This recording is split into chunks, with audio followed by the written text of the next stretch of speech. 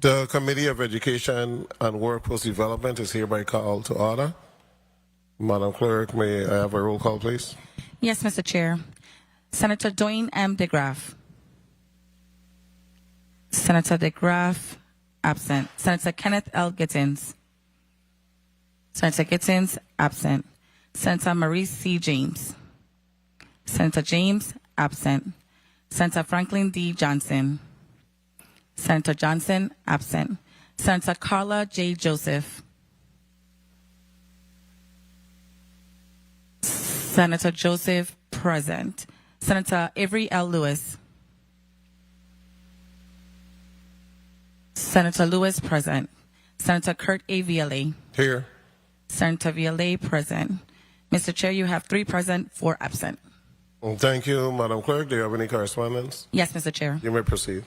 May 6, 2026, Honorable Senator Kurt A. Viale, Chairman, Committee on Education and Workforce Development, 36th Legislature of the Virgin Islands, 3022 Estate Golden Rock, Christiansted, VI, 00820.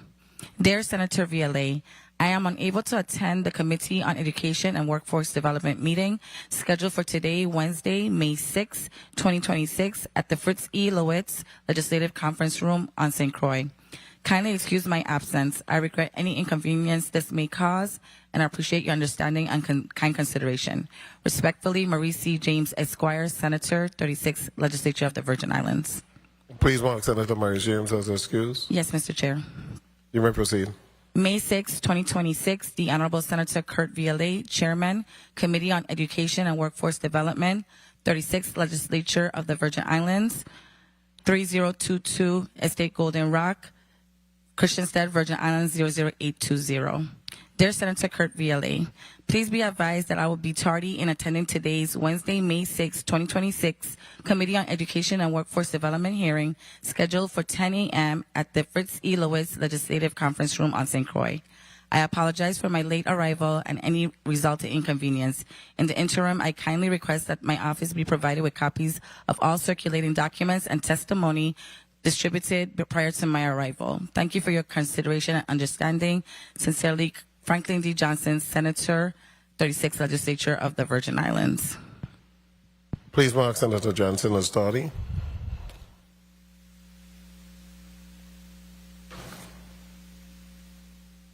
Mr. Chair, you have 3 present, 3 absent, 1 excuse. Thank you, Madam Clerk. I also want to recognize Senator Blyden. Senator Blyden, thank you for attending. And Senator Novel Francis, who's also in the well. Senator Francis, thank both you and Senator Blyden for attending. You guys are regular attendees at the Committee of Education and Workforce Development meeting. Before we get into this,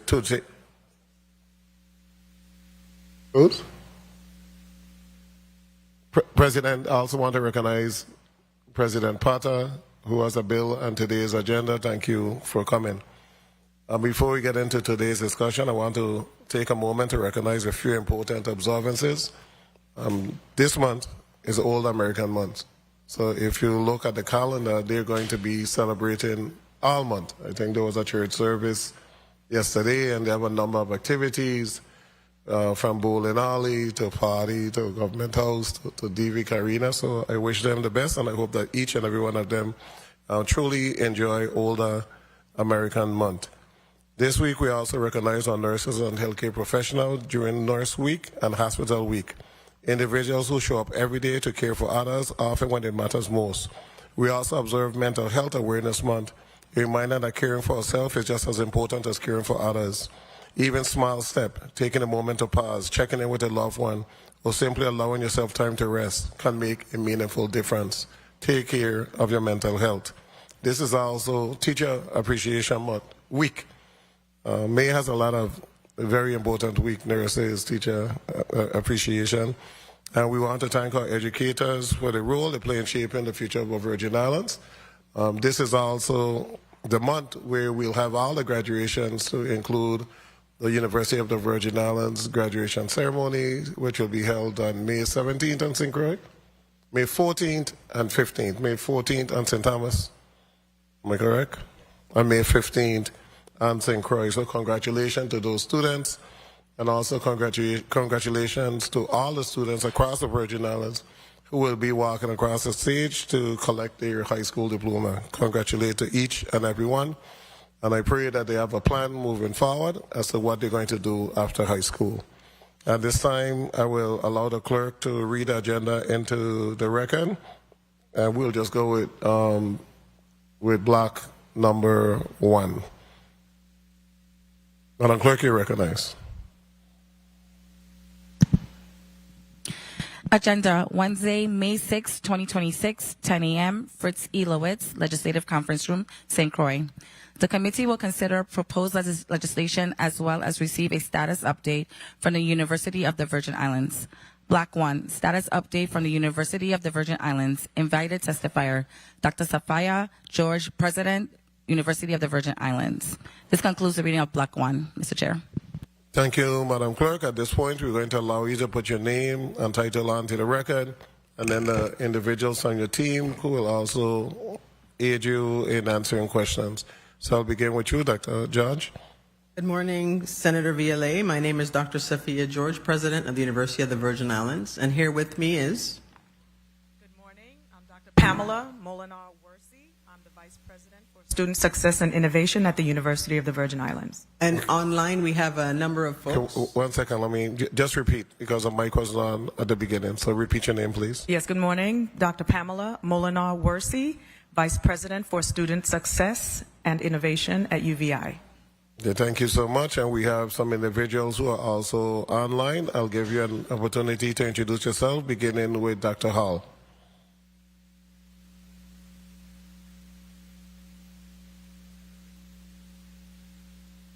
Hi, I'm Dr. Hall, but I am not with the University of the Virgin Islands. Okay, thank you, Ms. Moore.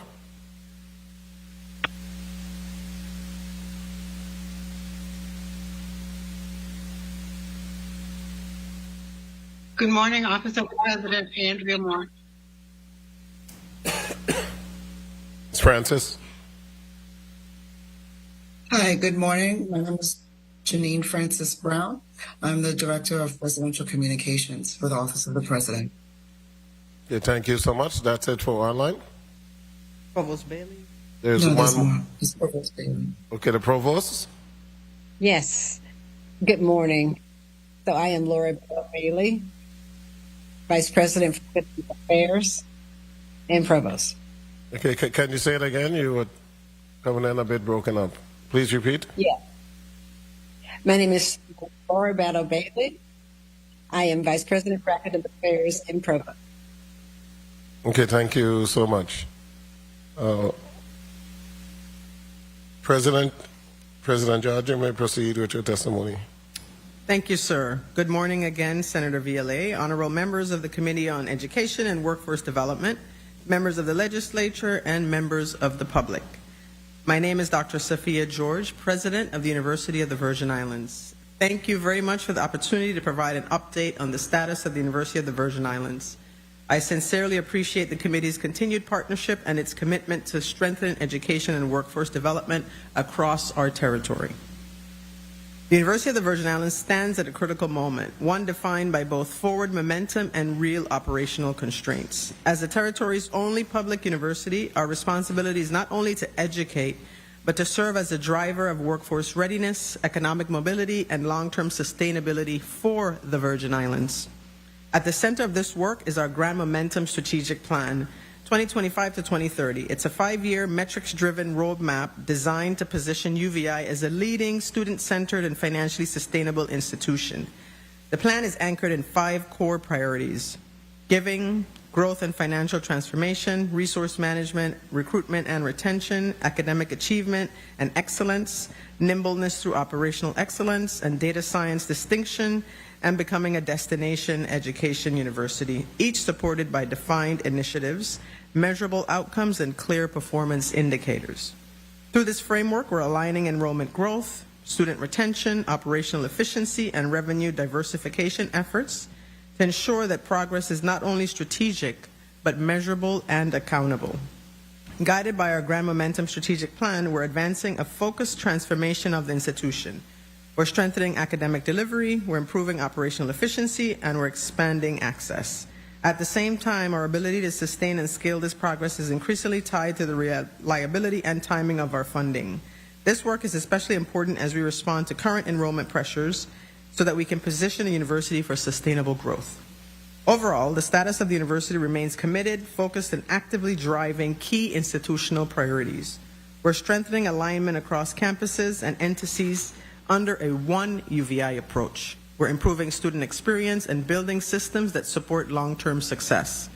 However, like many institutions, we're navigating challenges related to resource constraints, infrastructure needs, and enrollment pressures. What is distinct for UVI is the degree to which funding variability directs impacts our main ability to maintain access, sustain programs, and plan effectively.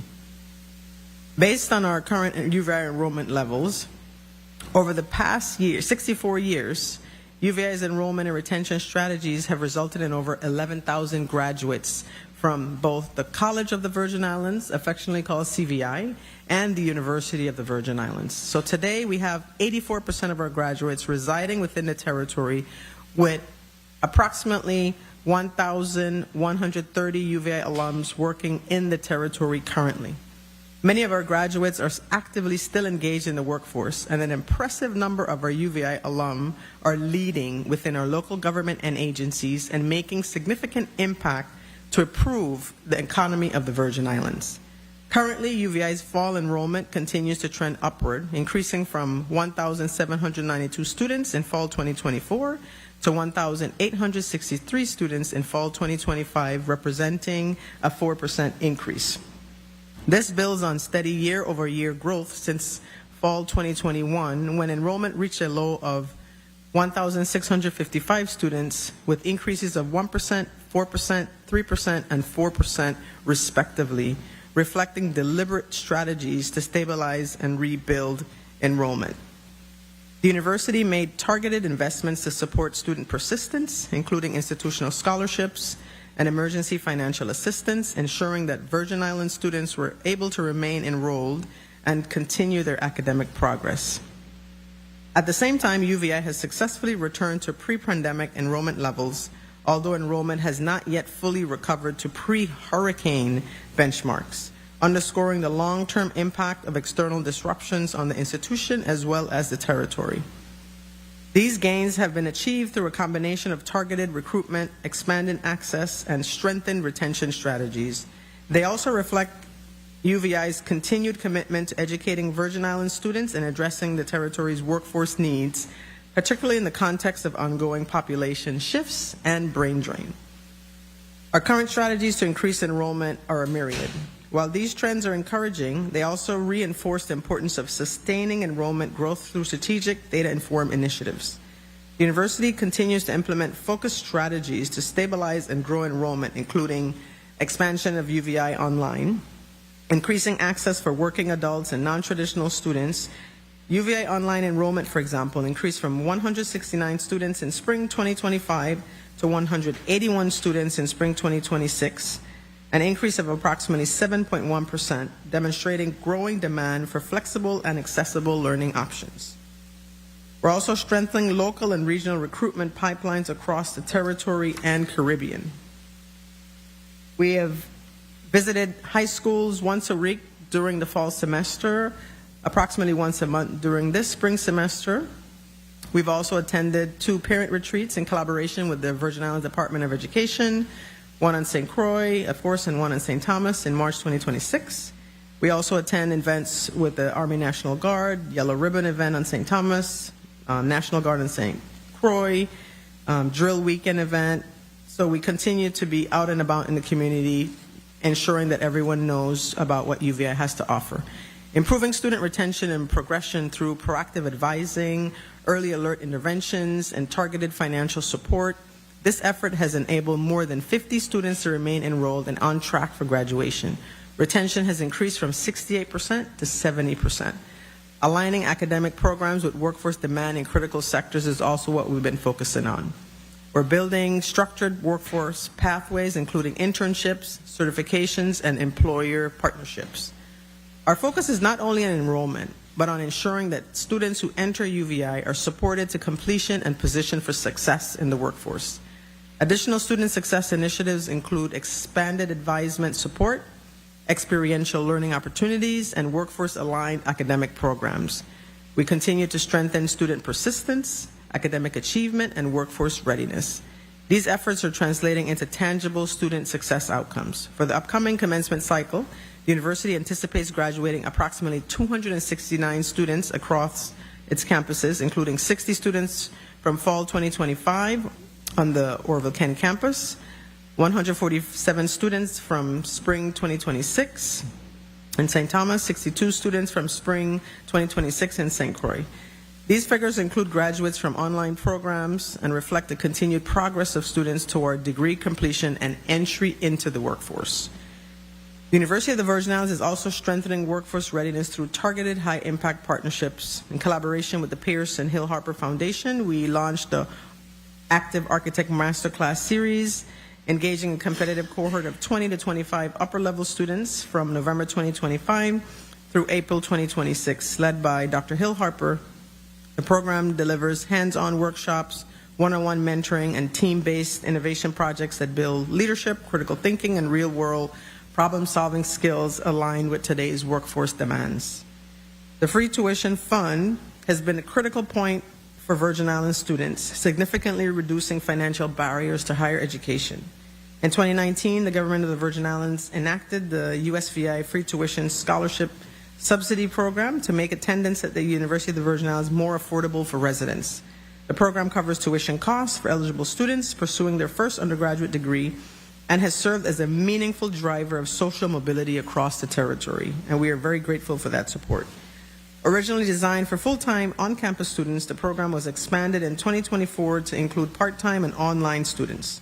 This expansion significantly increased access to higher education, particularly for working adults and non-traditional students, and allowed students to benefit from the program without requiring federal financial aid participation.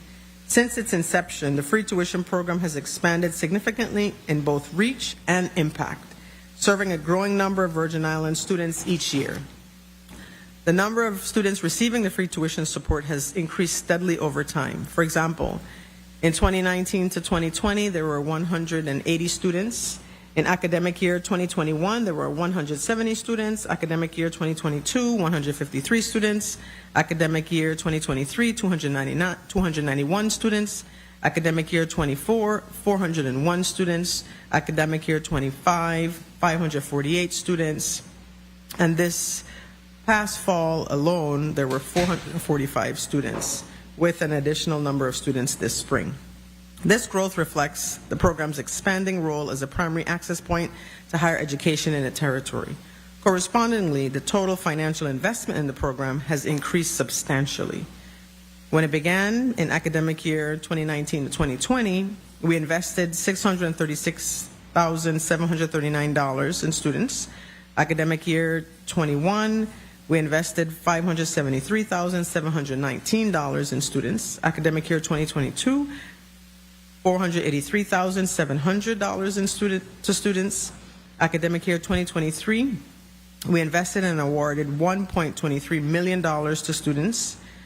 Academic year 2024, we awarded $1,076,000 to students. Academic year 2025, we awarded over $2.39 million to students. And in fall 2025 alone, we awarded $1.16 million, with another a little bit over $1.5 million awarded this spring alone to students. These trends demonstrate both the growing demand for the program and its critical importance in supporting student success, access, persistence, and degree completion across the Virgin Islands. They also underscore the urgent need to align funding with demand. As a result of expanded eligibility and increased participation, the University of the Virgin Islands has experienced significant growth in program utilization. While the government of the Virgin Islands has historically been a strong supporter of this initiative, additional funding requested for fiscal year 2026 was not provided. Without additional funding, the university will be unable to guarantee tuition coverage for eligible students, placing both the program and students' educational trajectories at substantial risk. However, I am very happy to report that we've been working very closely with leaders within the legislature, leaders within the government of the Virgin Islands, Governor's Office, Office of Management and Budget on resolving this issue. The university is now experiencing a deficit of approximately $500,000 as of May 26, driven in part by increased participation following the program's expansion, and at this time the free tuition fund program, is in pending status with the negative balance, as I said, of $500,000 and no remaining funds available currently at this time. To sustain the free tuition program and ensure continuity for students, the university requires approximately $2.6 million to support spring 2026, summer 2026, and fall 2026 student awards, and then $3 million each academic year going forward.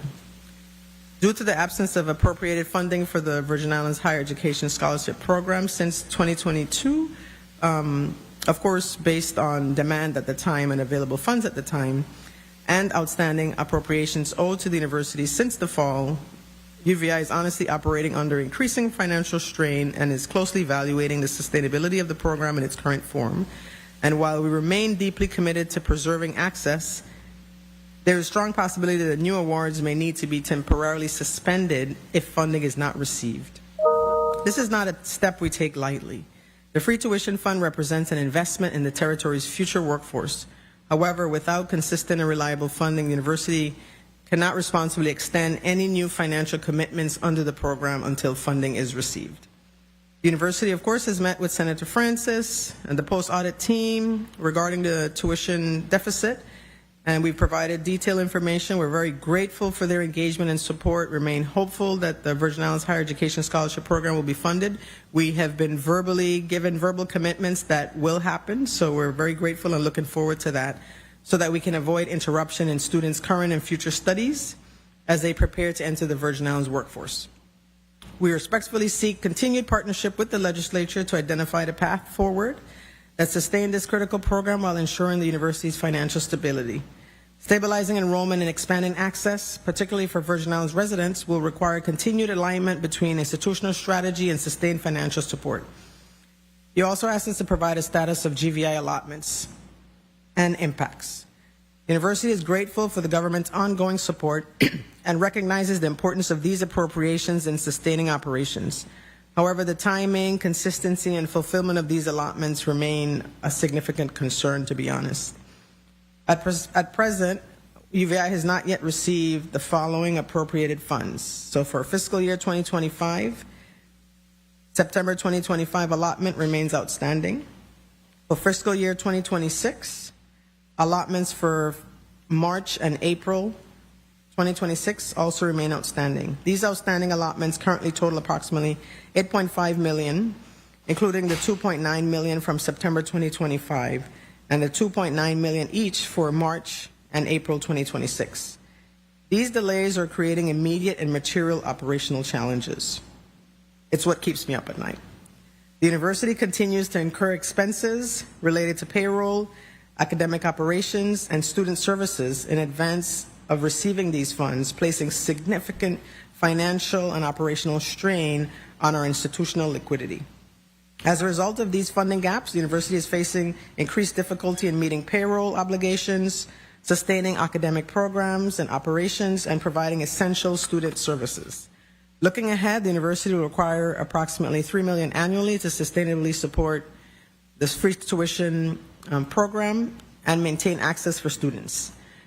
These funding needs are not projections in isolation. They reflect current operational realities, including increased institutional costs, such as rising employee health insurance expenses. We spend more than $3 million in utility and WAPA costs, infrastructure-related expenses, including equipment failures and repairs linked to power instability. And without the timely release of appropriated funds and more predictable funding structure, the university will be forced to make difficult decisions that directly impact student access, workforce development, and the territory's broader economic stability. For the committee's convenience, we've provided a one-page legislative briefing snapshot at the end of this testimony outlining key data points related to the free tuition program, appropriations, and current financial considerations. You've also asked us to provide a status update on the agricultural program, including livestock farming initiatives. UVI continues to play a central role in advancing agriculture, food security, and workforce development across the territory through the School of Agriculture, which was established in 2022 by integrating the Agriculture Experiment Station, the Cooperative Extension Service, and a newly developed academic program.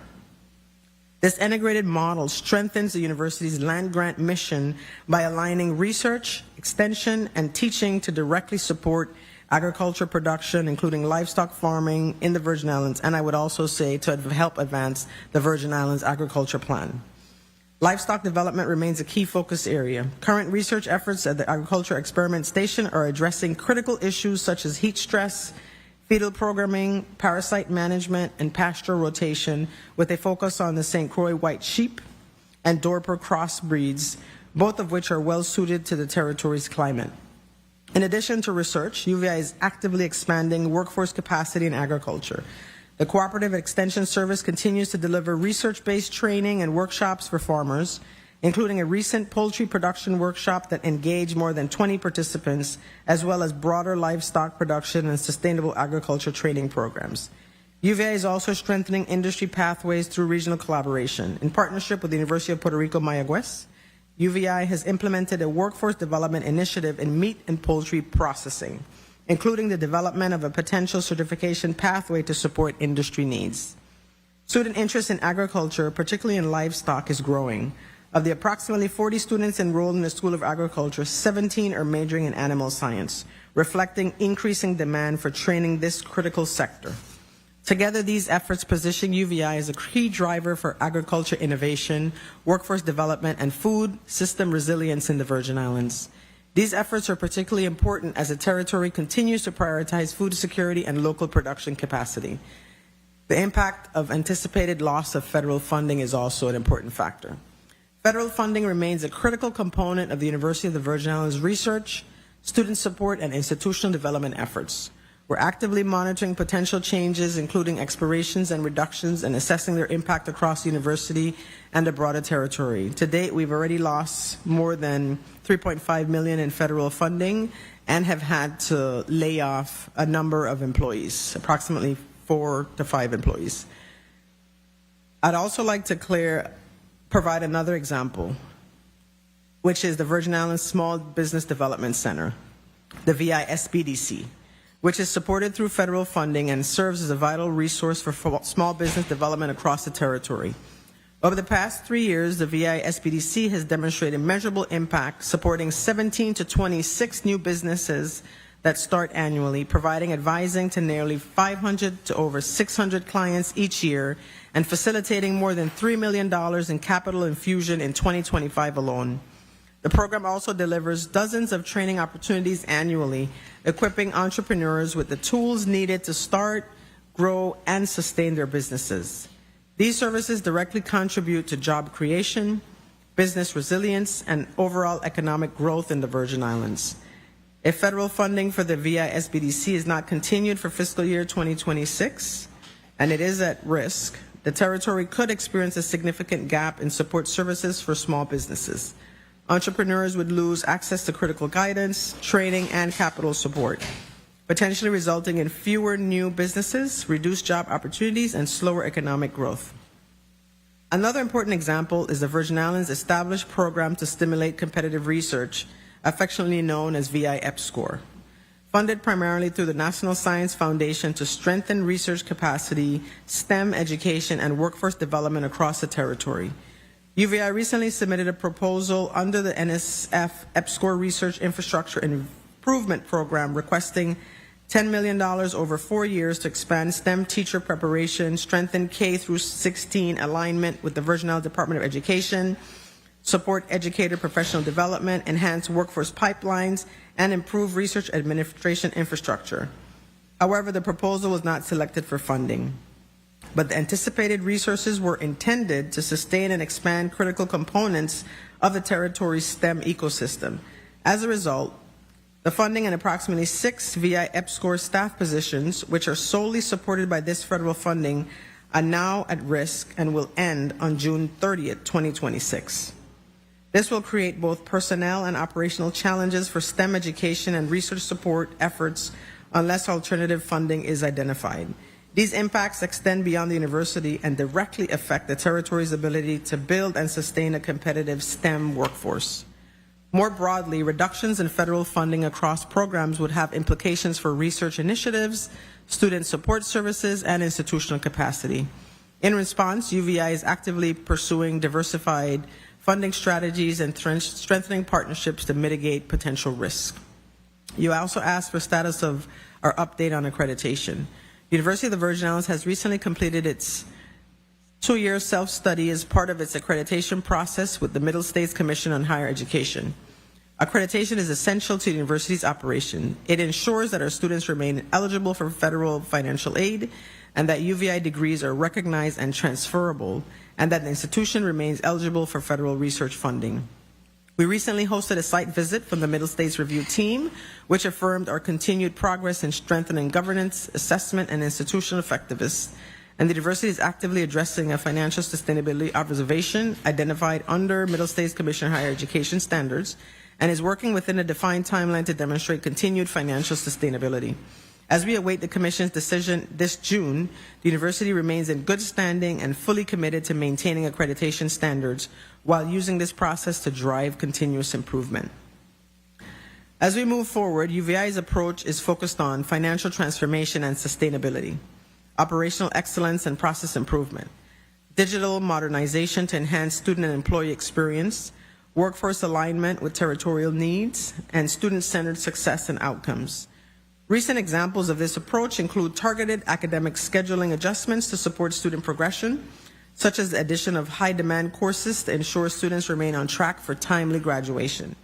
With focused execution and sustained governing support, UVI's future plans are to position itself to reinforce its foundation, to enhance student experience, and maintain its trajectory toward becoming a destination university for the region and beyond. The university will remain laser-focused on strategic priorities aligned with the Grand Momentum Strategic Plan, and key priorities for the upcoming reporting period include strategic plan refinement and refresh with development of component-specific plans, expanding student workforce-aligned academic programs and initiatives, increasing efficiency, nimbleness across units, strengthening student retention, graduation and persistence rates, expanding research capacity and competitiveness, biomedical research and post-award support, finalization and refinement of a detailed fundraising strategy, fiscal management optimization and sustainability. This includes finding and fixing any missed revenue opportunities, increasing accountability across the institution, talent identification, development and optimization, strategic partnerships, positioning UVI as a convener, advisor, and a think tank, enhancing digital infrastructure and institutional effectiveness. The university is also advancing strategic fundraising efforts to strengthen its long-term sustainability. A comprehensive case for support has been developed to attract philanthropic investment in key priority areas, including distinguished professorships to recruit and retain expert faculty and researchers, paid student internships, workforce development initiatives, professional leadership development for employees, campus modernization, student centers, residential housing on both campuses, and the reduction of deferred maintenance. At the same time, we continue to navigate challenges related to infrastructure, housing capacity, talent recruitment, and resource limitations, many of which are intensified by funding uncertainty. The university respectfully seeks the committee's support in ensuring the immediate and timely release of outstanding appropriated funds, as well as collaboration to establish a more predictable and sustainable funding structure that aligns with the university's operational needs and its role in supporting the territory's workforce and economic development. Addressing these challenges is critical not only for the university, but for the territory's broader goals of workforce development, economic growth, and educational attainment. In closing, the University of the Virgin Islands is moving forward with purpose and discipline. We are building a stronger, more responsive institution, one that reflects both the aspirations of our students and the needs of our territory. Sustaining this progress requires continued alignment between strategy and support. Public investment in higher education remains one of the most powerful economic development tools available to state and territorial government. A recent study conducted in April 2026 examined the per capita investment patterns and economic returns generated by major state university systems, Florida, Texas, California, Louisiana, and benchmarked those findings against appropriations made by the territorial governments of the U.S. Virgin Islands, Puerto Rico, Guam, American Samoa, and the Commonwealth of the Northern Mariana Islands to their respective public higher education institutions. The national picture in FY 2024 is one of cautious optimism. State and local appropriations to public higher education reached $139.1 billion, the highest nominal figure on record, supporting approximately 18.4 million students across 2- and 4-year institutions. However, when adjusted for inflation and enrollment growth, funding per full-time equivalent student has still not uniformly recovered in many states from the deep cuts inflicted during the 2008-2009 Great Recession. The Virgin Islands presents a sobering contrast. Despite operating the territory's only comprehensive institution of higher education and the only HBC in the Caribbean, the GVI has faithfully supported but operationally under-appropriated UVI based on this report, with proposed FY26 general fund support of approximately $29 million for operating funds against UVI's stated need. This funding gap suppresses UVI's capacity to serve as a principal workforce development engine for the territory's approximately 84,000 residents and constrains retention of faculty and staff and limits the territory's ability to diversify beyond its tourism-dependent economy. The report's key findings states that consistently invest in public higher education generate an estimated $8 to $12 in economic activity for every $1 of appropriation. The University of the Virgin Islands, funded at a fraction of comparable land grant and public institutions on a per-student basis, represents one of the most under-leveraged economic development assets in the U.S. territorial system. And this is just the executive summary of the report. We value the committee's engagement and look forward to continued collaboration as we advance this work together. We're truly thankful to the legislature for your previous and continued support of the University of the Virgin Islands, our students and their employees, for general operations and for legislatively sponsored programs. Thank you sincerely, and I am happy to answer any questions. Thank you so much for your testimony. And Ms. Moore, can you also turn on your camera? I don't think it's on. I want to recognize Senator Frankie Johnson and also Senator Kenny Gittin, our committee members. Thank you guys for joining us. Before we go to a 5-minute round of questioning, I want to get a breakdown in reference to the free tuition. So in the event that you don't have the data, I saw the chart that you have at the back of your presentation, but can you break down the number of full-time students versus the number of part-time students?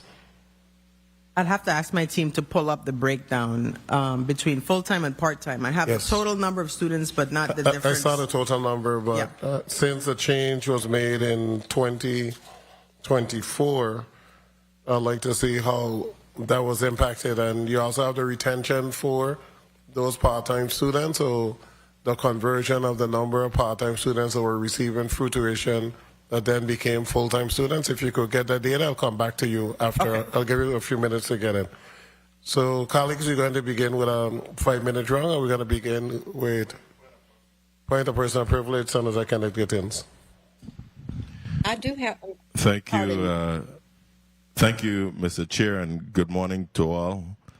Mr. Chair and colleagues, I ask for this point of personal privilege to inform the members of the passing of former Senate President Ronald Russell, and I ask that we just stand and take a moment of silence and also keep in mind former Senator John Bell, who will be laid to rest next week as well.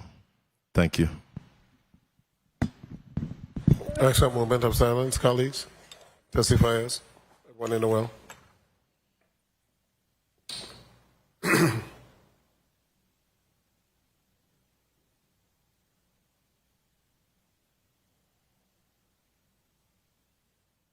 Thank you. Very sad news. Very sad news. Senator Avery Lewis, you're going to be recognized for 5 minutes. Oh, before I go to Avery Lewis, I think your staff was saying that they have the answer already. Miss Bailey. Provost Bailey. Yeah, Provost, you Yes. have those numbers? If I may, I do have numbers, not necessarily for all of the students who are receiving the free tuition. I'm getting a bit of feedback. Yeah, we are not hearing you as well. And it looks like a fading away. Okay, so for our graduate students, just looking across the board, looking from last year to this year in terms of our graduate students, and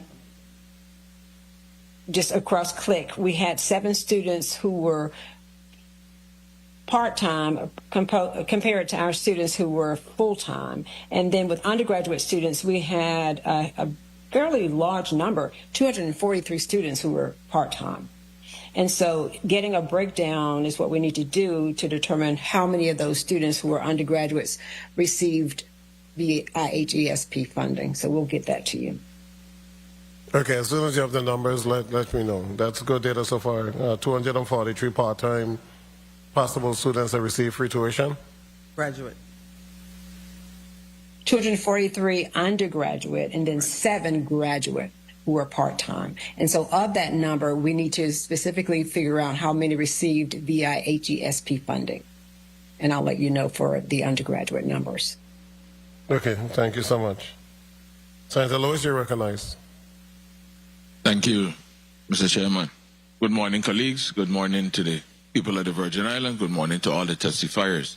I, too, want to join in and express my condolences to the entire family and Virgin Islands community and the passing of former Senator Ronald Russell. Good morning, Dr. George. How are you doing today? Good morning, Senator Lewis. If you kindly turn to page 2 of your testimony, you talked about why the enrollment have the uptick in it. And part of it you said was through a combination of targeted recruitment, expanded access, and strengthened retention strategies. Could you elaborate a little more, like what do you mean by targeted recruitment and expanded access? Could you elaborate a little more on that? Yes, sir. So one thing I've charged the Access and Enrollment team with doing is ensuring that we're going where students are and going out into the community and not only waiting for them to come to the university for tours or for open houses. So we've started working very closely with the VI Department of Education and visiting the high schools on a weekly basis in some cases across both islands, and partnering with VI Department of Education on any parent-related activities they have. For example, I talked about the parent retreat that was a success, that event that was held by the VI Department of Education. And so my team also went and participated with them and engaged with parents, answered questions. We've also been meeting with counselors regularly. I also hosted sessions on St. Croix as well as on St. Thomas to meet with all principals of all schools, public and private, along with their team of counselors to talk about UVI in general, our offerings, answer questions about the free tuition program. So we've really been targeting, partnering very closely with our local 3 high minutes. schools and also with our middle schools, and then working closely with RT Park. As you may have seen, RT Park is doing a lot of outreach, STEM programs, after-school programs. So we're really trying to be very intentional of reaching out to Virgin Islanders, as well as also doing more regional recruitment throughout the Caribbean, for example, in Anguilla, St. Kitts, Nevis, St. Martin, and across the U.S. in places that we tend to get a lot of students from, Florida, Atlanta, and other areas. So that's what that meant. But let me ask this: in your admissions office, your admissions recruitment office, do we have someone designated for this recruitment, or just collaborative team between your office and many other offices? In the Office of Access and Enrollment Services, yes, we do have a team of admissions professionals who, on a regular basis, host tours to the university, go to the high schools, are also well-positioned to assist with advising. We also have our Center for Student Success, which is led by Vice President Molinar Wersi here, in case she wants to add anything, but we do have a dedicated team. Of course, the team could be bigger. Most universities' teams are bigger, but based on our budget and our financial So, position. That's what we do. one of the reasons why they asked about for you to elaborate was because I know when I was doing my master's, I did it online, and the school was all the way in Portland. And I'm wondering how we are marketing the university and the mainland so people could take advantage of our online courses and so forth, and participate. I think that's additional income that would come in as well. But then that would also be putting us on the map and, showcasing our talent here, our educational talent here, because I always say UVA is the best university in the world. So, 1 minute. How we do that to show the world that we do have an online program, it's working and it's growing. You're absolutely right, Senator Lewis. We are one of the best universities in the world. I agree with you, and thank you for that compliment.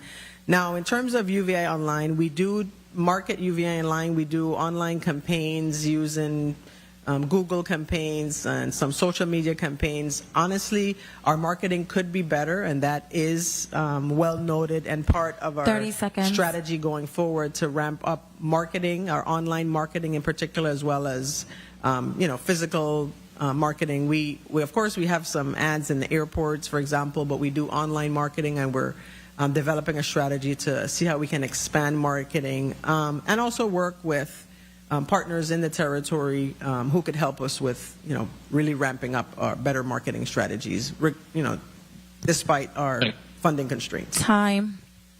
Oh, wow. Mr. Chair, if I may just... You may proceed. You may. Thank you. Dr. George, listening to your... Well, you don't have to come out for budgetarian because you just gave it today. But, just listening to your financial constraints, have this forced you to place any austerity measures in place? Or if so, what are they? Or do you have any plans to implement? No fault of yours where you haven't been receiving your allotments, but have this placed you in a position where you have to create some austerity measures? Yes, sir. In January, we sent out a communication to all directors, including faculty directors, staff directors, my leadership team, and others across the institution. We implemented a travel restriction, so we limited travel, any university-funded travel other than travel related to accreditation or to fulfill grant obligations. We've restricted travel, and so all those travel requests come through my office and through their supervisor, and so we've been reducing costs, successfully reducing costs, and limiting travel. However, in order for faculty to engage in professional development, right, they need to regularly travel. But because we've been, in many cases, 4 months behind on allotments, we couldn't use any institutional support to do that. Only those faculty who had grant support specifically to present their research at conferences that were budgeted directly from grants, with those funding provided from grants, we've been able to do that. We've also reduced P-card limits across the institution, and I know that has caused significant challenges for many of our researchers, many of our leaders, including our deans leading their units. We reduced those to 3,000 per procurement card. We've even reduced the cabinet level member cards as well. So we've done a number of cuts across the institution in terms of cost cutting, while of course still preserving jobs. We've not eliminated any positions based on this, other than those that I mentioned that were directly tied to those who are fully funded on those grants, those $3.5 million worth of grants that were lost back in the fall. My CFO and I meet on a weekly basis, sometimes on a daily basis, to look at where we are in terms of our measures. We've also increased our collections for accounts receivables and really making sure that we're on top of those in terms of our drawdowns from any grants, because we do have to spend our funds up front while we engage in research and any other grant-funded activities, and then request reimbursements, because the university has been on heightened cash monitoring for the past 10 years, possibly more. So there are a number of measures that we've implemented. We've communicated those cross-institution to our employees, and we're also getting ready to meet with our university budget committee to also look at where we are and see if any additional measures need to be taken based on our current financial situation and cash flow and status of our allotment receipts. Thank you very much for your response. Come back in another round. Thank you, Mr. Chairman. Thank you. Thank you, Senator Lewis. And in reference to the senator question. You have online courses, Yes. or do you have online degrees? Yes, we have online degree programs. Okay. In how many different areas? What's the exact number? We have online degrees in business, criminal justice. You can go ahead. Criminal justice, business, education. I think those are the Okay. three. Do we have a large number of individuals that partake in that particular program? We have about 181 students. Okay. Last academic year, there were about 149 or 69 rather, and now 181. So we're growing Okay. and trying to continue marketing that. We have a great retention rate in the online program, great set of staff helping A with lot that of those program. students from other jurisdiction or from the Virgin Islands? Yeah, we have students from New York, all over. Some Virgin Islanders, but many from other places. Okay. And in reference to students that are receiving free tuition, are they mandated to go through all the federal paperwork, FAFSA, before receiving the free tuition? In the past, No, because I think some changes were made. no. Yes, Are they now, or were changes made that they no longer have to? they now need to. Did they need to? In the past, they didn't. In the past, they needed to. That was a barrier that was explained prior to my arrival. Okay, so stop there. What was the barrier about filling out paperwork to? A lot of the students said that their parents didn't want to complete it. That was So- years ago when Because it hold first on. started. I'm trying to get to the bottom. Yes. But wouldn't that inflate the cost of the government of the Virgin Islands have to pay because they're not filling out that federal paperwork and the money could be used to supplement the Right, tuition? but now they're completing it. So now it's a mandate. Yes, And it's been a mandate for the 25 since 2024. since 2024. Yes.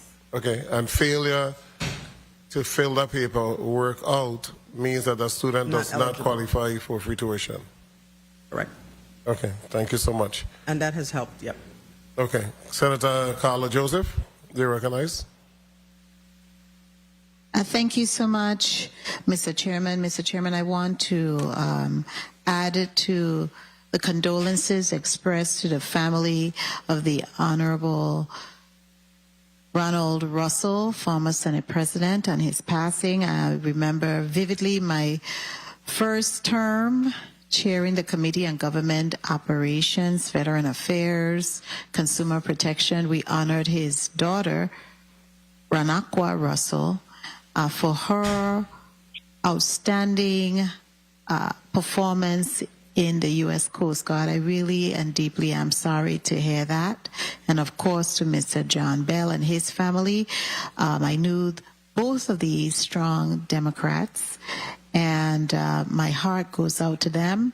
We are losing a lot of people, very much stalwarts and people who have made such an incredible impact in our lives and in the lives of the Virgin Islands to move us forward.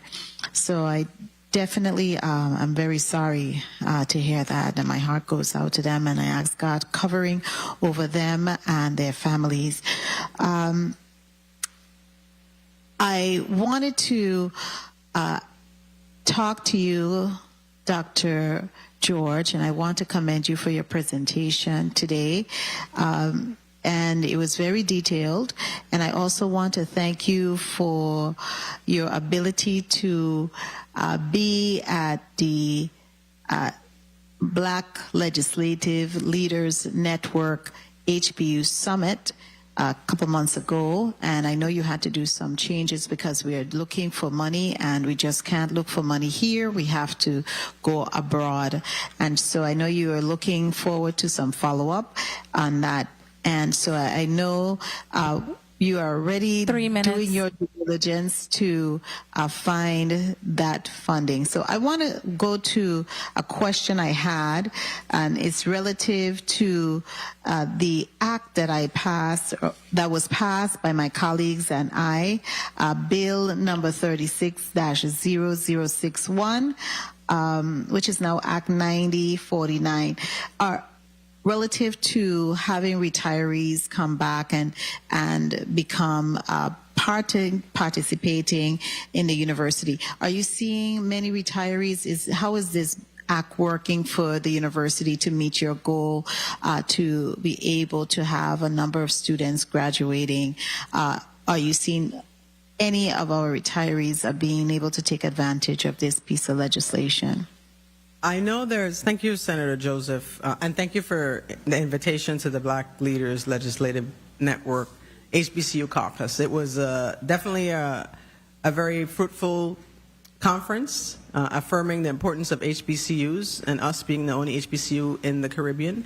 I was able to meet members from the Student Freedom Initiative for some potential funding opportunities, as well as meet Robert Smith himself, if those of you are familiar with that philanthropist, Robert Smith. And so still following up on those. Regarding the Bill 36-0061 Act 9049 that you just referenced, we are seeing more interest from retirees to joining the university. I honestly don't have a number, though, of how many have been able to come on board, but at least I think that bill has increased interest, so we're trending in the right direction. Great. Now, Mr. Chairman, before my time is called, I wanted to ask you, because I wasn't too clear, we want to, do you also keep numbers and follow the students when they graduate from the university? 1 minute. And do you have any numbers to represent that as far as them either going into the workforce, military, entrepreneurship, and the like? Because at the end of the day, I'm an alumna of the University of the Virgin Islands.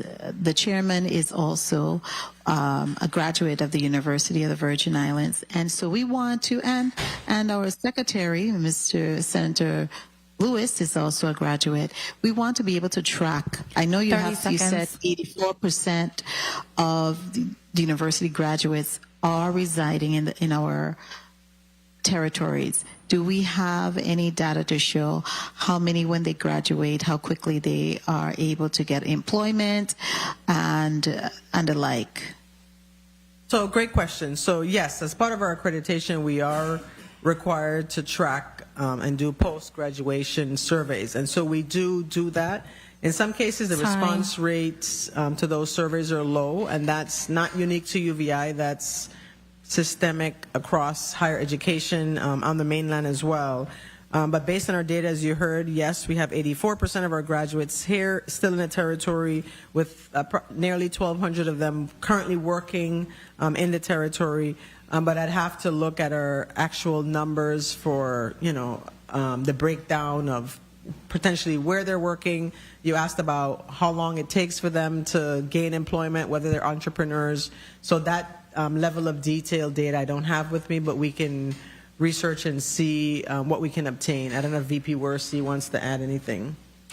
No, that sounds about right. But I do have a response to the number of part-time and full-time students that receive the VIHESP. And this data was pulled from our student success module called Bucks Connect. So we have this spring semester 2026, we have 448 students who are designated as full-time receiving VIHESP, and we have 196 who are designated as part-time receiving VIHESP. Okay, thank you. Now, Mr. Chairman, I have one burning question, if you allow me. Go ahead. Thank you so kindly. Now, I know we've asked this question. If you don't get this $400,000 and the money that is needed to cover the free tuition, what will happen? What is the contingency plan? That's a great question. So just to be clear, for the spring, the current Virgin Islands Higher Education Scholarship Program fund is negative $500,000. That's for spring only. So we'll require additional funding for summer. So to maintain the program and our current students and the incoming students for fall, we need a total of $2.6 million. So that's the ask, to be clear. If we don't receive that, honestly, we'll have to send out a notification to all of our students that we're suspending the free tuition program for fall as well as for summer, and not accepting any new applications for free tuition until funding is received from GVI until further notice is what we'll have to say. And honestly, we need to give this communication to students like today so that Okay, they can thank plan. you so much. I note the importance and the critical matter that we face before us, because education, as one of my colleagues says, is the great equalizer. We must see how we can support you, because you are the only HBCU in the Caribbean region, and you're the only university, the only institution of higher learning in the U.S. Virgin Islands. Thank you so much, Mr. Chairman, for the time. Thank you, Senator Carla Joseph. In reference to the number that you just gave me, those are the numbers for the spring semester of 26 or the fall semester? The spring. So right now. Right now. And so that includes students who continued from the fall and any new students for spring. Okay, That's so total the number that you had in your presentation on page 4, you said you had 445 students, but it said fall 2025 only. Correct.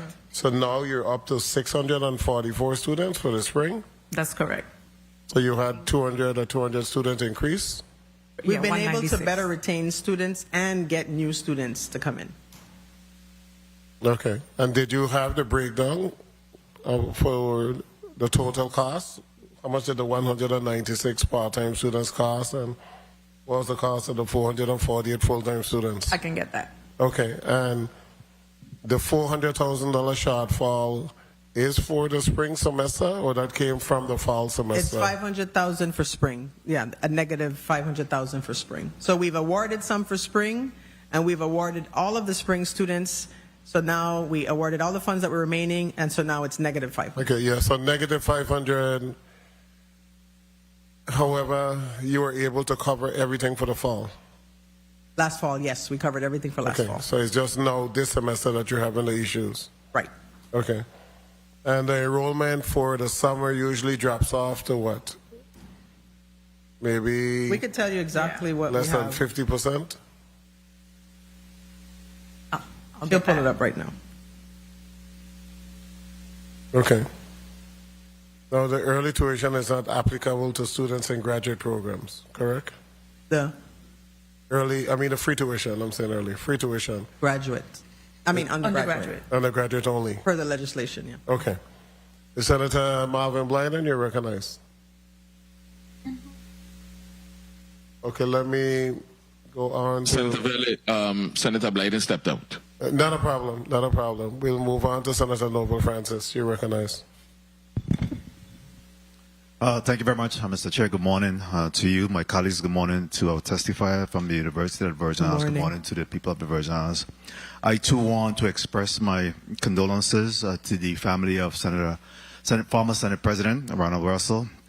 I know he served about 3 terms in the Senate, and he was Senate President in the 29th legislature, and I know he's been battling some health issues over the last few years or so I'm really deeply saddened by his passing today. I want to thank you for your testimony, and as you know, we've been talking a lot about this whole free tuition, and we've had almost bi-weekly meetings to kind of keep track of that, as well as the farm bill as well, in ensuring that we get some funding there. I'll tell you that we continue to be in a quagmire, and you talk about what keeps you up at night. I often ask that question, right? And, just all of the calls that's coming in from my semi-autonomous agencies of recent. Just yesterday, I had the judiciary, again, financially challenged. Last week, we had waste management. We had the Port Authority that was nearing, some additional penalties if some finances had not been taken care of. So we continue to find ourselves in a quagmire. And as I indicated to you, I just met recently with the OMB team as well. Just looking at our finances, and of course our collection, revenue collection is really down, and we're working towards making sure that we're able to prioritize the spending. So based on my conversation with OMB, we want to ensure that we continue to support our free tuition, and having that suspended is not an option. So we're doing everything possible to ensure that there's some funding be made available to address that in the very near future. I wanted to ask you, in respect to your Pell Grant and FAFSA, what kind of funding are you receiving in that area, or are you also severely challenged in that respect. Yeah, we're still receiving 3 minutes. Pell Grants and federal financial aid. Can you share with us what are you seeing in funding for FAFSA as well as Pell? I'm not sure if Ms. VP Valencia, if you or Dr. Alexander from the ACES team can give us the actual numbers. Our CFO is online. Good morning. We're pulling it, ma'am. We'll get it to you. Okay, while we wait for that, do you have a situation where any vendors are being impacted as a result of not receiving your funding? Yes, we have a significant number of vendors who are owed, in some cases more than 90 days, on their contracts. Whenever we do get allotments, those vendors who are tied to our operational funds, of course, we make sure that we satisfy some of those. We paid several of our vendors 2 weeks ago. We received more funds. We're paying additional vendors this week, but we still have $3.5 million outstanding to vendors. Oh, 3.5. In addition to the 2.6 that you need for free tuition. But yeah, so once we get allotments in on time, we're able to pay more vendors. How are you utilizing or are you receiving philanthropic contributions or anything? How does that help to offset some of the costs that? Yeah, great question. So last year, for example, I was able to successfully receive a $3 million gift from a philanthropist. That was to support a future program. So some of the gifts are planned gifts. We're also working on a number of other gifts. In many cases, when we do philanthropic gifts, the donor has a specific interest to fund a specific thing. So it doesn't hardly ever supports operations, 1 to be minute. honest. Now, we have been working with our RT Park companies and clients who've been very supportive, and so they do provide support in many cases to student scholarships. So although our students, for example, get free tuition, if they live on campus, in many cases they can't always afford to pay, so we're able to award scholarships. What we've also found is that many students have struggled to move from one academic year to the next or from fall to spring. And although they might get free tuition or Pell Grants or aid, 30 seconds. they still have unmet need for books, for cost of living, for transportation. And so we've been able to award some emergency aid funding. And we also did a strategy or a incentive program to help support those students that were challenged and on the verge of dropping out with providing less than $1,000 scholarship to students using RT Park funds to help them address those emergency needs, to help retain them so they're able to move on and enroll while they're working part-time in many cases, still getting federal support. So our students are really trying to do their best, but they are really struggling financially. And so some of those RT Park funds are able to do that. Some of the other RT Park funds are specific for specific programs, whether it's for marine science or it's for music, and those funds go directly to support those things. So. Well, thank you. We'll have further discussion. Mr. Chair, if I may just wrap up.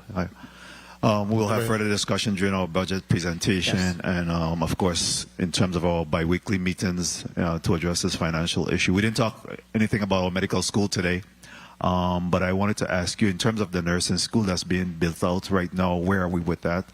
When do you intend to cut the ribbon? Right. That's a great question that I ask our contractor every week. So we're about more than 90% complete on that building, and hopefully we'll be able to share with the legislature and invite you to an opening soon. The building is mostly built, all of the internal infrastructure, fixed FF&E equipment is being brought in, furniture, so it's almost finished.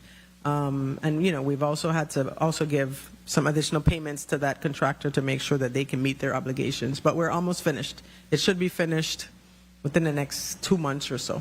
Very well. Thank you again. My commendation on the increase in terms of students growth that you're seeing there, and we find ourselves in a quagmire because we had the free tuition that had a significant amount of funding that wasn't being used. So we took the opportunity to expand the initiative to allow for part-timers, homeschoolers, and everybody else to attend. And now it's being tapped out. So we just got to find that additional money to backfill that. Thank you very much. Thank you, Mr. Chair, for the time. If I may, Thank you. Senator, I do have the response for the Pell. This is Lupe Valencia, Chief Finance Officer. Yes, go ahead. The Pell amount is $2.4 million for FY26. Okay, 2.4 million. And that's Pell and FAFSA, or it's the same? No, sir. This is just strictly Pell. We do not have the FAFSA amount. Okay. That would be Dr. Alexander. And if I may, Senator, I do have the total amount of VIHESP awards, and so it doesn't break down the part-time, but altogether during the 2025-2026 year, we awarded $2,185,000 in VIHESP awards. Okay, so say it again, 2 million. $2,185,000 in total awards, and that's to full-time and part-time students. And so we're still working to figure out how much money was awarded to 196 students who were part-time. So we'll get that to you as soon as possible. Okay. And I'm looking at your. Okay, in reference to the students that received the free tuition, the 24-25, the 548, that's an average of the 2 semesters? Yeah, Yes, that's for the entire academic year. Yeah. For the entire academic year. Total unduplicated students, number of unduplicated students. Okay. Some who dropped, some who added, total unduplicated number. Okay. Okay, and then you work on the number for the 25-26. Yeah. Okay. Correct. And I was remiss in adding that we also awarded 28 rewards to UVI online students, and that amounted to $137,000. Okay. And college, you need to be listening to all of these numbers, and I'm just here, just listening and literally smiling. I'm coming to you, Senator Lewis, because I hear the conversation. And the Virgin Islands offer free tuition, which I supported the original bill that was passed back in, I think, 2016, 2017. And I hear the conversation, well, there are other expenses such as room and board, and then they need books. What is the average cost of going to the mainland for college education? What's the average cost? Anybody? In many cases, 15,000 per semester. 15,000 per semester. At a low stop there. state school, it might be 9,000 per semester. Okay. I don't even know if I could find a college for 18,000 for the year. I mean, I've seen ranging from 25 all the way up to 70, 80,000, up to 100,000. The cost of tuition, room and board. Before UVI had free tuition, UVI was one of the most affordable college in the entire mainland. And it still is. Still is. But we're now having a conversation, despite the fact that we offer free tuition, we're having a conversation about free room and board, free books, free this, free that.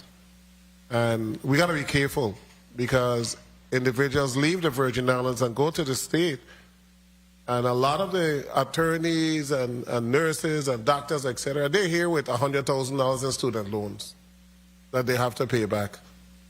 And we have adults in the 50s still paying back student loans. Right.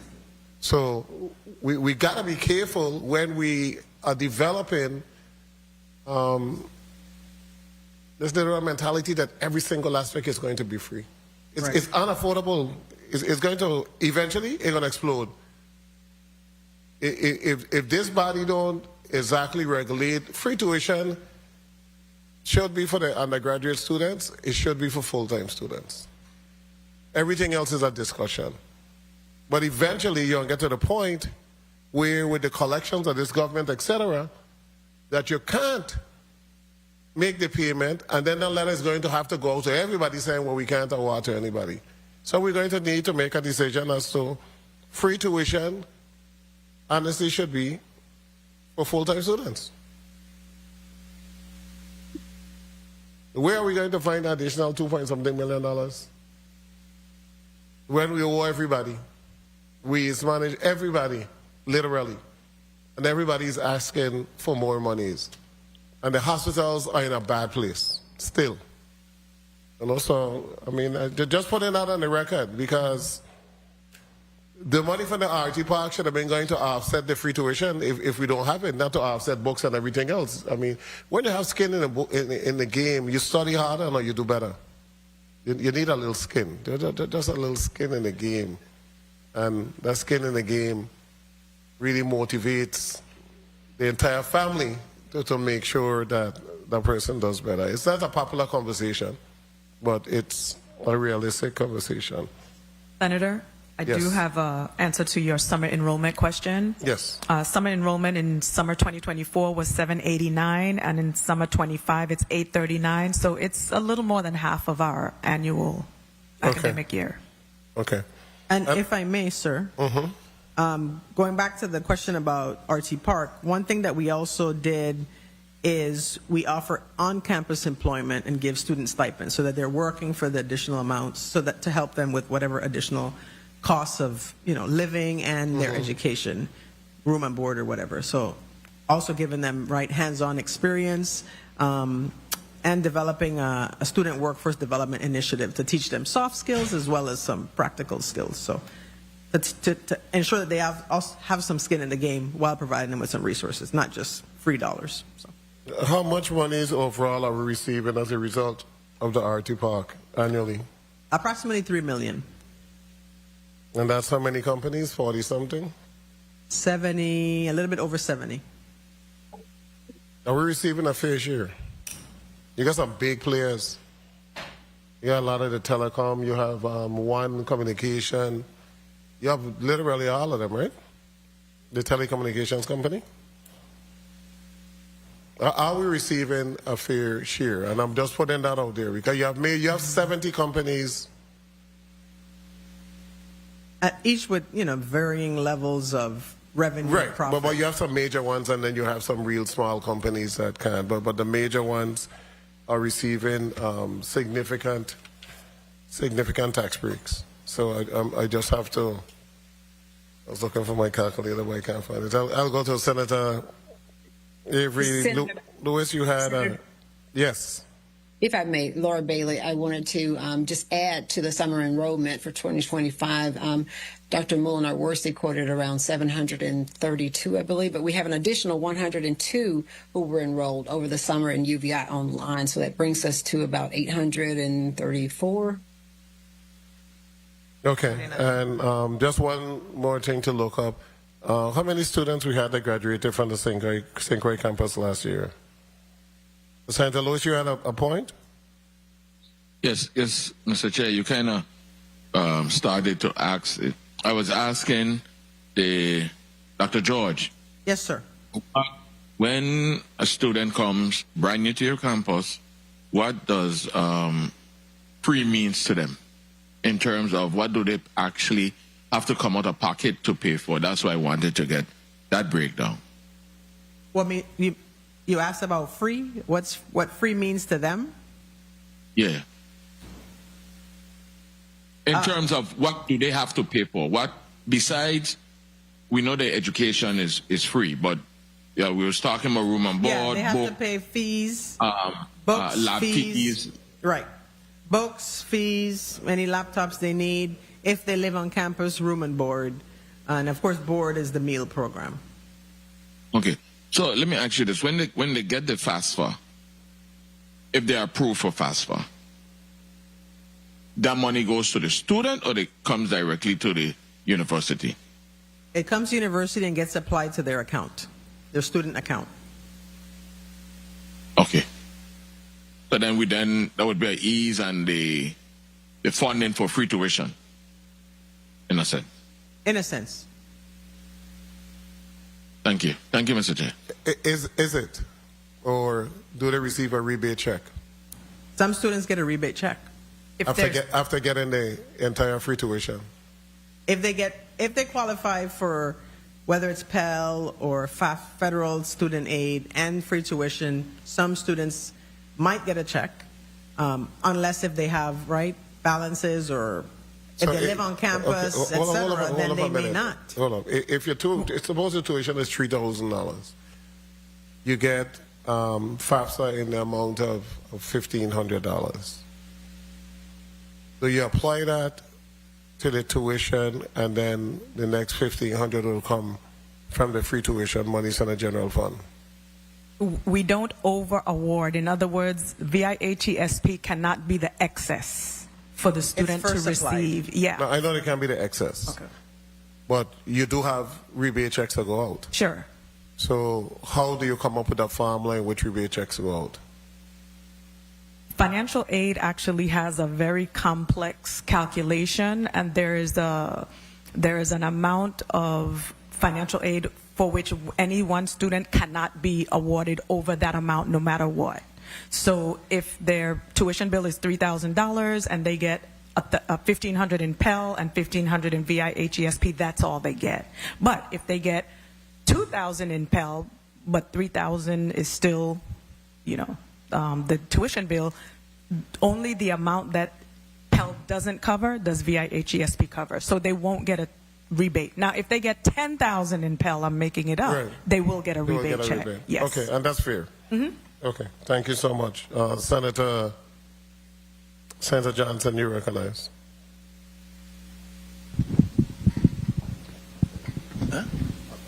Pata Benio, I don't know. Senator Potter, is there Senator Potter you recognize? And then we'll go to Johnson. Thank you, Mr. Chair. Senator DeGraff is present also. Also, thank you so much, Senator DeGraff, committee member. Welcome, thank you. Yeah. So good morning, colleagues. Especially good morning to Dr. George and her team. I too would like to offer my condolences to the family and friends of the late Ronald Russell, former Senate President. On his passing, may the Most High bring you peace during this very difficult time. I wanted to start with you, Dr. George, just to ask you, how long have you been at UVI thus far? Good morning, Senator Potter. I have returned to my alma mater on August 1st, 2024. So almost 2 years. Yes. Almost 2 years. This will be your second graduation coming up? Yes, sir. As president. Okay. What would you say is your greatest accomplishment, and what would you say is your greatest disappointment? Ooh, two tough questions. I would say my greatest accomplishment is establishing our Grand Momentum strategic plan using a very engaging grassroots effort across all 3 islands, engaging alums, community leaders, members of the government of the Virgin Islands, business owners, students, faculty, staff, a very robust effort to come up with what we call the Grand Momentum strategic plan so that we are all co-leading our amazing alma mater by the sea, for those of us for whom UVI is our alma mater. And, of course, along with our employees and everyone. So that was a huge, greatest accomplishment, along with something that evolved from that process is an intentional, heightened focus on student success. So I established a Presidential Scholars Program where we provide training, support, mentorship to 3 presidential scholars across St. Thomas and St. Croix who get to work not only in my office with me and my team, but also with our internal auditor, with our CFO office, with the provost office and others. So that was a huge success, and because of that, we're launching the Student Workforce Development Initiative so that we can offer it to many more students across UVI with the goal of initially 50 and eventually 100 3 and minutes. more. So those are the 2.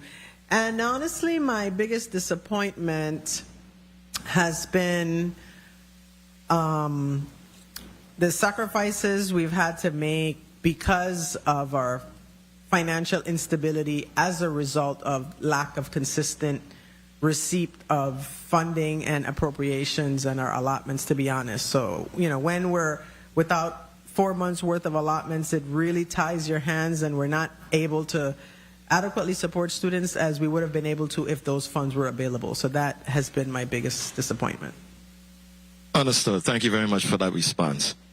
If the new awards, and I'm speaking about the free tuition program, if the new awards are suspended, what is the estimated impact on the fall 2026 enrollment? Yeah, so based on the numbers, as you see, we usually have, approximately almost 500 students who are at any given time during any given semester receiving the free tuition program. And so that would be a potential either loss of those 500 students, which would be catastrophic, to be honest, to not only the university, but also to our workforce here in the territory, because some of those students would either drop out or transfer somewhere else or have a dream deferred. So we would have catastrophic impacts if that were to happen. Understood. Now, you mentioned that both Governor Bryan and OMB Director Reimer have expressed support for addressing these funding challenges. Have you received any specific written communications from the executive branch? And what are they saying as far as a realistic timeline 1 minute. for action? So Governor Bryan did provide a letter of support that we shared with Middle States Commission on Higher Education when they asked about our frequency and timing of our allotments to ensure that, there was priority for the University of the Virgin Islands, that they would ensure that we received our allotments. So that assurance was given in writing. I have not received the timeline from Governor Bryan or Director Reimer. But 30 we've been in seconds. communication. They continue to verbally provide that assurance and support, but I have not received the timeline. Your timeline. Okay. You mentioned agriculture. You cited a workforce development partnership with the University of Puerto Rico, Mayagüez, on meat and poultry processing, including a potential certification pathway.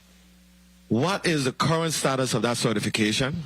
Is it recognized by any territorial or federal regulatory body? Time. And is there a legislative action that could formalize or accelerate its adoption to support the food security agenda?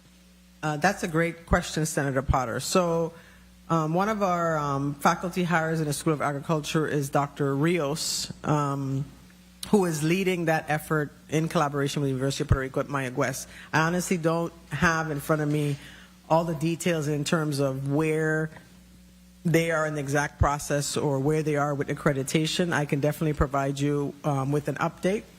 And once that update is provided, any support, of course, legislative support in terms of a bill, which what you mentioned could also be helpful and useful. Thank you for that. My final question. What is the status, your quick, 30-second summary of what is the status of the medical school? Great question, sir. So the status of the medical school is this. So I mentioned we secured a $3 million pledge for the establishment of a School of Medicine at UVI. What we currently have is an MOU between an accredited, LCME accredited medical school on the mainland to establish a regional medical campus here at UVI.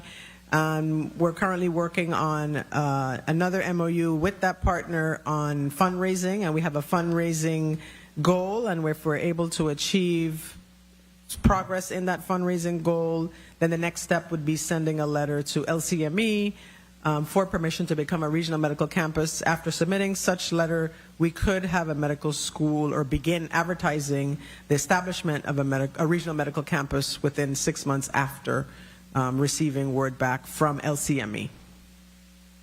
So Thank you within very much 2 for your years. response.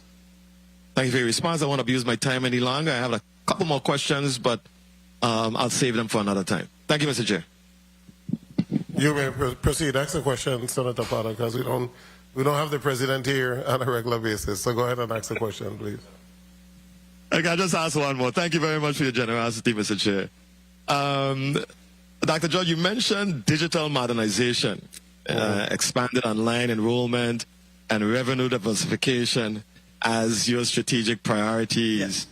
What new revenue streams has UVI actually generated or contracted in the past 12 months, and what is the projected non-GVI revenue for FY 2027 under the Grand Momentum Plan? Great question. So, and I'll also tag team this to my CFO. We have plans to generate additional revenues. However, we have been successful in a number of fronts, including untapped revenue sources. Now, we've also ramped up our grant writing. Myself as well have been engaged, so we were successful in receiving additional grant funding from the USDA, for example, to support some infrastructure investments around telehealth and distance learning in the tune of $1 million. And that was actually with support through Congresswoman Plaskett's office and her team. We were able to receive that directly from the USDA.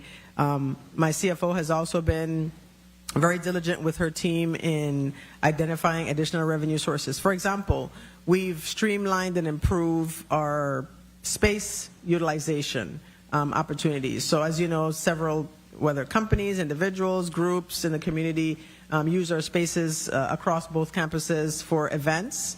So we've become, I think, better, if you will, in terms of our staff being responsive, providing whether it's nonprofit rates, government rates, to be able to host some of those events. We're working on some other initiatives to increase revenues, working with DPNR and others to make that a reality. I can't give details on that just yet, but we've been working on ramping up revenues. We also are working on developing a number of new revenue generating programs, so executive education programs, adding a couple of master's programs that are in high demand, including working on developing masters in nursing programs for advanced practice nursing, potentially also for masters in nursing education. The provost has been working closely with Dean Lewis on that. We know that the School of Business has also been working closely with UVI Cell, and UVI Cell has also been, developing programs that are in demand in the community to increase revenues in their fronts. We're also, revamping our culinary arts program and looking at how that can increase revenues. But we're creating programs, regular programs on a regular basis to increase revenues. And I don't know if VP Valencia, you want to add any additional revenue sources that we've been able to add this in the last 12 months?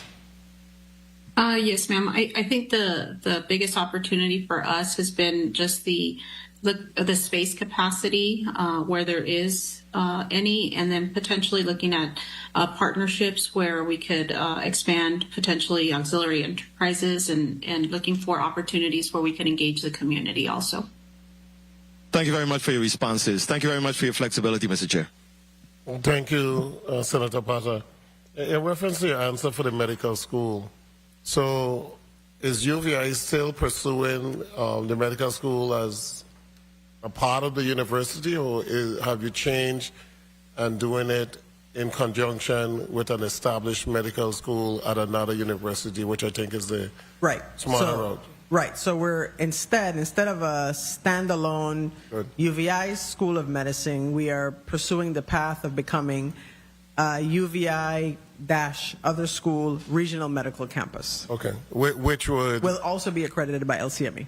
And which would make it a lot easier because the next college or university already have an accredited program that they run, and so it's 10 times easier. Correct. Okay. And what is the amount that they're saying that we have to fundraise? $200 million. So let me explain. So it's approximately. Listen. I was just feeling good. It's $20 million per year over 10 years. That's the goal. So it's $20 million per year. Okay. And what in projecting their numbers, what do they believe it would be able to generate to reduce that $20 million? Because med schools are filled every year. Individuals are looking for programs that they can attend, and med school is very expensive. So if you, what type of enrollment are you projecting, and what is the cost to subtract from the $20 million?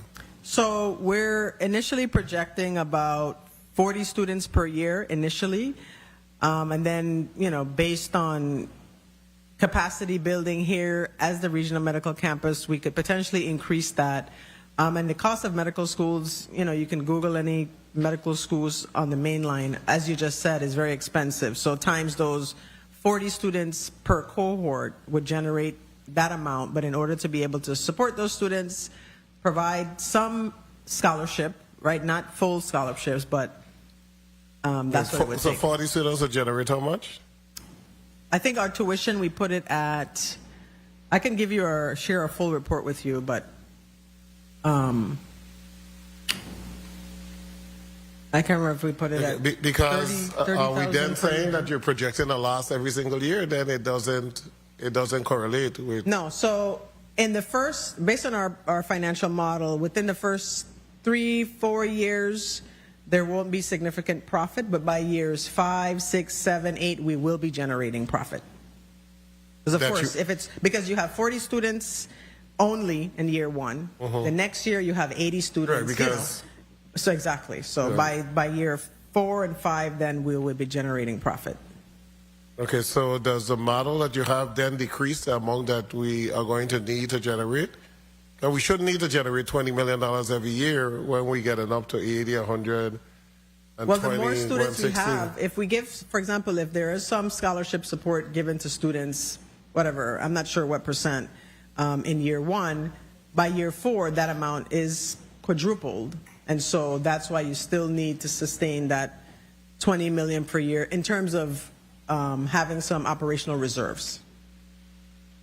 So I don't know if I agree with the mathematical model that you're utilizing. Right. So for- I think the first year operational costs are around 7 million, for example. Right. So it's not 20 million. However, for infrastructure, hiring faculty in the first year, staff, those to operate the clerkships. Some of the clerkships will be here in the territory. All of them cannot be accomplished in the territory, so they'll need to happen on the mainland, and organizing those. And the tricky and unfortunate thing with medical education now is that you also have to, compensate the physicians who are supervising the medical students in their practices, and the hospitals as well. So, Because every year there's literally hundreds of students who apply to medical school and didn't get in. Correct. Because of lack of space, lack of spots. So any additional spots that open up any place, there's always a tremendous amount of students that apply for those spots. To the point that students that don't even need scholarship because they're just trying to get in. You now have med schools in other Caribbean islands that are not accredited by the U.S. Institutions that are filled. So I honestly believe that if the model is done right, that you could generate, that you don't need to generate, there's no way you should need to generate $20 million every year if we're doing it with a well-established affiliated program that attracts students on a regular basis. We should be, because we can't be at a loss, and how are we going to generate $20 million a year? What would be the model that we would utilize to really generate $20 million a year? You don't have to answer that. I'm just saying that out loud. The simulation center, we spent a lot of money on the simulation center. How much money are we generating? Are you marketing the simulation center? Do we have groups that are coming down to use it? Not VI Fire Service. Groups from the mainland in conjunction with Camels or any of those other well-established simulation center. What's the status of it? yeah, so great question. The Simulation Center generates approximately a little less than $500,000 a year. It does have capacity to do more. We did have an established partnership with Camels that unfortunately did not yield what it promised to yield. So we are working on revamping the marketing plan for that. We're working on developing a new program. We're currently developing a surgical tech program, for example, working on establishing partnerships, of course, with the local hospitals here, surgical centers, but also in the Caribbean and Puerto Rico and other places. So right now, groups that are coming are not what they should be, to be honest. And so working closely with Ms. Navarro as well as with VI Apex, Dr. Pizarro, who's our entrepreneurship distinguished chair, on revising our marketing strategy to be able to get more partnerships, MOUs for revenue generation at the Medical Simulation Center. That's a point that we discuss regularly with our board of trustees as well. That is an area for revenue generation that is not yet at the level that we had hoped in the past, but it is moving in the right direction in terms of increases in revenue year over year, but we do need to do a lot more in terms of marketing and even partnerships with, the Department of Defense around training for a number of things. It's a beautiful facility, and I think all of us had an opportunity to tour the facility, and it really needs to be utilized. So you have the capacity to put like a pulmonary tech position. There are a number of tech positions in the hospital. Does that facility has the capacity, if you hire the right person, to run those programs? Yeah, we do. We do have the capacity. So if imagine even that surgical tech program, we've talked about a number of other ultrasound tech programs that we could also potentially offer. But of course, we'd need additional staff with those expertise to do that. But the facility itself is fully equipped to be able to do a lot of these training programs. The legislature in the past has funded programs under the cell, under UVI cell. So I'm trying to envision, can we fund some of these technical positions that are needed in the hospital so that we don't have to bring in individuals on a regular basis? Can we have a discussion as to what we have the capacity to do and what it would cost?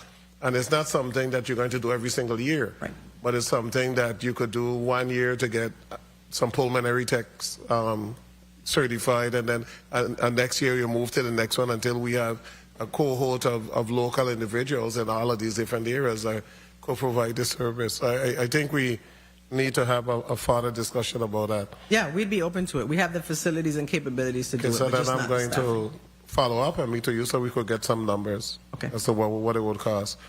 What I said is not too often that the president is here with us in the legislature. Somebody texted me and said, are you saying that Senator Pata don't come to meetings? And I wasn't speaking about Senator Pata. I was speaking about the president of the university. So I just got to clear that up because I got a text right away saying, hey, what are you saying? So I got to clear that up. Senator Frankie Johnson, you're recognized. Good morning. Thank you very much, Mr. Chair. Good morning to my colleagues. Good morning to the testifiers. Good morning to the viewing and listening audience. Dr. George O'Neilly knocked the chair out his seat when you tell him 200 million. So you shook him up there for a minute. Let me pause you 1 minute because I want to recognize Senator Clifford Joseph. Thank you for attending. So we'll start over with you and knock them out now. Thank you very much. I want to start off from a different angle. In regards to the free tuition, there's some conditions that should be met after. Are we following up on that, and what are the numbers as far as it's a 3-year you have to give back, right? Solvis? Something like that to that nature. What's the status on that, and are we enforcing this?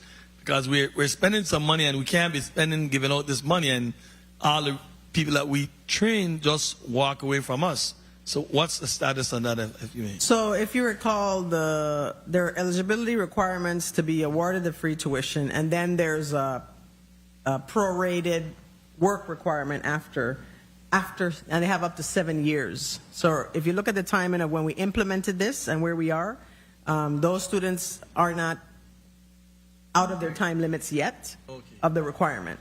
So in terms of enforcement, but we are tracking, of course, all of the students that have received it. If you receive it for 1 semester, there's a certain payback. If you received it for all 4, there's a certain work requirement afterwards. But we're not there at the 7-year mark yet, but we're very close to be, following up with those students saying, hey, are you in territory working or are you still away? And so we do have to tighten up on the response rates from all graduates in general, not just the free tuition. So that's what we're really working on. In your testimony, you talk about federal funding risks, include potential loss of support of the VI SBDC and the VI EBSCOR program, with approximately 6 EBSCOR staff position at risk by June 30th, 2026. What's the contingency plan here now? That's a great question. So funding for VI EBSCOR runs out 2026. In anticipation of that, we did submit a very robust proposal to the National Science Foundation, but based on the current leadership in Washington, that's what I'll say, it wasn't funded. And so what we're doing now is asking for a no-cost extension, so no additional funding, but more time to complete that project. We're also submitting a proposal for gap funding, as well as revising the previously submitted proposal, working with NSF leadership for a slightly different focus that would be more amenable to this administration, to see if we can secure additional funding to continue the amazing work that the VI EPSCoR team has done in collaboration with many partners across the territory. So that's the contingency plan, to buy us some more time until we're able to secure another grant to keep those 6 employees on and the work continuing. And not just the employees, that funding supports lots and lots of students at UVI and, students in our public schools as well. You spoke about a lot of initiatives and other programs that you would like to bring on board. Have you guys, because the AG office lacking attorneys, have any time you think about researching of law school or legal schools? No, we haven't. We've looked at what other programs are in demand. We look at what we're offering. We look at what students are asking for. We have been informed that, for court clerks, for example, there's a huge need. Dental hygienists, for example, there's a huge need. Ultrasound techs, there's a huge need. 1 minute. Lawyers didn't come up. I know my predecessor was a lawyer himself, and he didn't start it when he was here, so there was a chance for UVI. But it is a high demand. I mean, I think most of our legal guys are over the hill now. Pretty much. Most of them are. And they're pretty much backing away from going to court, doing work in court, rather than going into immigration or real estate law. So I think that's something that we should start doing some kind of a check to see what's the status and not because we're not having them come to the AG office for sure. That's a challenge. The AG office, most of the attorney in the AG office is out of town. So if we could look into that and do some kind of a check to see what the survey is saying and what we need to do and if it's something that we can do. Bosses, every time someone is coming from abroad, not part of this culture, part of this mix, and create some havoc with them even maneuvering their way around in our courts. I will happily look into that, and our provost is here, so I see her taking notes. We can look at a workforce labor study and see, what's in demand and what it would take for us to establish a medical school. Also recognizing that, right, UVI has 99 programs. Legal. We have 99 programs, and so we can't afford to keep adding without, also removing some. So we just have to keep that in mind. We want to make sure that we're adequately supporting the students we currently have and the programs we currently have before starting too many more that are, costly. But we'll definitely look at that for sure, Senator Johnson. Thank you very much. And in closing, I just would also like to extend my condolence to the family of the great Ronnie Russell, hailing out of Frederickson. I know him from the time he played with Soul Busters, Quiet Fire, a well-rounded musician, Smile playing his guitar, and did a lot of work here in the legislature, and also to the friends and family of Senator John Bell, who I had the privilege of working at the Bureau of Correction when he was the director. So I extend condolence to both of those families and to lots of other family that this has been a rough year, very rough year. So extend condolence to all who have lost loved one. Thank you very much, Mr. Chair. Thank you. Thank you, Senator Johnson. Like I said before, I want to join in the condolence for Senator Ronnie Russell, former president, and Senator John Bell. I was here, when you hear somebody is in the Senate from Frederickson, it is always said. The good senator before me said Senator Ronnie Russell from Frederickson. He skipped the St. Croix part. And then he said Senator John Bell, and he didn't say from where. Okay, so I just want to be consistent of all these great individuals that have served in this body, and it is an honor for us to be able to pay tribute to them.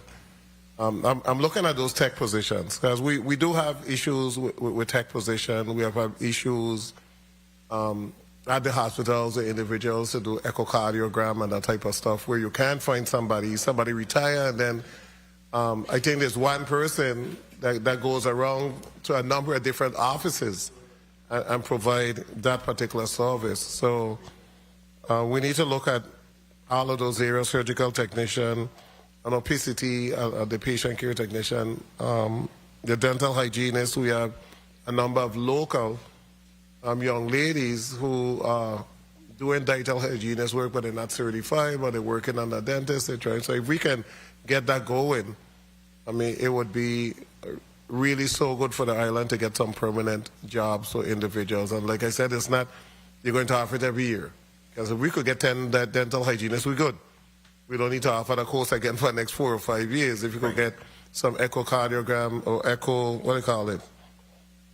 EKG cardiovascular technicians, we could get 5 or 10 trained, then we're good, because they could be placed at all other hospitals. If you could get emergency room technicians. So it's a tremendous void that the university would be able to fill. And those are much easier for us to do because they don't have as much operational cost. So those, just based on demand and maybe a payer, once maybe, there's a payer, we can offer those. Now, the dental hygiene program, we did submit a proposal to the legislature upon requests of what that would, potentially cost. Because that's much more expensive to do, just to be honest. Because of the chair and everything else? You need the chair, you need the whole suite, the overhead light, all the equipment. It's much more expensive, but these other ones are not as expensive. But I wonder if we could do it in conjunction with a dentist office, a dental office. So I also met with Dr. Connor to also explore that. But I know based on how dental hygiene accreditation programs go, you need your designated space. Students still do practicums in dental offices, but you need a dedicated space that's available not just after hours. If you do a dental office, it'd have to just be, after 5 o'clock when they close? So that would be a tricky challenge. You have to have an educational setting, not just a practice setting. We just visited a tech school in okay, I'm going to leave it for you, Senator. No, I wasn't going to say about the other programs, but were you going to speak about a dental program? Then you recognize my point. No, but I did. You go ahead. Let's see what time it is. Good afternoon. Good afternoon today. Afternoon, sir. Testifiers. And good afternoon to the listening public. Yes, I was also on the trip with the chairman to Boston, and we toured 2 different tech schools. And I'd like to know myself, is UVA looking to partnership with anybody else on the outside? Because, for instance, during our tour, we get to find out that all the dental students, once they are already certified to use this new probe that came out to measure teeth and all that stuff, automatically, because they do a tour where they work some hours classroom in a week, and then the other week is gone out to work. And then the 12th graders for sure stay out. They don't even come to school. So I'm just saying that they already be certified after 11th grade. So those who are already using the probe, they didn't even have space left in the school for them. So I'm just saying that I would like to know if at any point that UVA is thinking about reaching out to a technical institution to just help advance us with the technical students that we might be needing here. Yeah, great question. So once we were asked by the legislature to also look at what it might cost for a dental hygiene program, for example, I asked the provost to connect with Clayton State University, for example, to learn about what they're doing and see if there's interest in partnership. And I know Provost Bailey also connected with some other universities. So we did reach out to see if there could be some lessons learned or a potential partnership.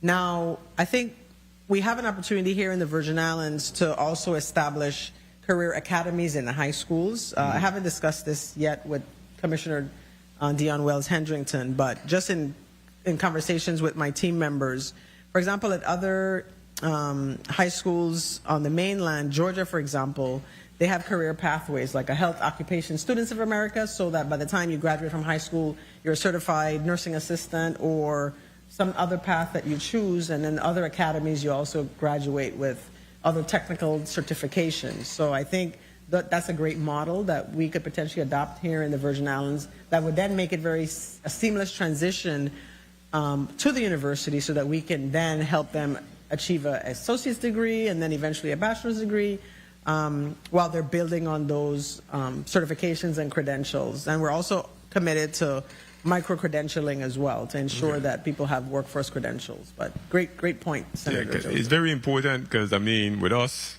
again, if we could train more folks here in Ireland. Correct. Because ain't everybody really want to explore. Some do, and when some do, they don't even want to return. So I'm just saying that some don't want to explore and they want to stay here. Correct. And others might want to be coming this way as well. Right. And we do have existing partnerships with other universities. For example, University of South Florida, for those who do 2 years here and want to go on, or 3, and then want to go on to do an engineering program at University of South Florida. We've also been in conversations with establishing an MOU with Howard University for those who want to become a pharmacist, for example. They would complete some years here and then additional 2 or so years at Howard University to become a pharmacist. And we do still have the Boston program where students can do, some years here at UVI and then go on to apply and become physicians after completing the medical school program at Boston University. So partnership is key. You're absolutely correct. And if I may, I would like to add that you go ahead. guys hear? Yeah, if I may, we are absolutely advancing our partnership agreement with Nova Southeastern. And so we're at the point now of trying to finalize an MOU with them to offer a 3+4 program in pharmacy and some other medical education certifications. And so we're very excited about that. And as a matter of fact, we can move forward once this MOU is completed as soon as this fall. So we certainly are on board with what you're saying. And I think in addition to actually creating partnerships with other companies, we are creating partnerships, more seamless partnerships with the VIDOE, with the VIBE, and with the technical college to make sure that we are conducting market analysis to see what programs are really needed to address our market and our job force needs. And so we're doing that through our Strategic Enrollment Management Committee. And so that we're just being extremely productive and streamlined with our work with that particular effort. And so that was one that was asked of us by President George. We implemented the Strategic Enrollment Management Committee in fall 2025. And so we have gone about the business of not only just having good, strong internal members, but people who are part of the VIDOE and the VIBE and the technical college are part of this committee. So they're looking at these new program needs alongside us. And so we're basically growing as seamless partners and making sure that we can address not only what our workforce needs are, but also our community needs. Well, thank you guys thank you ladies for the responses. Thank you, Mr. Chair, for the time. Thank you so much, Senator Gittins. You're recognized. Thank you, Mr. Chair, and good afternoon to all. How you doing, Madam President? Good afternoon, Senator Gittins. How you doing, ma'am? Good afternoon. All righty, and to the testifier online as well. First off, let me ask you, Madam President, how regular does the university meet with the Department of Education and the Board of Education to address the education problems and progress in the territory? That's a good question. So as you know, they're both members of our board. And so we meet formally in our Academics, Research, and Student Affairs Committee on a regular basis. So just tell me how often. That's quarterly. And separately, I met with Dr. Callwood and Dr. Wells-Hendrington last month to talk about some of these. But we don't meet regularly outside of that committee, which meets quarterly. And is the university responsible for identifying a site for proxy tests? Who would be responsible for the sites for these tests? Which tests, sir? I was told about the proxy test for. Do you do a proxy test for teachers? Praxis. Praxis. Praxis. So, So that would be our UVI cell. We actually work with UVI cell to do a lot of our testing for our teachers and certification. So who's responsible for identifying the site for this? I would say it's probably in collaboration with Dr. McGrath and Dean Brown, Yes. who's over the School of Education, and Dr. McGrath, who's over UVI cell. And can this, I want to say it right, this Praxis? 3 minutes. Can this Praxis test be part of requirement for teachers, requirement for teachers before graduation? So not necessarily before graduation. So in order for a teacher to be deemed certified and highly qualified to teach, he or she has to pass the Praxis exam, if that makes sense. Right. But a person can graduate from a college of education without passing the Praxis, but they're not certified as a teacher. And so they can do other types of teacher aid work and working in schools, but they cannot be a certified teacher unless passing the Praxis 2. So there are 2 different Praxis tests. One is an intro test that kind of gets a baseline for the kind of skills that people need to be successful in college. And so the second test is a Praxis 2, and that's the certification test. Thank you for that. And Madam President, has the university met with the Department of Education and the board to discuss collaboration in addressing the low scores on the Smarter Balance test? Are these conversations being had? Not that I'm aware of, not with me. Okay. I'm not sure if they might have had those discussions with Dean Brown from the School of Education. Okay. And that said, how many vice presidents do you have? We have 7. What We have areas? three of them here. We have our Vice President for Administration and Finance, who's our CFO, VP Valencia. Admin, We have our Provost, Vice President for Academic Affairs. provost. We have our Vice President for Student Success and Innovation sitting next to me, Dr. Worsty. Slow down. Student what? Success and Innovation. 1 minute. Uh-huh. We have our Vice President for Research and Economic Development, Dr. Rick Nader. Research. We also have a Vice President for Strategic Affairs, which is around partnerships, is helping to establish partnerships for the university as well as for the strategic plan. That's Dr. Una Dyer. Uh-huh. We also have a Vice President for Information Systems and Institutional Assessment, and that's Charlene Harris. And then we have our Vice President for Institutional Advancement, which 30 is seconds. the fundraiser, and that's Ivo Filbert. This is the fastest timekeeper I know of, boy. I want to ask you regarding the student financial dispute. You know, I've been in touch with you for the last couple of weeks. Yes, sir. Regarding an honor student that allegedly have been overpaid and initially was told that the student would not be able to walk. However, that has been addressed. The student will be allowed to walk now. However, the student is being told that they will not receive their degree in hand until the overpayment is repaid. This honor student, however, is a student going into a field that we desperately need people. Education. The teaching education field, yes.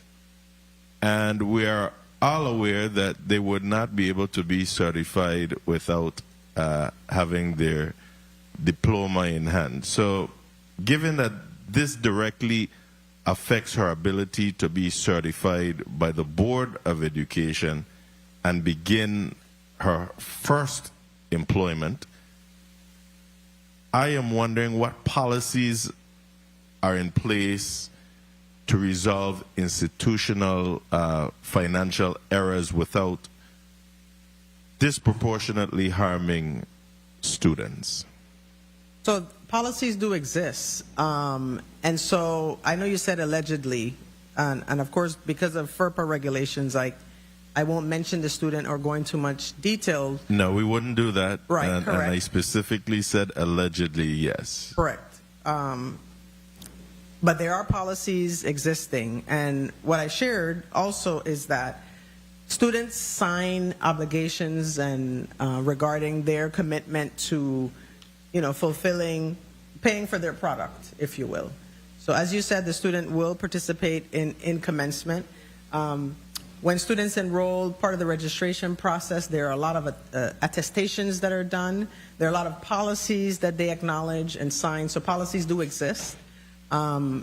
This student in particular received a refund, and so got those funds, but didn't meet the criteria for said funds.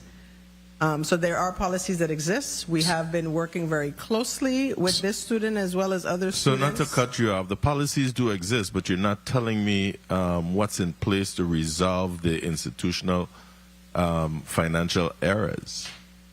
That's what I need to know. This is a first-time job seeker, and this student's first encounter shouldn't be in a negative tone with coming into the workforce. Yeah. We should be doing everything to I assist. promise you that we have significantly supported said student with multiple scholarships, multiple awards, multiple financial assistance, documented. Said student herself has attested to said support, financial assistance, explanations of policies. I promise you, we've worked more than 100% with not Let me just move this quickly student. before the chair comes to me. So I don't understand your full context of your comments or questions, Senator Giddens, respectfully. How's the university aligning its policies with workforce needs of the Virgin Islands, particularly in high demand fields like education, what we're talking about? In cases where bureaucratic barriers could delay employment, what steps is the university taking to ensure students can actually transition smoothly into critical roles without unnecessary delays? Great question. We have a track record of helping students successfully and smoothly transition into the workplace every single year. Right? You heard the numbers about commencement. For example, 2025 grads was 191 for St. Croix and Total. 191 total, 79 for St. Croix. That was a question that Senator Villela you asked, so that was your answer.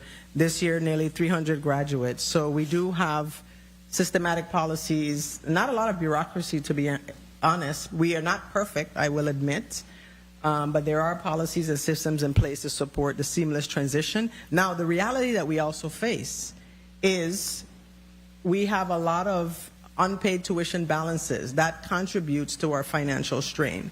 We have $12 million in unpaid tuition from students. And so that causes a significant strain. So yes, we want to support students entering the workforce. For those workforce areas in the Virgin Islands that are in high demand, high need, nursing, education, which you just referenced, I also know I can't walk off of a car lot with a car without my own obligations, while still, of course, as president, my priority is student success. I assure you. So thank you for going there, and if I may close, If you could close, yeah, go ahead. Mr. Chair. The reason I was asking those questions, and in our conversations, I keep saying that, so it appears that we're holding hostage this situation based on what took place before. However, those students,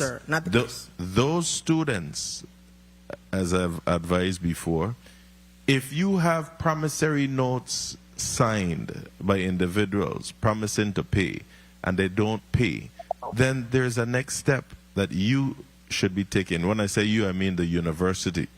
And that is to take them to court because they have signed this promissory note that they will pay. So if they're not paying, take the next step. But lastly, does the university have a formal policy regarding overpayments to students? And does the policy explicitly allows withholding diplomas in such cases. And I'm asking this because I'm sure that you will handle this by a case-by-case basis, but I'm looking at the policy and precedent.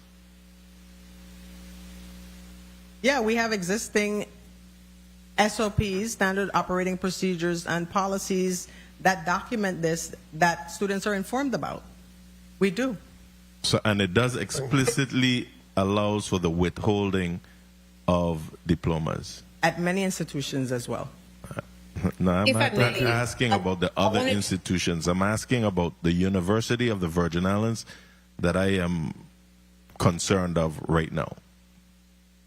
Senator, if I might add, students still can get a job without having the actual diploma in place if it's just being held for financial purposes. No, I understand that. I just wanted Trust to me, I clarify understand. And I'll leave it alone here. But I do understand that. I'm just saying that this should not be the students' initial encounter It's not with initial, getting sir. a first-time job, especially the fact that it appears to be that the university caused the problem.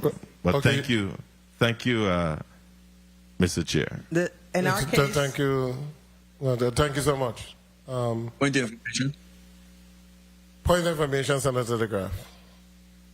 Thank you, Mr. Chair. Good morning, everyone. Good afternoon. Madam President, do you have legal counsel? Because I think Yes, we're sir. going in a direction where you should allow let it be where your legal counsel addresses this issue rather than we're trying to resolve this issue on the air like this. I think in everyone's favor, you should have your legal counsel address it, and then we could, meet with the senator at a different place, because I think we're going the wrong direction. we Thank you don't for have the a time. legal issue with this student, sir. Thank you so much. I just want to, it's standard practice across universities all over the U.S. You don't get your diploma until you pay. Correct. And they'll hold a diploma for 2, 4, 5 years. Correct. It's just standard practice. Correct. They don't make any exception for Correct. anything. If you have an outstanding balance, you get your diploma. When you pay the balance, if it's 2 years after, you get it. Correct. They allow you to walk. Correct. But they don't issue a diploma. Correct.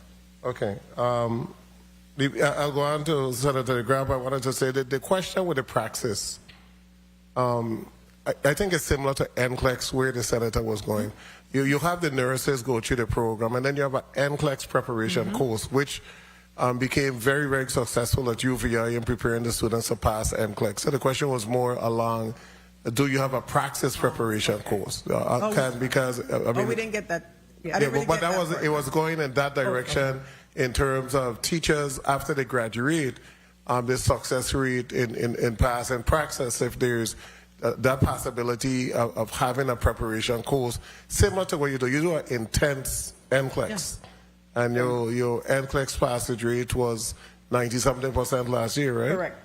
So, and I'm going to look to see what it is this year with the loss of Nurse Lansico, which will be interesting to see. But along the line that we make sure that everyone that graduates, if there's some type of certification or test that they need, that they have the prep while they're actually completing the degree so that they could be successful. Senator De If I Graaf. may, Senator, we do have prep. We have a prep. We have prep modules, but we don't necessarily have a course that is considered a praxis course. But these prep modules support students in their efforts to pass the praxis 1 and 2. And it's St. Croix Testing Center, because praxis is also done through Department of Education, because everybody doesn't graduate from UVI. You have teachers from all over that have to take praxis. But are you a testing center? Is UVI a testing center for praxis? UVI sellers. UVI cell. UVI sellers. Yeah. And are you a testing center for NCLEX? Because a lot of our students have had to go to Miami and St. Thomas to take NCLEX. No, I'm not typically sure the about boards of nursing are the ones that work to designate the testing centers to administer the NCLEX. Yeah, I know, So- but I'm looking at the possibility of establishing a site on St. Croix. Students that graduate from UVA St. Croix campus, they got to go to St. Thomas. So they got to go the day before because they don't want to go late. They got to spend the night in the hotel and then go and take the test. Some of them that miss the test in Dayton, St. Thomas, they go to Florida to take the test. They go to other jurisdiction, and the bad thing is that when they go to these places, sometimes they don't come back. So if we could have we would be established- happy to work with the VI Board of Nursing Licensure on So I ensuring will- that UVI St. Croix campus becomes a testing center. Not sure what we would need to do, but we'd be happy to work with them on that. So I will relay that information to Ms. Romney, the board, so we can get that done. Senator? So, yes. Our cell does provide a praxis prep course online. Okay. Okay, and I'll come back to the education question after Senator DeGraff. Senator DeGraff, you recognize. Thank you, Mr. Chair. Good afternoon, colleagues. Good afternoon, testifiers, all of you listening and present. I'd like to also give my condolences to the family of former Senate President Ronald Russell and the former Senator John Bell. The shoes that they created for us to walk in are big shoes. So I thank them and I thank their families for allowing them. Madam President George, I stand in full support of you and the University of Virgin Islands. That's you, sir. first and foremost. Thank you. The transition from the previous president to now, how was that transition? Or are you still addressing issues prior, or are you have a clear slate going forward? I wouldn't say it's a clear state. However, I was able to meet with my predecessor prior to his leaving the position, and it was very helpful. A presidential transition report was given. He, shared a lot of information, gave a lot of advice. So that's what that transition looks like. Of course, I have had to address a number of delayed audits. I think that's probably what you're also alluding to. We're feverishly still working on addressing FY21 audits, 22, 23, 24. Those were all from previous years. And of course, now FY25, which, I am responsible for. And our CFO and team are very close. We should be publishing the FY21 audits. We have draft reports of those. And we should be able to publish those as soon as Ernst & Young's gives us permission to do that. And of course, disaster recovery is an ongoing issue that the territory has been diligently working on since those Hurricanes Irma and Maria of 2017. So still working on disaster recovery. So the slate isn't clean. I don't know if it's clean for any presidential transition, but these are some of the things I'm working on. Okay, so going forward now with the mandates of the board, are they more or less in coinciding with all the things that you are seeing? That's a clear conversation with them going forward? Yes, sir. So I meet with the board regularly. They're aware of all the challenges we're facing. They're in agreement and have approved the Grand Momentum Strategic Plan with the direction of where we need to go, how we need to prioritize students, how we need to increase operational efficiency around revenue generation, accountability, and the like. So they're on board or aligned, as you're asking. Yes, sir. Okay. Now, I know we are upon the budget season going forward, and I do apologize for being late. I heard you mention in terms of some funding that we need going forward.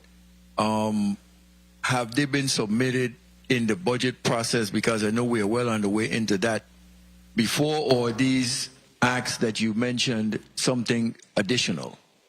So yes, we did submit our budget, worked closely with the OMB and submitted that budget based on the guidelines. So my CFO, VP Valencia, who's online, if we have any additional questions for her, and our administration and finance team and our budget director, Ms. Delicia Hensey, worked closely. We submitted that budget. We are currently working on the supplemental budget requests, because as you know, we'll need the $3 million for the FY27s to support the free tuition program going forward, as well as some other supplemental requests. We have a number of legislatively sponsored programs, for example, that will be included, and so that will be going forward here in the next few days. 1 minute. Okay, so again, also were your concerns of your unionized employees, and do you have to bump up or cut down on your workforce? How are we looking at that right now? That's a great question. So we have one set of unionized employees. We have a collective bargaining agreement for faculty, and within that agreement, there are some approximately 3% raises, increases that are required as part of that based on criteria. 30 seconds. We typically try to also do raises for our non-unionized employees when we're doing that, when the budget allows. We've been able to do that in the past, not always able to do that. You asked me about bumping up or reducing the workforce. If we have all of our allotments, no budget cuts, we're able to maintain workforce. If we don't, then that's a different discussion that the CFO and I would need to have in terms of opposite direction. Two things in closing more or less would be now, AI is very much prevalent in if I may wrap up, Mr. Chair. You may. Yes, AI being artificial intelligence is very much prevalent in the world. Have you or your staff and you look at the presence of AI going forward, and what do we need to do to get into where we can address issues with AI and what we are seeing going forward as terms of the AI replacing people and different issues like that, or also providing opportunities for people to have that on the agenda to add to your 99 courses. Are we looking at courses going forward for AI to enhance that in that field? Amazing question. And in closing, because I don't want to abuse my time, sorry. And in closing, agriculture. We have an agriculture entity. Food security in the territory is dominant. We could do anything we want. We can't eat, can't function. We actually taking agriculture to the second level going forward, or to another level going forward under your leadership. You could answer those two on the chair's time for me. AI and agriculture, please. Thank you. Great questions, Senator. So your first question about AI. So you are spot on. AI is very important. AI is here to stay.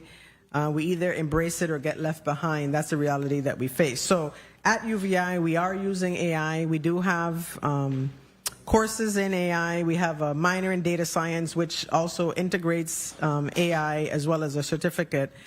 And I'm also happy to report that we have partnered with Amazon Web Services, Machine Learning University, which is about AI, deep learning, machine learning, data analytics. And so many of our faculty and students have enrolled in that free Amazon Machine Learning University to increase their skill set in the use of AI, deep learning, and machine learning, and have been able to present at those conferences. So we are definitely part of the League of Institutions that are leading the way in AI revolution in higher education, as well as we also provided many of our employees with opportunities to gain skills on the use of AI in their everyday work to improve operational efficiency. I myself, as president, have started using AI, to be honest, and I think it's a great tool to enhance. You mentioned whether or not it would replace people. I don't think we're there yet. I think in some cases, perhaps, but in most cases for UVI, AI will never replace any of our employees. Our employees are our most valuable resource at UVI, and I don't see the role for replacement. I also don't see the role for replacement in healthcare or in education, for example. And then your question about agriculture, you are also spot on. The University of the Virgin Islands is playing a leadership role in collaboration with the Department of Agriculture and our own School of Agriculture to ensure that we do our part in advancing the Virgin Islands Agriculture Plan. So we've been working on this journey prior to my arrival, but since my arrival, I've been, very engaged, working with Commissioner Peterson, our local Food and Farm Council, to ensure that agriculture remains a priority for the reasons of food security. Some of what you talked about, recognizing that most of our food is imported into the territory, and only 2% or so is grown here. Although our farmers and fishermen are doing a great job and honestly committed to helping address food security. I've been very impressed with our local food and farm farmers, and I do recognize that, one of the things that they mostly talk about needing is resources, so that they can scale up what they're doing in terms of being able to increase the levels of production for groceries and restaurants, so we can become more food secure and independent.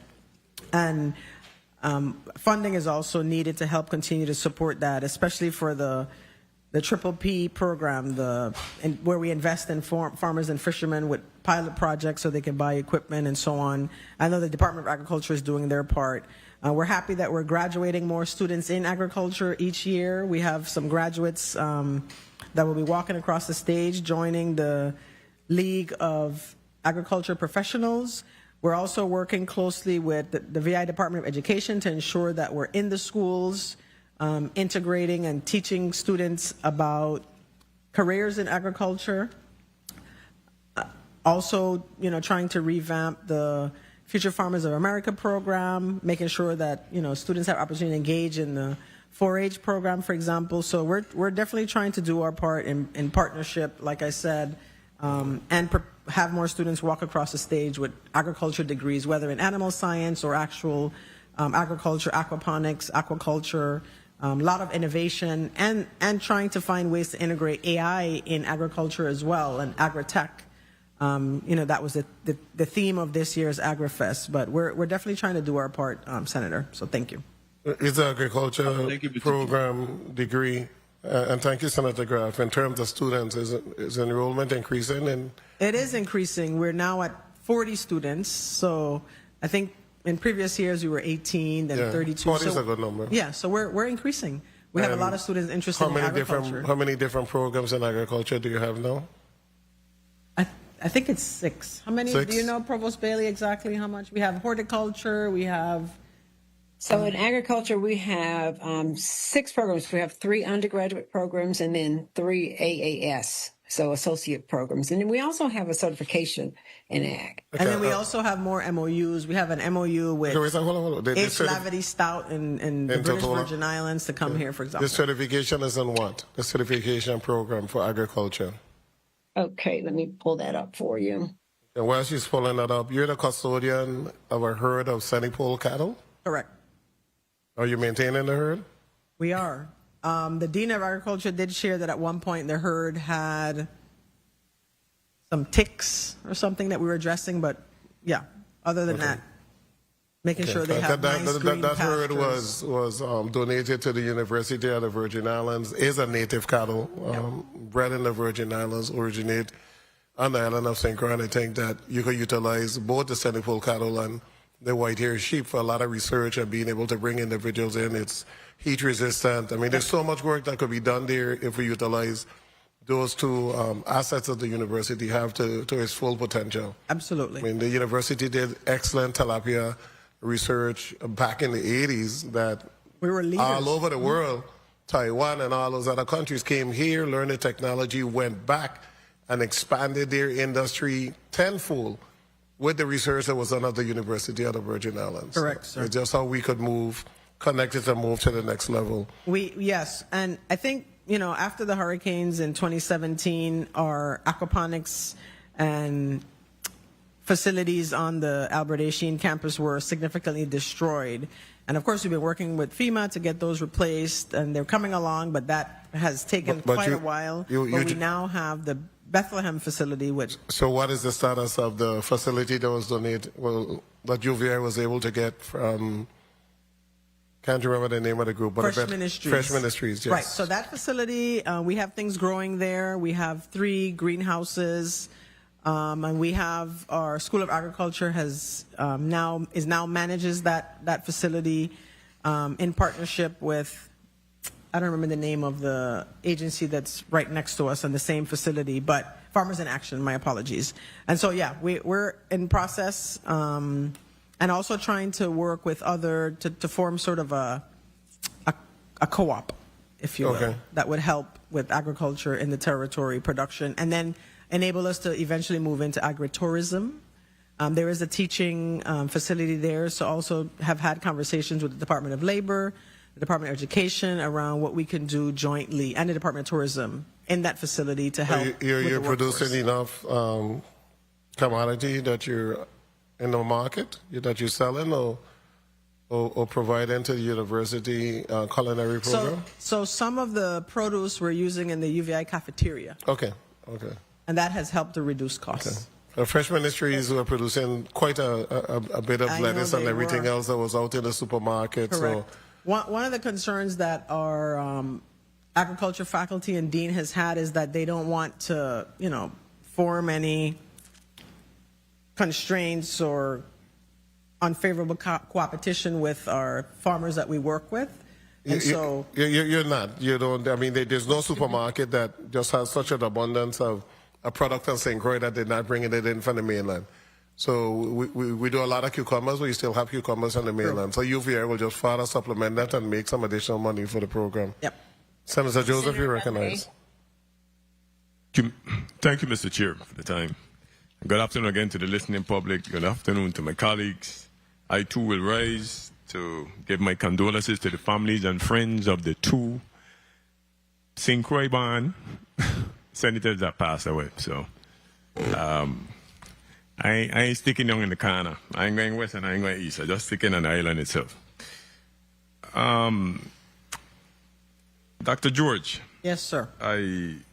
Does UVI currently dedicate any resources towards advertising for students from away to come to UVI or even locally? We do. We do dedicate resources, but not enough. We have a fairly small public relations team, but we are having conversations about ramping up our marketing, even in partnership with one of our RT Park companies, who is a marketing company, in lieu of their contribution is one avenue that we've done in the past in their work with UVI Online, for example, with marketing. So we do dedicate resources to marketing locally as well as social media as well as online, but we definitely need to increase the amount of resources that we dedicate to marketing. Thank you for the response. I know you also mentioned on page 11 about the 6 staffers, but outside of the 6, how many of your programs have been defunded by the federal government? And so we've had cancellation of a number of grants totaling $3.5 million that were defunded by this administration. And how has that affected the university? Well, I know in one case, one of the programs that were funded by the National Science Foundation, those funds had been used in the past to fund 3 minutes. a lot of students who travel to conferences, do research during the summer, so we were not able to have those funds. So overall, I would say less funding for research, less funding for research staff, and less funding for research opportunities for students. Okay, and what percentage of students begin at UVI and complete their degrees at UVI? So I'll let VP Wersey answer this. I will need to get the exact number for you. Okay. But we do have a good retention rate and good persistent rates. In some cases, our rates have gone from in the 60s to now in the 70s and 80% in terms of retention and persistence, where they continue and go on to finish. So we're moving in the right direction. And as far as, I don't know if you monitor from school to the university, but how much students leave the territory to pursue higher education outside of coming to UVI? That's a great question. So, for example, our incoming class for fall 2026, 72% of our incoming class is from the territory. So I don't have an exact number of how many leave, but at least 72% of our incoming class comes from here. I think what would help us is if we had data from all of the high schools, public and private, to get a good sense of, exactly how many or what percentage leave versus how many stay and enroll in school or just go straight into the workforce. So I don't know if the Department of Education or the Bureau of Economic Research, anyone collects that would have access to that data across all high schools. That would be helpful. So, Senator, our 6-year graduation rate, which is the standard graduation rate, is about 28%. Okay. So that's who start and finish in 6 years. Okay. We also have different data marks like 4 year, but I'll have to get those exact numbers for you. Okay, and I know passing by the medical building that you were building was going at a high rate. What's the issue? 1 minute. To me, it slowed right down. Or what's the finishing date on that? Let me put it that way. Huh? The nursing school there. Oh, the nursing school. Yeah. Yeah, so that's more than 95% complete. And at one point we were told it would be ready in January. But you know how that goes. We were told January, then we were told March. So they're honestly almost finished. And I imagine that they should be finished this summer for sure, for real this time. Because all the walls are up, all the structures. They've worked on the sidewalk. 30 seconds. The outward part of the building is finished. It's just the FF&E. Just the cabinets are finished. It's just wrapping up and doing finishing touches because they're more than 95% complete. As a contractor working there, is there up to date with the payments, vendor behind? What's the So good question. At one point they were up to date on all of the payments, and then here in January, February, we did owe them some balances and have recently made at least a partial payment. So I know up until that point they were up to date and they were experiencing delays. And here more recently in March and April, because of our not receiving our allotments or even our drawdowns from the funding source that we use for that facility, because of the federal government shutdown, there were some delays. But we are now getting back up to speed and have made payments. And I'll have to check with my CFO to see if we've made the final balance of payments to them. Okay, thank you for your response. Thank you, Mr. Chair, for the time. Thank you, Senator Joseph. So the furniture and equipment has been ordered for the nursing school? Yep. It's Ms. on Toy island? Matthews on the St. Croix campus handles that. It's been ordered. Cabinets are in. So you expect the equipment and supply shortly? Yes, exactly. Okay. In reference to the School of Education program, I noticed that at the last graduation, both St. Thomas and St. Croix, the numbers were very, very low. Very low. Is it still low, or has enrollment increased, and what are you doing to increase the enrollment? So great question. I'll have VP Wersey look up the exact numbers and Provost Bailey. But I think across higher education, and UVI is no different, the interest in becoming a teacher is low. Honestly, every time we have a cohort of students from any of the high schools here in the territory that come visit, and I have an opportunity to speak with them, I ask each of them, what do you want to be, what do you be? And in every cohort, even if there's a cohort of 75 or 100, there's usually one person who says that they want to be a teacher. And so, we've been working closely with the high schools and middle schools to try to stimulate interest in education. I'm not sure if the provost has more details about what Dean Brown has been doing, but Dean Brown is very active. You might know that our School of Education, Dean Brown, Dr. Wersey from the School of Education, they've been working very closely, and they, on the teacher apprenticeship program, for example, with the Department of Education and with the governor's office. So I know they've been trying a number of things, also trying to reach out to paralegals as a pathway for them to become teachers. Paraprofessionals, sorry. Thank you. Okay, you had me confused there for a while. Yes. I was like, Well, I think the law school is still in my mind for Senator Johnson. paralegal teachers? So you offer just a bachelor's program? I know you have the master's in education in a number of areas. You have the bachelor's degree as well. Do you have an associate degree? Do we have an associate's in education? We do. Yeah, we do. And that's a program that you're trying to get a lot of the paras to enroll into? Yeah, into that program or straight into the bachelor's program. Okay. We also have a lot of students from St. Martin in the education program, actually. And we go to their commencement in June. So we do have a decent number of students in education in St. Martin. So do we have an agreement with the Department of Education for those paraprofessionals that need to meet certification? They need to get the associate degree to be certified, that they're enrolled at the university at the Virgin Islands? I think the provost wanted to respond. Yeah, those students that you were just referencing, Senator, are the students who are in our pipeline or in our apprenticeship program. So we look to those people who are parapros and those students who have not completed their full degree or who might have not passed their certification and those students are the ones that the Virgin Islands Department of Education is targeting for the apprenticeship program. And I can tell you that our numbers are growing in the School of Education. From last year, fall 2025, we had 26 enrolled. This year so far, we have 47 enrolled for fall 2026, and we're still climbing. So I think that a large attribution to that number is the apprenticeship program.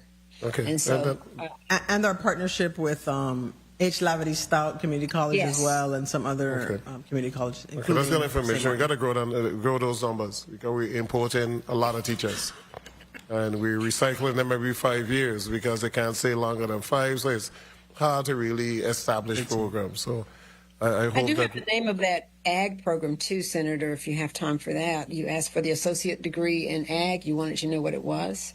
It's an associate's degree in applied sciences, and it allows a student to kind of really focus on horticulture. And the certificate, what was the certificate name? The certificate is the Associates in Applied Science. Okay. Now, in your recruitment efforts, I know you said you're trying to get out there. Did your recruitment team actually go to all of the high schools, private, parochial, and had a day where they did presentation to students, handed out applications, helped them to fill it out? Did you go through the entire process? Did you have a day at Charles Amali at Complex where it was announced to the seniors that the University of the Virgin Islands will be on campus? You did a presentation, and then you allowed them to go through the process. Yes. And as a matter of fact, we have compounded that effort through our Thurgood Marshall Foundation grant. Dr. Milinar Wersi, Dr. Alexander, and I were successful in getting a pretty decent size Thurgood Marshall grant, and it really was to make sure that we could reach not only territory students, but of late we have been focusing in on every high school that is graduating seniors. And so with that, we are really beating the doors down, making sure that everyone knows about these opportunities to go to UVI, and then adding to that the opportunity to earn a Thurgood Marshall Foundation scholarship so that they can spend 6 days right here on our campus as rising seniors. And we're going to have 50 students who are in St. Croix, and then 40 students in St. Croix, and then 60 in St. Thomas. So we are really compounding our efforts, and we started this about a month ago, making sure that every high school in St. Thomas and in St. Croix was visited by our ACES team. Okay. Has the cost of enrollment increased over the last 2 years? Yes. We did 10, 20%? What was it? We did a modest increase, 13% increase in tuition, and then we have an incoming slight increase in room and board coming this fall. Okay. And that information has been disseminated to the students? Yeah, we disseminated it last year. Okay. So a year in advance for room and board, and I think it was a semester in advance for tuition. I forgot a question to go to Senator Francis. Senator Francis, do you recognize your point? Thank you very much, Mr. Chair. President George, in respect to the legislative mandated programs, I know that some time back you reported that there was a surplus in some of the reserve, actually. That's the surplus, right? In some of those programs. Do you have an up-to-date on what's the balances and those legislative mandated? You have it there with you? Excellent. What's the total and the balance right now? So, for example, in overall, you can just give the overall balance on that. I don't have the total at the bottom. Okay. Some are in deficit, and we still have a balance. Like the Masters of Social Work program, we still have $93,000 left in that account. The Office of Self-Determination Constitutional Development, we still have $26,000. Simulation Center, we still have $47,000. So we do have some balances, whereas Val and Sal scholarships are overspent by $487,000. Senior Citizen Scholarship, negative balance of $188,000. Lots of seniors in the territory are taking classes at UVI. Yeah. Okay. Do you see, is And there lots any, of vowels and sals coming to UVI, which is any good for the liquidity that you believe that could help address some of your financial woes that we could perhaps reappropriate to meet some of those needs? I honestly don't think so. I know in FY 25 and 26, we tried to work on some reappropriations of our existing funds. And I mean, you and I can talk offline, but there were a lot of reasons why that didn't work. Okay. All right, so we'll talk offline about that. But I'd like to get a copy of that, the updated one. Also, my other question is in regards to the online. I know you reported that you have about 191 students participated in the online.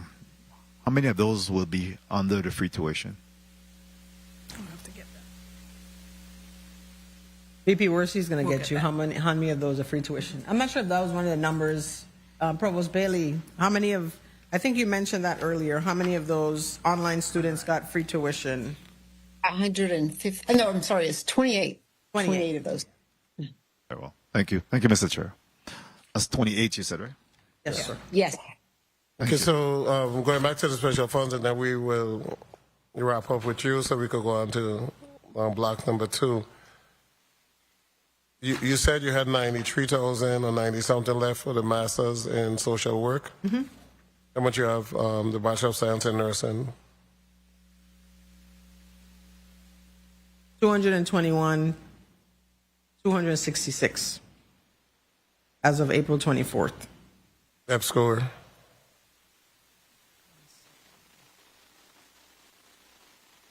EPS score has 177. Upward bound.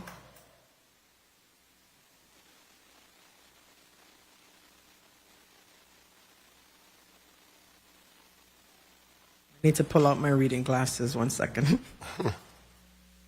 Where is it? Upward bound has negative 93,260. So, and I know VP Worsey oversees Upward Bound and can talk about the challenges. A lot of these, because you haven't received your regular allotment.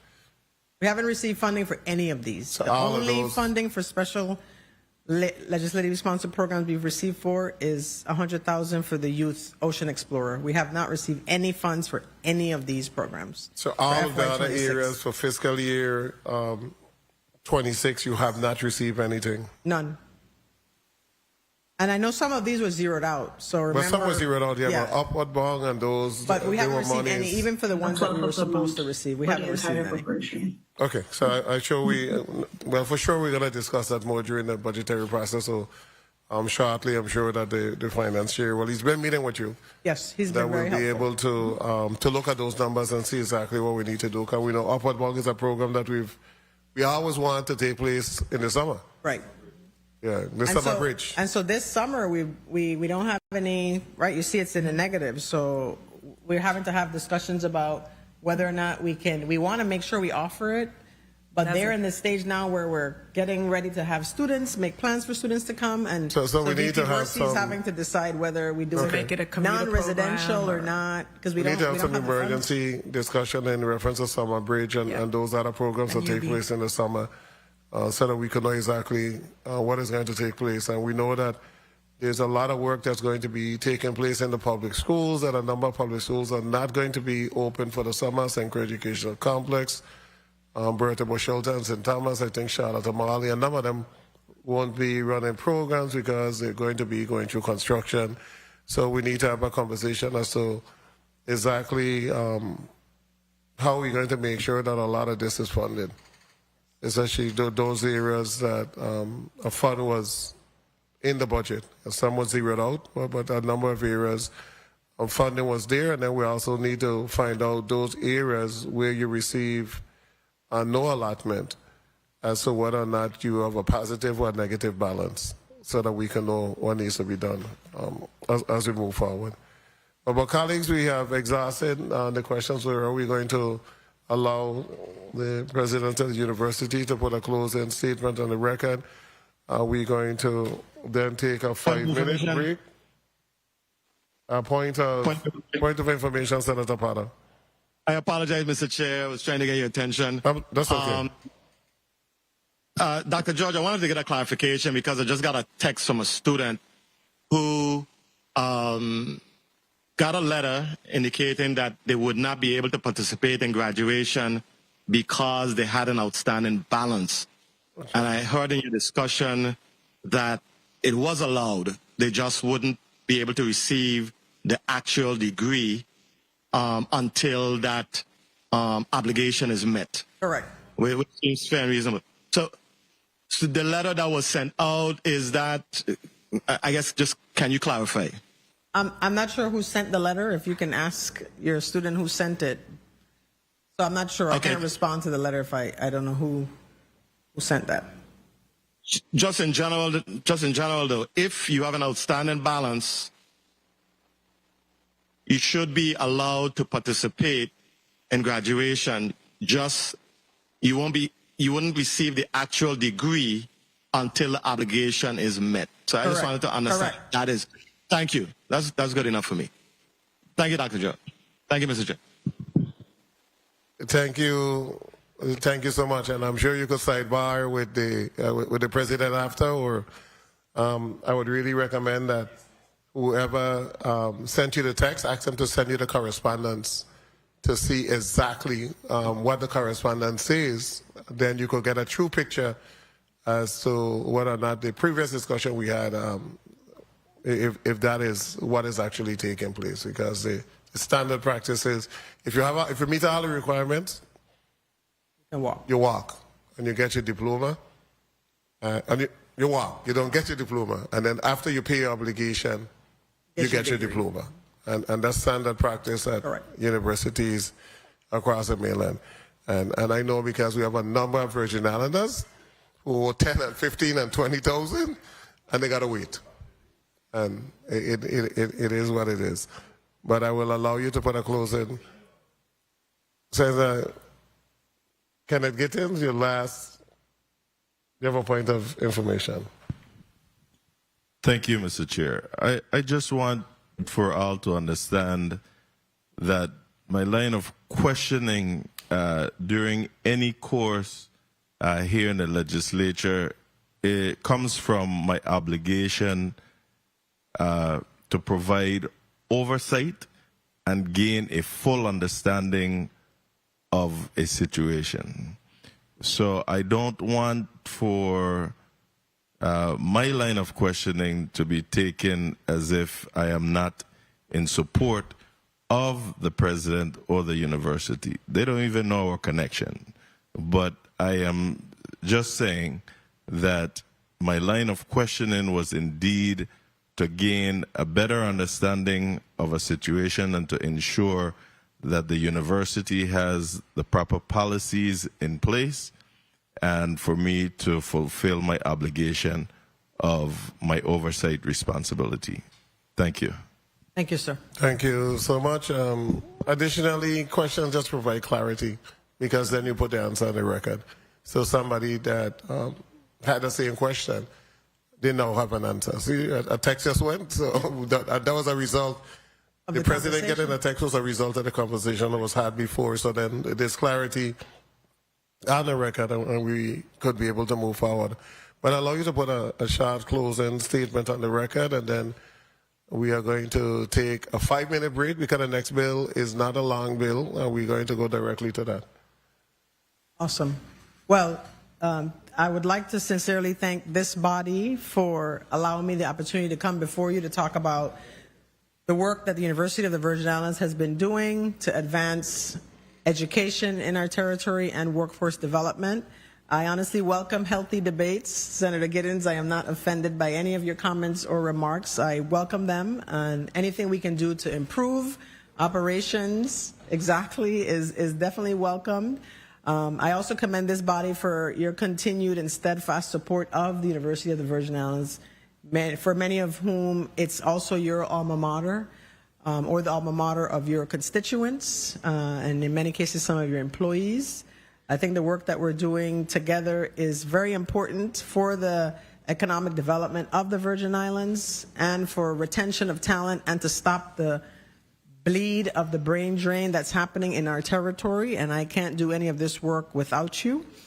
I think the Virgin Islands Higher Education Scholarship Program, the free tuition program, is a very important resource to Virgin Islanders that we need to ensure that gets funded expeditiously, so that I don't have to notify students of the need to suspend that program. So as soon as I can hear back, I would greatly appreciate that.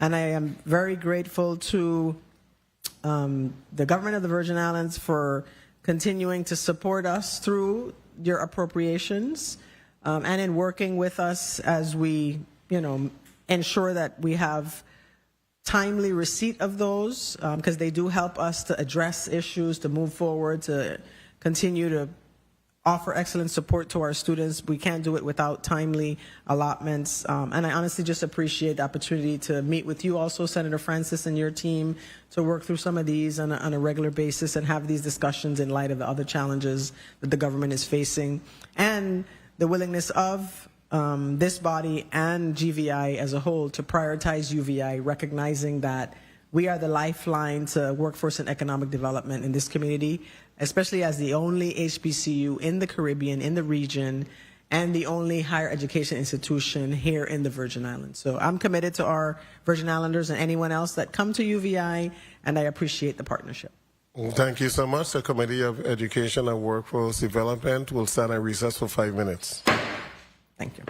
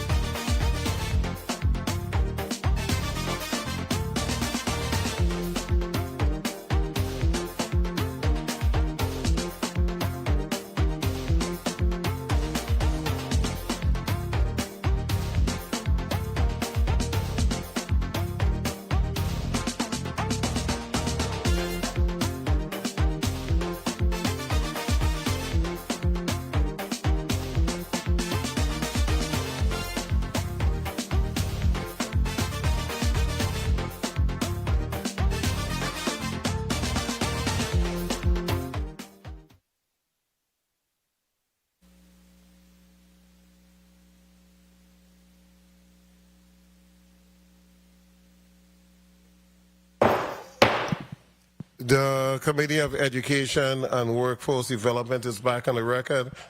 Madam Clerk, may you read the next item on the agenda?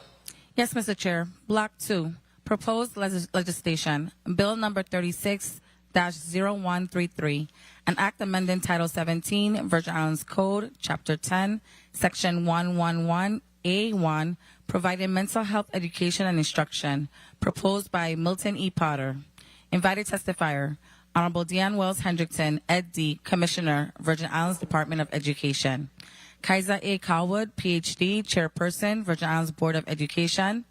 Honorable Justa Encarnacion, Commissioner, Department of Health. Dr. Yazin Hall, Mental Health Advocate, Educator, and Motivational Speaker. Leotine Jones, President, American Federation of Teachers, St. Thomas St. John, Local 1825. And Tamika Philippus, President, American Federations of Teachers, St. Croix, Local 1826. This concludes the reading of the... Thank you, Madam Clerk. Who speaks to Bill number 36-0133? I do, Mr. Chair. Senator Potter, you recognize. You may proceed. Thank you very much. Thank you very much, Mr. Chair. Good afternoon, colleagues. Especially good afternoon, testifiers. I'm pleased to introduce Bill number 36-0133, a measure that speaks directly to the health, safety, and future of our children. The bill proposes to add mental health education and instruction to our school health programs, ensuring that students from K through 12 receive age-appropriate learning activities that help them understand mental wellness, build resilience, develop coping skills, strengthen their self-esteem, and form healthy relationships. We know that education is not limited to reading, writing, mathematics, and science. True education must prepare our young people to manage challenges, communicate effectively, support one another, and seek help when they need it. Across our community, we've seen the pressures facing our students, families, teachers, and schools. Mental health is no longer an issue we can treat as separate from academic success, public safety, family stability, or workforce development. It is connected to them all. This bill is preventive in nature. It does not wait until a child is in crisis. It recognizes that early intervention, stigma education, and social connectedness can make a meaningful difference in a young person's life. By teaching students healthy coping strategies, problem-solving skills, and the importance of supportive school and home environments, we're giving them tools that they can carry for a lifetime. Colleagues, this measure is not about adding another burden to our schools. It is about strengthening the foundation of student success. It is about giving educators a framework to address an issue they are already seeing in classrooms every single day. It's about helping our children know that mental health is health, that asking for help is not a weakness, and that every student deserves to feel seen, supported, and empowered. I respectfully ask my colleagues to give this bill their serious consideration and support. If you're committed to building a stronger Virgin Islands, we must begin by investing in the well-being of our children. Bill number 36-0133 is a meaningful step in that direction, and I urge your favorable consideration. Thank you very much, Mr. Chair. Thank you much. Thank you so much, Senator Potter, for your introduction of Bill number 36-0133. At this time, I'm going to allow the individuals who are here to testify to put their name and title on the record, beginning with the Assistant Commissioner. Good afternoon. I am Victor Som III, Assistant Commissioner for the Department of Education. Okay, I'm next. My name is Tamara Ramos. I'm the Territorial Coordinator for Department of Health, Division of Behavioral Health. Okay, thank you. Next, St. Thomas. Good afternoon. My name is Dr. Rolinda McCarthy, Assistant Director for Division of Department of Health, Division of Behavioral Health. Okay, and online. Hi, I am Dr. Yassine Hall, born Virgin Islander, exposed from my mother for paranoid schizophrenic. I'm also a mental health advocate, educator, author, and a motivational speaker. Yeah, thank you so much. So we're going to begin with the testimony, and we're going to begin with the Department of Education in conjunction with the Department of Health. So you may proceed. Good afternoon, Chairperson VLA, Vice Chairperson Avery Lewis, other committee members, and other members of the 36th Legislature, and my fellow Virgin Islanders. I am Victor Som III, Assistant Commissioner of Education, on behalf of the Honorable Dion Wells Hendrington, Commissioner of Education. I have the honor, again, of serving as the Assistant Commissioner of Education. Thank you for the opportunity to provide joint testimony on Bill number 36-0133, an act amending Title 17, Virgin Islands Code, Chapter 10, Section 111A1, providing mental health education and instruction. This testimony was developed in very close collaboration with the Honorable Hussein Kanasyong, Commissioner of Health, and the Virgin Islands Department of Health leadership. We are very grateful for their partnership and their assistance in collaborating to develop this testimony. After internal review of the proposed amendment, both departments strongly support the amendment to Title 17, Virgin Islands Code, Chapter 10, Section 111A1, as proffered in Bill number 36-133. The bill provides a vital component for students to address their psychological development through their school years, a transition from dependence, guidance, and independence. The awareness of the mindset of the individual is very important, and drawing awareness to this concept through a focus on mental health as part of the core instruction for health education is indeed a great idea. The Virgin Islands Department of Education and the Virgin Islands Department of Health fully support promoting mental health education, instruction, and awareness, as it is beneficial to our students' social, emotional, and mental wellness. Both departments play a pivotal role in increasing awareness in students and the community about mental health, as awareness through education is the first step to reduce the stigmas attached to mental health. We are acutely aware that mental health challenges are the leading cause of disability and poor life outcomes in young people today, with significant increases in certain mental health disorders such as depression, anxiety, and suicidal ideation. Many factors shape the mental health of young people, especially social media influences, family, academic, individual, and societal forces. The Virgin Islands Department of Education and the Virgin Islands Department of Health continue to work to uphold the mandate of Title 17 Virgin Islands Code, Chapter 10, Section 111A1, by working extensively in implementing instruction, services, and activities for our students. This measure recognizes that mental health is foundational to a child's ability to learn, develop, and thrive. Integrating age-appropriate behavioral health education into K-12 schools supports a proactive, prevention-focused approach that benefits children, families, and communities.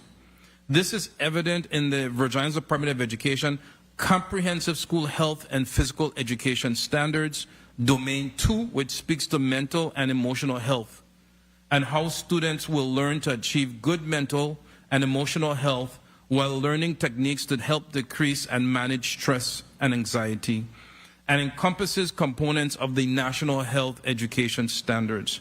And in the testimony, you will see Domain 2 and all that is required by grade cohort. From a mental and child health perspective, early behavioral health education strengthens healthy development, supports emotional regulation, and promotes resilience from across the lifespan. Schools provide a critical opportunity to reach children early, reinforce positive coping skills, and engage families, ultimately improving school readiness, family stability, and long-term health outcomes.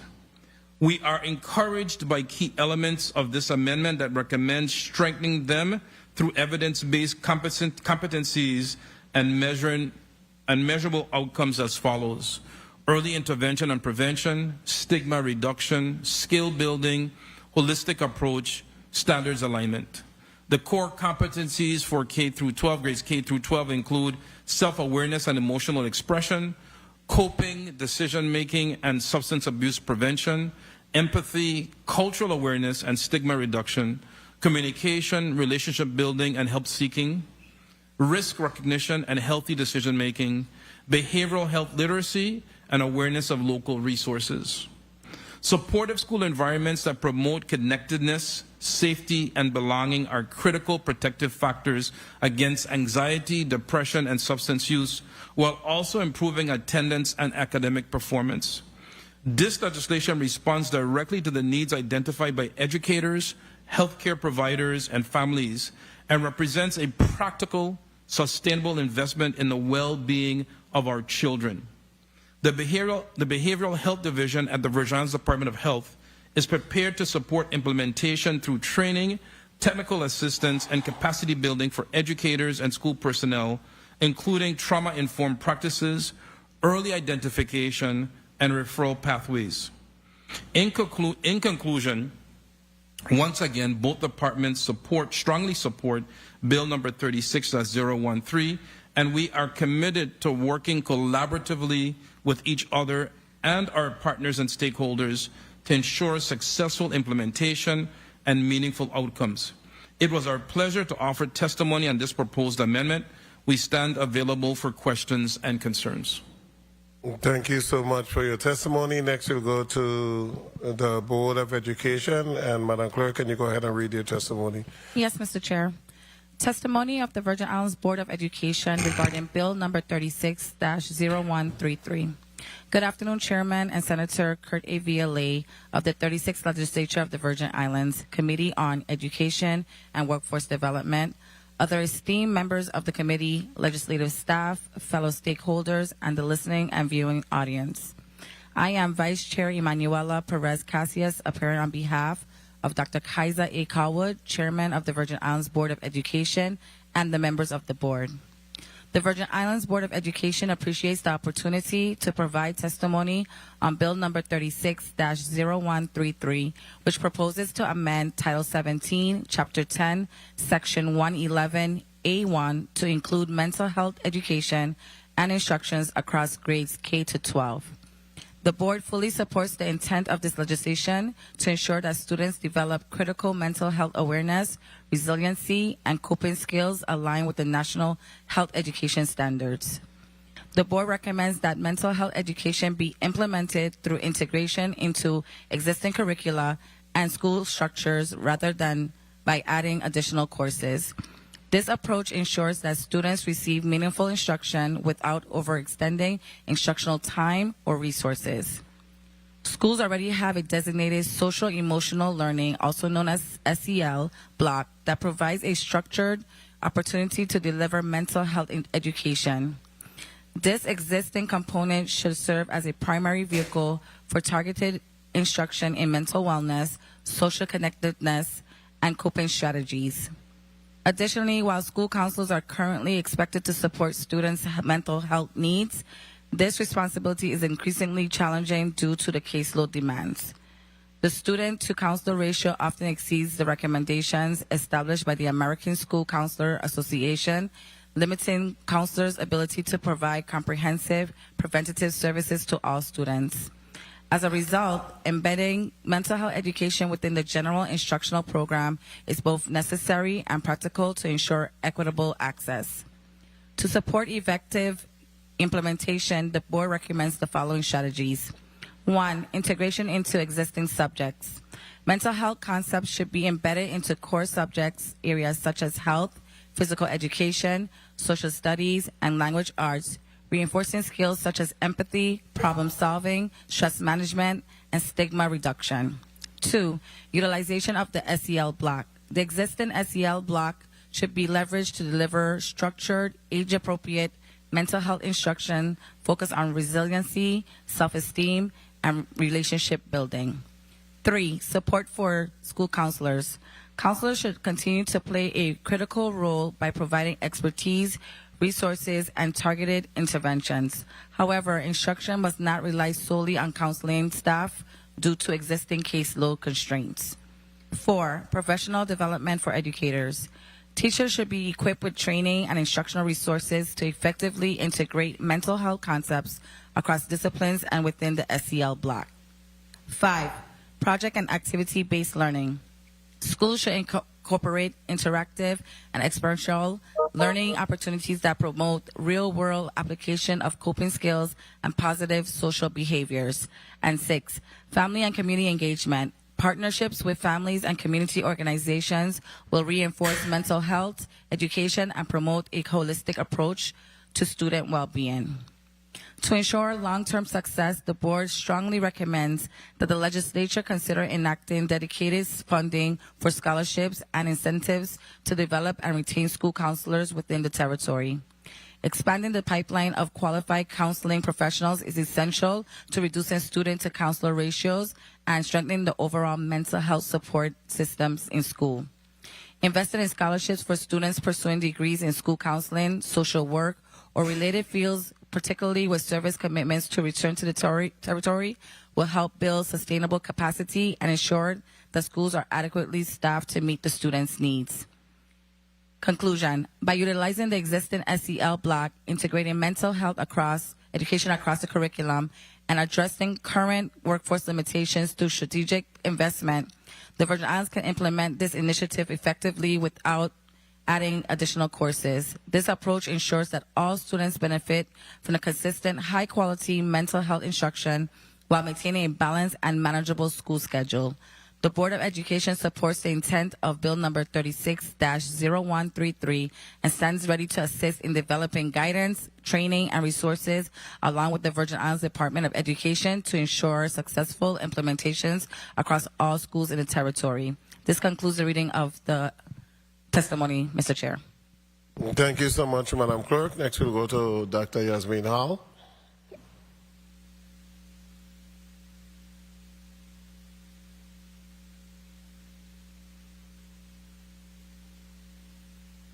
Good afternoon, Chairman Valley, Vice Chair Lewis, members of the Committee on Education and Workforce Development, Senator Milton Potter, distinguished office officials, and members of the 36th Legislature and the Virgin Islands community, as well as the viewers. Thank you for the opportunity to testify before you today in support of Bill number 36-0133, legislation that would establish mental health education and instruction within our schools from kindergarten through 12th grade. My name is Dr. Yassine Hall. I'm a proud Virgin Islander, mental health advocate, educator, author, and motivational speaker. This bill is not just policy for me. This is personal. This is survival. This is generational healing. I come before you as someone who grew up in a household impacted by untreated mental illness. Both of my parents suffered from mental health conditions that were never properly addressed in time. Most notably, my mother, who was later diagnosed as a paranoid schizophrenic. At the age of 12, during a major mental health episode, my mother attempted to take my young life. What made that experience even more devastating was the complete lack of mental health systems available for the Virgin Islands at that time. There was little to no trauma support for children like me. There were virtually no mental health facilities. There was no school mental health counselors available to students. From my first-hand experience, after my mother's psychiatric episode, she was brought back into the home almost immediately without long-term treatment, family stabilization, and sufficient support systems in place. As a child, I felt traumatized, vulnerable, and forced to continue living in fear that the violence could happen again. For years, I carried that pain in silence. That silence later became my purpose. I wrote the book, Journey Untold, My Mother's Struggle with Mental Illness, because I knew that there were countless Virgin Islands families, just like myself, silently suffering the same way I did. I wanted to humanize mental illness and break the stigma that has existed in our culture for generations. Following the release of my book on tour, I launched the Ending the Stigma USVI campaign in 2015.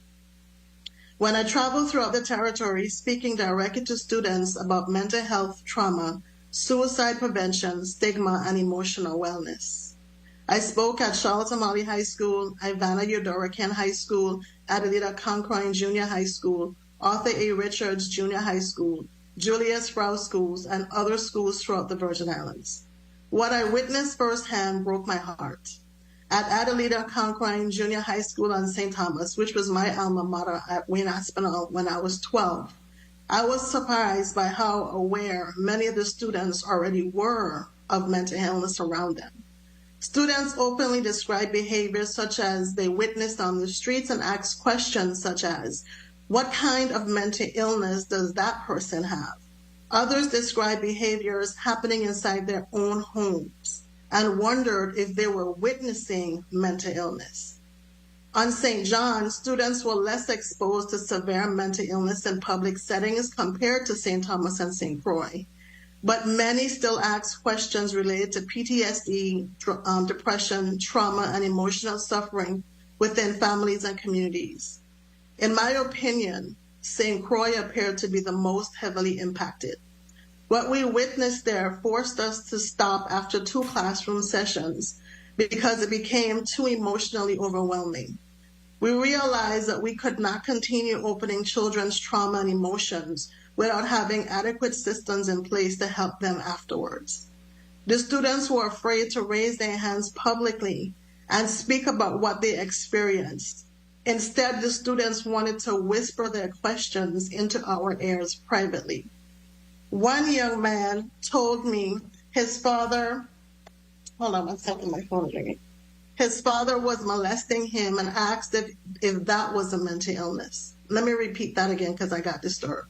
One young man told me that his father was molesting him and asked if that was mental illness. One young lady asked if her uncle exposing himself inside the home was that mental illness. Our students quietly shared experiences involving inappropriate touching, abuse, trauma, violence, addiction, fear, and emotional instability in the homes. What disturbed me the most was realizing that many of these children had normalized these experiences because of dysfunction, trauma, untreated mental illness, abuse, and emotional suffering had become part of their everyday lives and their environments. In communities where trauma becomes normal, people stop recognizing that there is a crisis. This experience has changed me forever. It showed me that the Virgin Islands was not simply facing a mental health issue. We were facing a generational crisis of untreated trauma, silence, abuse, and emotional pain among our youths. This is why this bill matters. Many mental health educators know that mental health saves lives. My work in the Virgin Islands was also deeply informed by my years of experience with NAMI, the National Alliance on Mental Illness. In 2010, I began working for NAMI Orlando as a young presenter in the nationally recognized Ending the Silence program. Through that work, I presented in more than 113 schools throughout Orlando and later continued presenting in Gwinnett County, Georgia, until 2017. The Ending the Silence program was created to educate youth about mental health awareness, stigma reduction, early intervention, and help-seeking behaviors. Research on this program has shown improvements in students' understanding of mental illness, reduced trauma, and increased willingness among young people to seek help. Beyond that research, I witnessed the impact firsthand. I watched students who had been silently struggling finally open up about depression, trauma, anxiety, and suicidal thoughts. I watched classrooms become safer spaces for emotional conversations. I watched education begin to break cycles of silence and shame surrounding mental illness. This experience showed me that mental health education in schools is not optional. It is life-saving. And that is exactly why this legislation is necessary for the Virgin Islands. Today, we have made progress. Schools now have mental health counselors in ways they did not when I was growing up, but there's so much more still needed. We need constant mental health education, early intervention programs, trauma-informed school systems, properly trained counselors, accessible treatment resources, and culturally competent support for Virgin Islands families. This bill represents prevention. This bill represents awareness. This bill represents hope. I also stand before you today not only as an advocate, but as someone who has actively worked to help advance mental health legislation in this territory. In 2003, the Georgia General Assembly formally recognized my mental health advocacy and community impact through House Resolution 441 in my name, honoring my efforts in advancing mental health awareness, education, and legislative incentives benefiting the people of the United States, Virgin Islands, and communities beyond. My advocacy efforts helped support the passage of Bill number 31-0134, which focused on funding mental health services for residents in need. Bill number 31-0279, which addressed mental health support and grief for stress counseling training for public school counselors. I also assisted in the legislation related to strengthening mental health intervention laws, including bills number 32-0084 and 32-0085. So today, I am asking the legislature to continue that progress, because untreated mental illness does not impact one individual. It impacts children, families, schools, communities, and future generations. No child should ever have to experience what I experienced at the age of 12 years old. No child should suffer in silence because adults were too uncomfortable to discuss mental health openly. And no family should be left without resources, education, or support. Bill number 36-0133 is more than an education policy. It is the investment into prevention, healing, and the future of the Virgin Islands. I respectfully urge this body to pass Bill number 36-0133. Thank you, Chairman Velay, members of the community, and Senator Potter for allowing me the opportunity to testify today, and for your continued commitment to the mental health and the well-being of the people of the Virgin Islands. Thank you so much for your testimony, and thank you for sharing your personal story with us. It's quite touching, and sadly it is something that has taken place in a number of households in the Virgin Islands, more than we could even imagine. But we're going to go to a round of questioning colleagues. We're going to go to a 4-minute round. I will begin with Senator Avery Lewis. 4 minutes. Thank you. Good afternoon, colleagues. Good afternoon, testifiers. Good afternoon to the people of the Virgin Islands. Colleagues, you know, I understand the intentions of this bill. And every day we traverse this community, we're seeing younger faces out there in trouble. Some need help, some receiving help, some don't want help. Many different scenarios we could draw here today.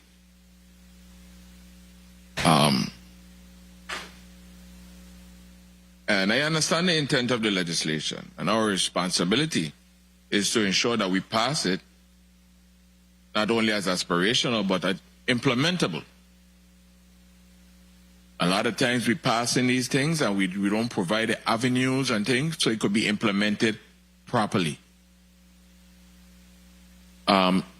Assistant Commissioner Soames. Yes, sir. Before I get into my line of question, and I just want to ask this question, have we ever really taken a deep dive of all the mandates that we've given and what was implemented, what is working, what we could actually take off the teacher's plate, leave on, because we just been adding, and we really haven't been really evaluating to see what's working, what's best practices. So I need to know, how have we done the overview, the looked at of the daily component? Because in elementary, the classroom teachers do not teach health. It goes to the PE teachers. In high schools as well, in all the schools, the PE teachers does this. How have we been in collaboration with the Department of Health to make sure that these teachers are receiving the proper training? Have we adopted a curriculum or a textbook that goes along with what we're trying to implement here that has a mental health component in it? And I'll pause there for a moment. If I may, Mr. Chair, in response to Senator Lewis's inquiry, the department does indeed have curriculum. We have the School Health and Physical Education Standards as of 2020. That's a revision. And as a part of that curriculum in Domain 2, we have mental and emotional health instruction by grade cohort. So we have, for example, K to 3, 4 to 6, 7 to 8, and 9 to 12. A lot of the mental health education and instruction not only happens in physical education and health classes, but we also have a very robust social emotional wellness campaign. We've hired in both districts social emotional wellness program managers. They work with the districts to ensure 1 minute that mental health education and social emotional wellness programs and activities are implemented. And then lastly, we have really good relationships with the Department of Health. They are responsive. They come into our schools on a very regular and frequent basis to meet with students individually, to meet with students in small groups, to meet with students in large groups, to promote good mental health and well-being. All right, so let me turn the question around. 30 seconds.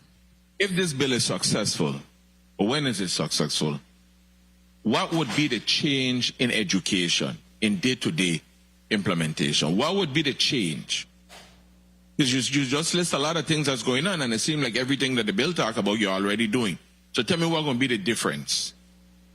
Well, I imagine that we would perhaps look to expand mental health education and instruction beyond physical education. Time. For example, I could, if I may, Mr. Chairman, You may. I could see the expansion of mental health and mental and emotional health education and instruction beyond just physical education, perhaps into a social studies branch or science branch. That is something that the department would have to sit down with health and the Board of Education and look at how we could expand our mental health education offerings at this time beyond health and physical education. Would that require money? It would require money in the sense that we would have to now train teachers in other subject areas on how to deliver instruction on mental health and wellness education. Thank you. My next round of question, and I'll come back, because I'd like to know how often do Department of Health and you all do joint stuff in the schools? And like when last you've been in there, how often do you actually go into the schools? Like you just go to the counselors? I know when we identify certain students, we try to address those needs. But they're talking about general whole grouping and so forth, or by grade level. How often do we go in? What has the principals done to have like mental health days, stress-free days, those type of things? Thank you. I'll come back, Mr. Chairman. I'll allow you to put an answer on the record, either health or education. If I may, in answer to your question, Senator Lewis, for example, in one district, I have a calendar of training for mental health and social emotional wellness. So in September, for example, this one district did teen intervention and criminal deterrence, a teen intervention and criminal deterrence program. They did rape awareness and prevention in September of last year. That was from September 1st to September 30th. They did suicide awareness and prevention from September 15th to September 26th. And the list goes on and on. In January of this year, they did empowering yourself, build confidence, resilience, and self-love. They did good touch, bad touch to pre-K through 12 students. That was done for the entire month of January on Tuesdays, Thursdays, and Fridays. So this is not something that we do as an aside. It's not something that we do irregularly. This is something that happens day in, day out, week in, week out, month to month. As I can show you, if you would like, I can send you the schedule for the 25-26 Virgin Islands Department of Education social emotional wellness activities. So there's a frequency and there's a regular frequency to try and promote, to try and advocate, and to try and deliver instruction in social emotional wellness and mental health education. Through the chair, could we get a document, please? Thank you, Mr. Chair. Not a problem. Thank you so much, Senator Avery Lewis. Senator Carla Joseph, you're recognized. Thank you so much, Mr. Chairman. A pleasant good day to everyone.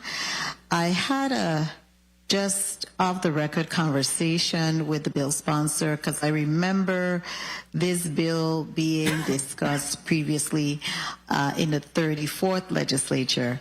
And I want to really thank the bill sponsor for his diligence and persistence in bringing this back, because based on his acumen, he understands how important and where he come from in background in counseling, how important mental health is to all of us. And so he's very sensitive and diligent about pursuing this avenue.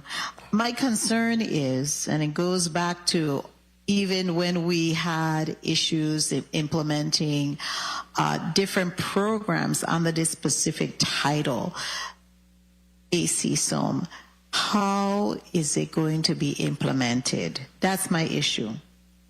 I see that we have a lot of bills and we pass different types of legislations, and this is a good legislation. It is needed, but we don't have the same diligence and drive to implement. That's my concern. And if you're looking at implementing this, what collaborations are you thinking are going to be needed and necessary to implement this legislation? And how are you going to fit it into the already stretched curriculum for our young people? Can you kindly indicate? Thank you, Senator Joseph. 2 minutes. Victor Summer III, Assistant Commissioner of Education. Senator, mental health, education, or wellness is already being implemented. It's being implemented in our school, our comprehensive physical education and health curriculum and standards. It is domain two. One moment for me. Now, how much time do our young people spend in those areas, so I could understand? So you're saying that this is already implemented. How much time? Because I know they had cut back on the requirement for physical education. So how much time are our young people, and then just for graduation purposes, how much time do you spend doing that, average student in high school? If I can just step back a bit. So for example, physical education is considered a special in our elementary schools. So many of our elementary school students get physical education between 1 to 2 times per week. 1 minute. In our high school settings, physical education is a required class, and if a student is taking physical education, then they're getting physical education every day. That does not necessarily mean they're getting mental health instruction every day, but as a part of the curriculum, they are, through the course of that semester, they are being exposed to mental health instruction and mental health education. 30 How many seconds. teachers do you have focused on implementing and ensuring this type of implementation for the mental health component and even the physical education? Because both of those two correlates. You know, you have, when you're physical, you work out, that helps you and builds your, not only your mental capacity so that you could learn, you know, and releases endorphins and the like so that you could cope with whatever stresses those comes along. So how many teachers, that's my questions, and instructors do you have? Mr. Chairman, may I be allowed to get that answer? Yes, go ahead. I do not have that information. I mean, in terms of how many physical education teachers territory-wide, is that the gist of your question, Senator Joseph? Yes, sir. Territory-wide, and I would also need a breakdown of them by the schools, because I do recall a time when they got rid of a lot of the physical education teachers. We want to make sure that this bill is properly implemented and we have sufficient numbers here to implement. That's my concern. Thank you so much, Mr. Chair. Senator, we will have that information to you before week end, if not by tomorrow. Thank you so much, Senator Carla Joseph, and I'm sorry that, Ms. Brown, go ahead. I wanted to just let you guys know that the Department of Education and us, we already have a schedule already for the 2026, 2027, and anything that's happening in one district happens in both districts, so it's happening simultaneously. Okay, thank you so much. I know that, Mr. Som, that physical education was reduced in high schools from 2 credit to 1 credit, correct? Yes. And there's still the health requirement? Yes, there is. Okay. I think that one of my concern is the language that says kinder to 12. As the language is written, is the department presently doing that as the language is written, kinder to 12, mental health education standards? As the language is presently written, are we doing that, or is that going to become an additional burden on the department?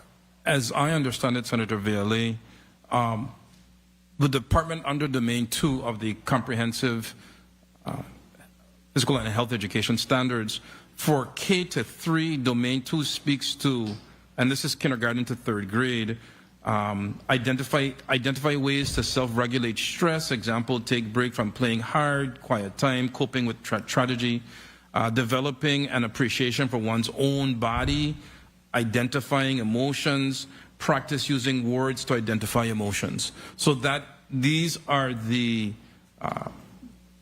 standards. They're all components of the National Health Education Standards. They align with the, yes, they do. Dr. Hall, you're going back to your testimony, which was very impactful. You have a sentence that says, and you are referring to yourself, we were facing a generational crisis of untreated trauma, silence, abuse, and emotional pain among our youth.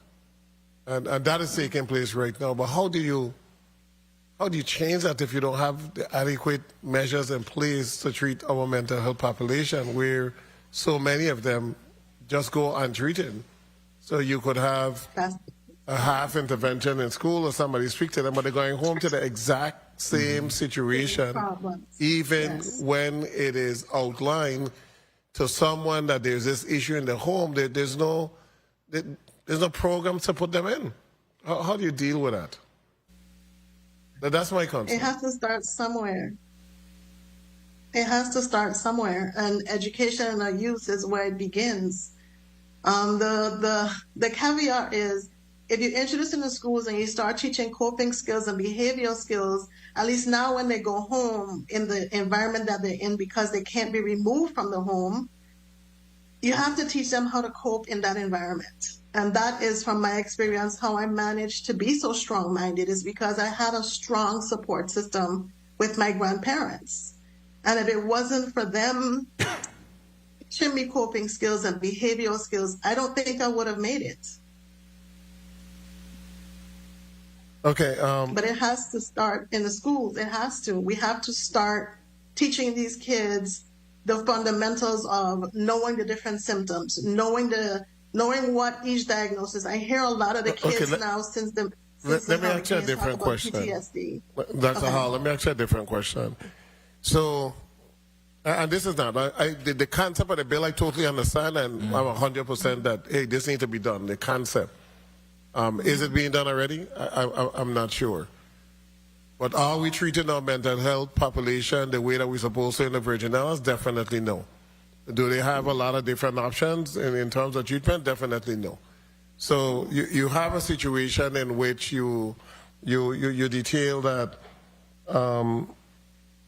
a young lady acts if the uncle exposing themselves was a mental health issue. Yeah. And I know as a junior high school principal, I had a similar case. And the case was referred that this was happening in the home, and the person that was exposing themselves had a lot of cognitive issues. But the child was never removed, nothing was really ever done. You know, so like you make a complaint, you do this, you do that, and then it stays the same. So now I'm wondering, well, what is the impact on a child if they now get the education, they make a complaint, and then there's no change whatsoever, Dr. Hall? Talk to me about that. I am concerned about that. I am very concerned about opening these children, especially in St. Croix. I am concerned about opening these children to what these symptoms are, and then they go home and realize that they live with these symptoms, and then now what? Now, how do this child cope knowing that their family member and a lot of the community members around them have a mental illness? Now normal becomes a mental illness. So now the child feels disassociated because they are normal and their other counterparts and their family members don't seem to be normal. And now are you going to be making a bigger bully system where people are going to now be able to identify mental illness and symptoms and start yelling at the kids and diagnosing themselves? I am concerned about that. Is there a remedy? I wish there was. That is a portion that is a portion that scares me. In reference to, you know, how do you proceed? How do you actually proceed? And, Senator Valley.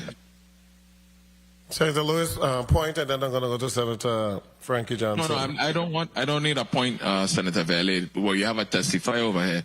We're trying to weigh in. Oh, okay. Several. Please go ahead. Thank you. Good afternoon. Again, my name is Dr. Rolinda McCarthy, Department of Health, Division of Behavioral Health. As we know, this is a joint effort. It's not just an individualized thing within the Department of Education.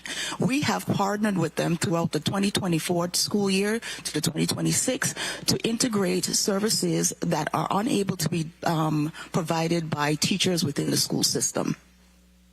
We have, to date, impacted or had measurable progress by 731 students receiving direct educational mental health training during the 2025-26 school year. 73% of these students were high school, 27 middle school. 236 educational and professional development sessions were conducted for educators and school personnel. 64% of the schools within the territory participated in 6 major educational trainings. The student feedback shows that 90% liked all our presentations, 91 gained important information, 88% reported that they were likely to apply what they learned within their daily lives. 82% received information they have never known before, reducing mental health stigma. 66% wanted to learn more about mental health wellness and prevention strategies. Based on our calendar, we have also integrated a comprehensive program within the school systems at EWA and at Lockhart, which is our CASTLE program, which is the collaborative of academic, social, and emotional learning, which identifies core competencies: self-awareness, self-management, social awareness, relationship skills, and responsible decision-making. So these are things that are already on the ground. We are providing the services and supporting Department of Education where there is a gap. And how are you dealing with the actual patient, the individual who has that mental health crisis? How are you dealing with that particular person? So when it comes to the young people in the school, we can deal with the individuals between the age of 14 to 18. And what happens is that they're referred to our services and our outpatient clinics for additional services. We also do referrals to the department. Okay, hold up. You have a referral of young individuals. You got to get parental consent. That is correct. That is correct. And there are a number of parents who refuse to give consent even after the school has identified certain issues. Well, but that wasn't where I was really going. My thing is, you have a child who come to school and say, my parent is displaying suicidal thoughts on a regular basis. Every other week, they're saying they're going to kill themselves. They're doing this, they're doing that. How do we go in and help that person, not the child? The child made the complaint based on their mental health education. How does Department of Health go in and provide assistance for that individual that is displaying irregular behavior? Through the 1024 assessments, we go out within our communities to assess individuals that may have suicidal ideations or other mental health issues. Okay, I'm going to go to the next senator. But there was a young woman in St. Thomas that was walking with a child for months. Homeless in St. Thomas for months in the tongue in Charlotte and Marley. Okay, that child, something not being in school, anything. So if that person couldn't get the service and it's glaring to everybody, we outside, we call. If that child can't get the service, how is the one that's in the comfort of their home with all the irregular behavior getting the service? And I asked for a meeting with the chair of health and hospital to deal with this mental health, because no matter how we sum it up today, the education component is here and we got to deal with this. But no matter how we sum it up, we're doing a horrible job when it comes to the mental health population in this territory. And Dr. Hall said that it's worse than St. Croix. She said that was the worst. But we have issues that we see every single day in the same exact spot. We could predict it. We could predict the behavior. I could predict who's going to ask me for money by full tongue every single time I go in there. And that's a farmer student. And where are the services? We have 2 behavioral health vans parked up. I'm very upset with what the Virgin Islands has provided for mental health, because the Senate has appropriated monies. Senator DeGraff, some $15 or $20 million. 18, he could give the amount appropriated. None of the money is utilized. We're just hearing some pie in the sky. Oh, we need 100 and something million. How are we directly impacting individuals that have mental health issues? How are we doing it? We expose the children, we give them more education, and they complain more, and then they're seeing the same thing over and over and over, and there's no change. Senator Frankie Johnson, you go ahead next. Good afternoon. Thank you very much, Mr. Chair. Very uncomfortable subject, but one that has to be had. And as the chair said, you just continue just walking into younger and younger people, and that's a scary part for me. And I think most of the question we're asking here again is, yes, you have these programs in the school, is after school. how do we get in contact? How do we make sure that what you're teaching them, trying to educate them about, and then the parent is the one with the issue, so it's now falling back on them. How do we break that gap or get across? I've had so much experience with just people that need help, and sometimes you go out there and they're not trying to even answer you and accept help, and that's the challenging part. Everybody's you're reaching out there. I said this story many times. I picked up a gentleman out of town, asked him if he want a place to stay, got him in the car, take him up to Lutheran Social Service. That was prior to the hurricane. And he walked around the entire facility and he looked at it. He said, "This place dirty, take me back in town." I couldn't do nothing. I had to carry him back to town and put him back on the street because he actually refused.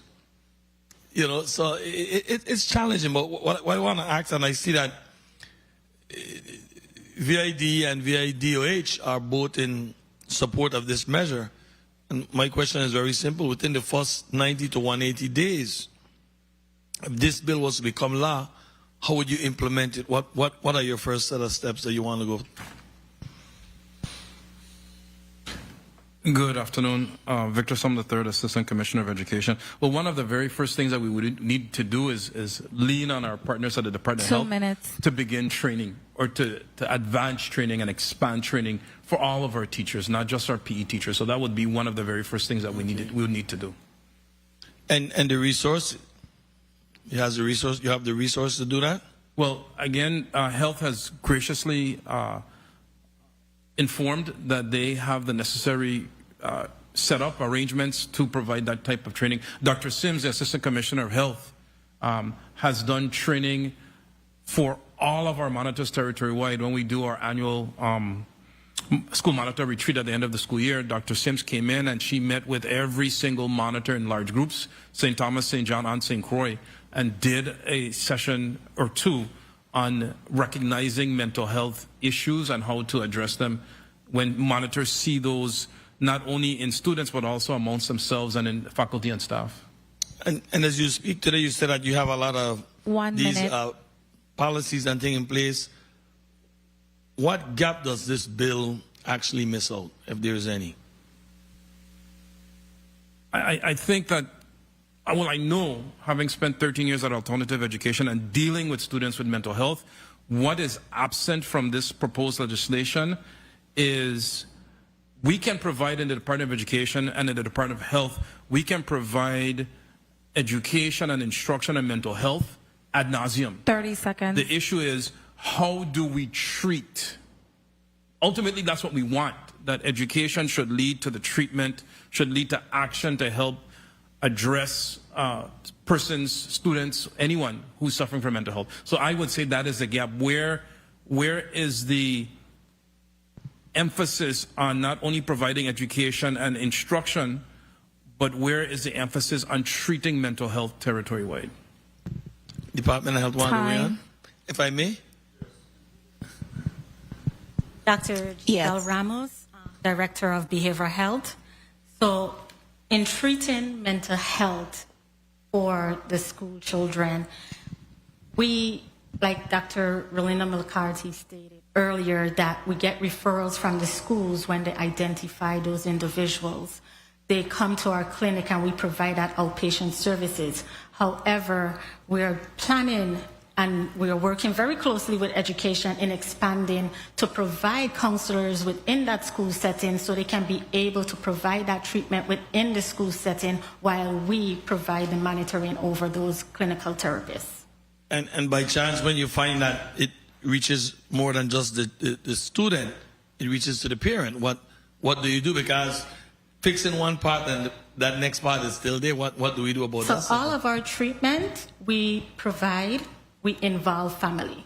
We involve the parents, that close relative, caregivers, or whomever that individual is surrounded with in that environment. We provide that for them as well. Because we can't do it with the children only. We have to provide it for the family member as well. Thank you very much. Thank you very much, Mr. Chair. Thank you, Senator Johnson. How many individuals have you treated from the school system as a result of referrals from counselors or administrators? Dr. Giselle Ramos, Director of Behavioral Health. I do not have that number for you currently, but I can provide it to you at a later time. But I can say it was a few, and it has been successful and ongoing still. Okay. I mean, before I move on, I think it was $18 million for mental health facility, and the sponsor of that particular legislation was Senator Noble Francis. Senator Lewis, are you on to my left side? As I ain't seen you, I keep on looking to the right. You have a point. Go ahead. Yes. Assistant Commissioner Soames, you know, one of the things I'll say to you is, along with this bill, and we were talking about reporting, we need to make our educators feel comfortable to report. I know for a fact when I was in a classroom, reporting, teachers had a fear of repercussions, especially in the elementary schools. A lot of administrators become territorial, and they really don't like their school to look bad. So when you report certain things, they make their school look bad, they make their numbers look bad. So we need to put the teachers in a comfortable zone. And I'm saying this without fear. We need to put them in a comfortable zone that they could do their job and report and get results. And I can place that on the record. Thank you. If I may, Mr. Chair. Unfortunately, as a result of ABS, a very dark history for the department, or I should say fortunately, what has happened is under this commissioner, Commissioner Wells Hendrington, mandatory reporting is mandatory. It is annual. It was spearheaded by our internal audit division. The commissioner herself and all of her leadership team, all principal, all school-based, school lunch, you name it. Everybody has to take an online class, an annual online class in manual reporting. We have unfortunately had to begin investigations and disciplinary proceedings against those people that become aware to us who have not reported, regretfully so that they can understand they have a statutory responsibility to report. And I'm very happy to be here today and let you know that under this commissioner, mandatory reporting of child abuse and neglect is happening annually at the Department of Education. Thank you. I could say so much on that, but we had incidents that take place for years, and we can't get the results of the study for the incident at Charles Tamale as to who was involved and who all need to be penalized. And a lot of people knew. From what you read, from education to human services, people knew. And yet it was kept silent. Senator de Graaf, you recognize. Thank you, Mr. Chair. Good afternoon, colleagues. Good afternoon, testifiers, all of you listening and present. You know, what I've seen with, it seems like anytime we involve more than one government entity, it becomes an issue of responsibility. Whose responsibility is it to carry something to the end? And then we start to point fingers, and then we miss the whole intent of what needs to be done. You know, as a police who served 26 years, I am so happy to see any kind of mental health education being done in schools. Because when they leave the schools, the responsibility becomes that of the police department, it becomes that of corrections, it becomes that of the mortuaries, you know, the morgue systems, you know, and we could talk about it and try everything, but I think, you know, one thing Dr. Hall mentioned, we have to start somewhere. We have to continue doing what we are doing, to find the right measure until we get on a regular track. So the things that are provided in this bill, AC Soames, mental health education shall include learning activities that develop people's mental health wellness. Is that done in the schools? Yes, sir. It's done as a part of the comprehensive school physical and education, school physical education and health curricula. Okay. Excuse me. So also social connectedness. Is that done? It's done as a part of the curricula on health education and physical education, sir. Domain The 2. supportive relationships through resiliency. Is that done? Yes, it's done by grade level, by grade cohort rather, as a part of the curricula on school physical education and health. Doctor, you want to add? We also implement... Give your name, please. Oh, I'm sorry. Dr. Rolinda McCarthy, Assistant Director of Behavioral Health. We also include them within every single one of our trainings in the schools, and that's territory-wide. Okay, problem-solving skills, is that done? And coping skills, are they done? That is correct.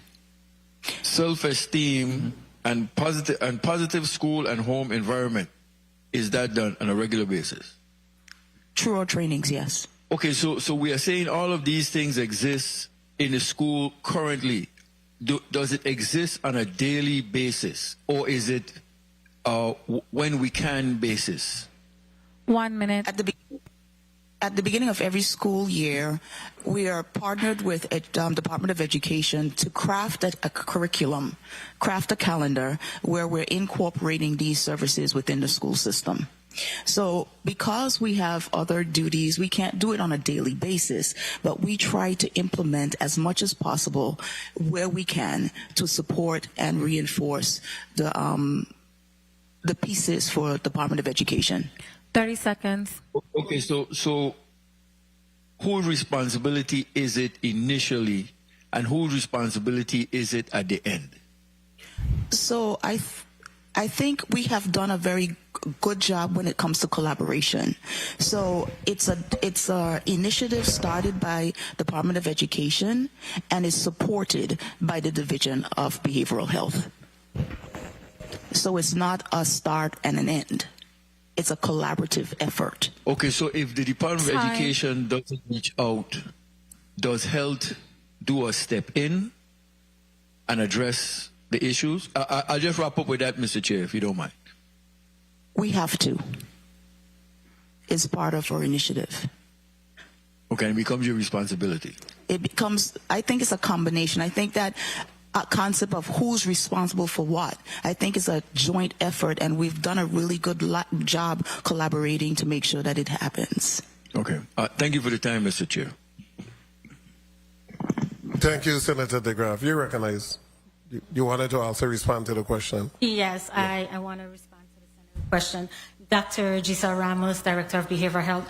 I want to say that it is a mandate by our federal partners that we do go into the school by SAMHSA, so we have to provide that learning aspect to our students as well as our teachers and faculties and so on. So we have to make sure that we are in that school setting to provide that mental health care and education for them. So it is mandated, not that it's our responsibility. However, it's a collaborative effort, like Dr. Rolinda McCarthy said. It's a collaborative effort, and it doesn't stop to us or human services or education. It's all of our efforts that puts into this education piece for our students. And the training that you do is usually on the PD and the professional development days, or do you go into schools on an individual basis that you'll pick Juanita Gardin, then you go to Eulalie Rivera? How is it done? Collectively or individually? Individually basis. So what we provide is crisis prevention intervention for all of the faculties. And in that curriculum, it has basically how to approach individuals with mental illness, how to speak with them, how to tactically take them down, because it has a tactical portion as well, to softly, tactically take them down, not with aggressive approach and so on. So we do go out and we individually provide that training for them. Okay. And they are certified when they're finished. So they have received a certification? Yes. Okay, and that is why we invited the American Federation of Teachers, because we wanted them to put their testimony on the record as to, whether or not they train, the comfort level with the bill. But I noticed in Thomas Federation of Teachers, the president, Leontine Jones, she has come before the legislature before, but we can't get the St. Croix Federation of Teachers president to ever come before the legislature, no matter how many times we invite. It is just silence, and these are issues that affect teachers. This is a next mandate that is coming for teachers, and we wanted to get their feedback. Likewise, I thank the board for their testimony. I like the board testimony with the integration, etc. But the board have a lot of members. If Dr. Caldwell can't come, a next member should be able to be here. Ms. Cassius is always here. She had a trip today. Somebody, the board members, the executive director, assistant director, somebody got to take onus.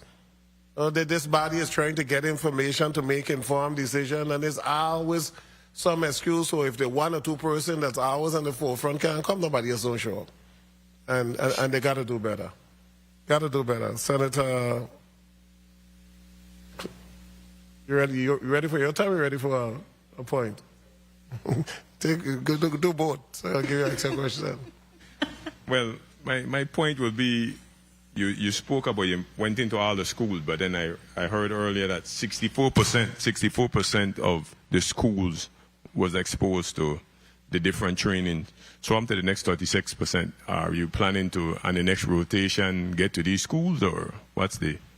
Yes, most definitely. So you see, Giselle Ramos, Director of Behavioral Health. So yes, so we will be getting to the next percentage of the schools because of how the school year begins and ends. Mm-hmm. We can't tackle every school at once. So that next cycle will be that next school that we have on our listing.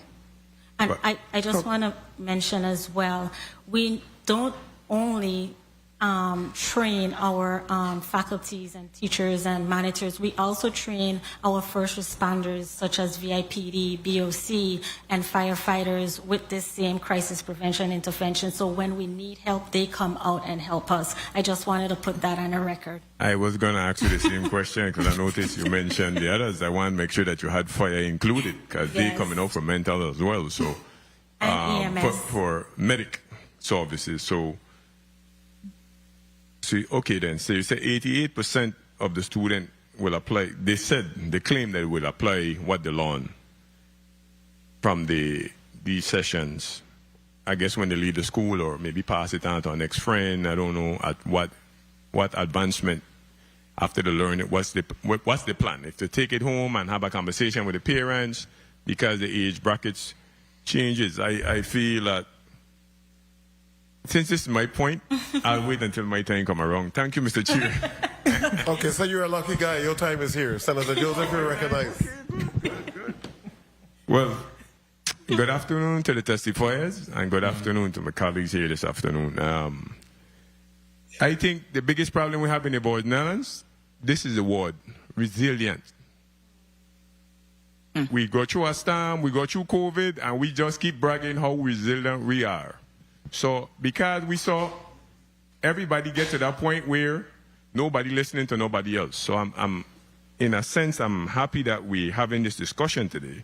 But overall, I think that word resilient and resiliency, they come from the leadership too, saying how resilient we are as a people in the Virgin Islands. And nobody stopped from the storms to now to really slow down and check our mental stability. We just keep pushing this word resilient. So when somebody look at somebody else, they turn their head and they say, man, you weak. They ain't saying the mental, they're saying they're weak. But it's a mental situation. So I think every time I hear the word resilient, from the hurricane to now, I just be looking around and saying, we boxing everything up in this word, and we ain't doing nothing. Because when we start to talk about if, with other colleagues I heard spoke before me, they were saying about, you have a problem in the school, you found out, they came to report something. then you gotta go home and facing the same music. Ain't no safe place. We ain't putting money from either health or anybody else, or we don't have any more. The capacity for our resources are not there to make sure that if I do have a problem, I don't have to stay to the same house.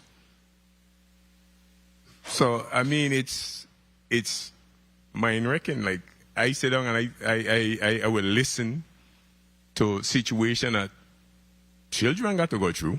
If you take a time, because one thing about children, they're gonna tell you the truth, like innocently the truth. Now, I ain't talking about them coming to tell a story. When they come to tell you about something that's going on, most of the time, high 90s, they're speaking nothing but the truth. And again, we don't fall into this resilient.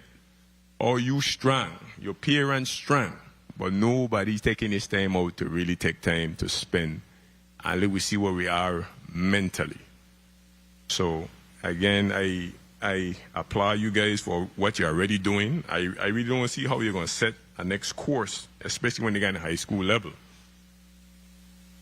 I mean, I don't know where the discussion going to go right now as far as if this bill pass, if this is going to be a course in the school, or I think the route that you guys are on already just might be sufficient. 1 minute. Might.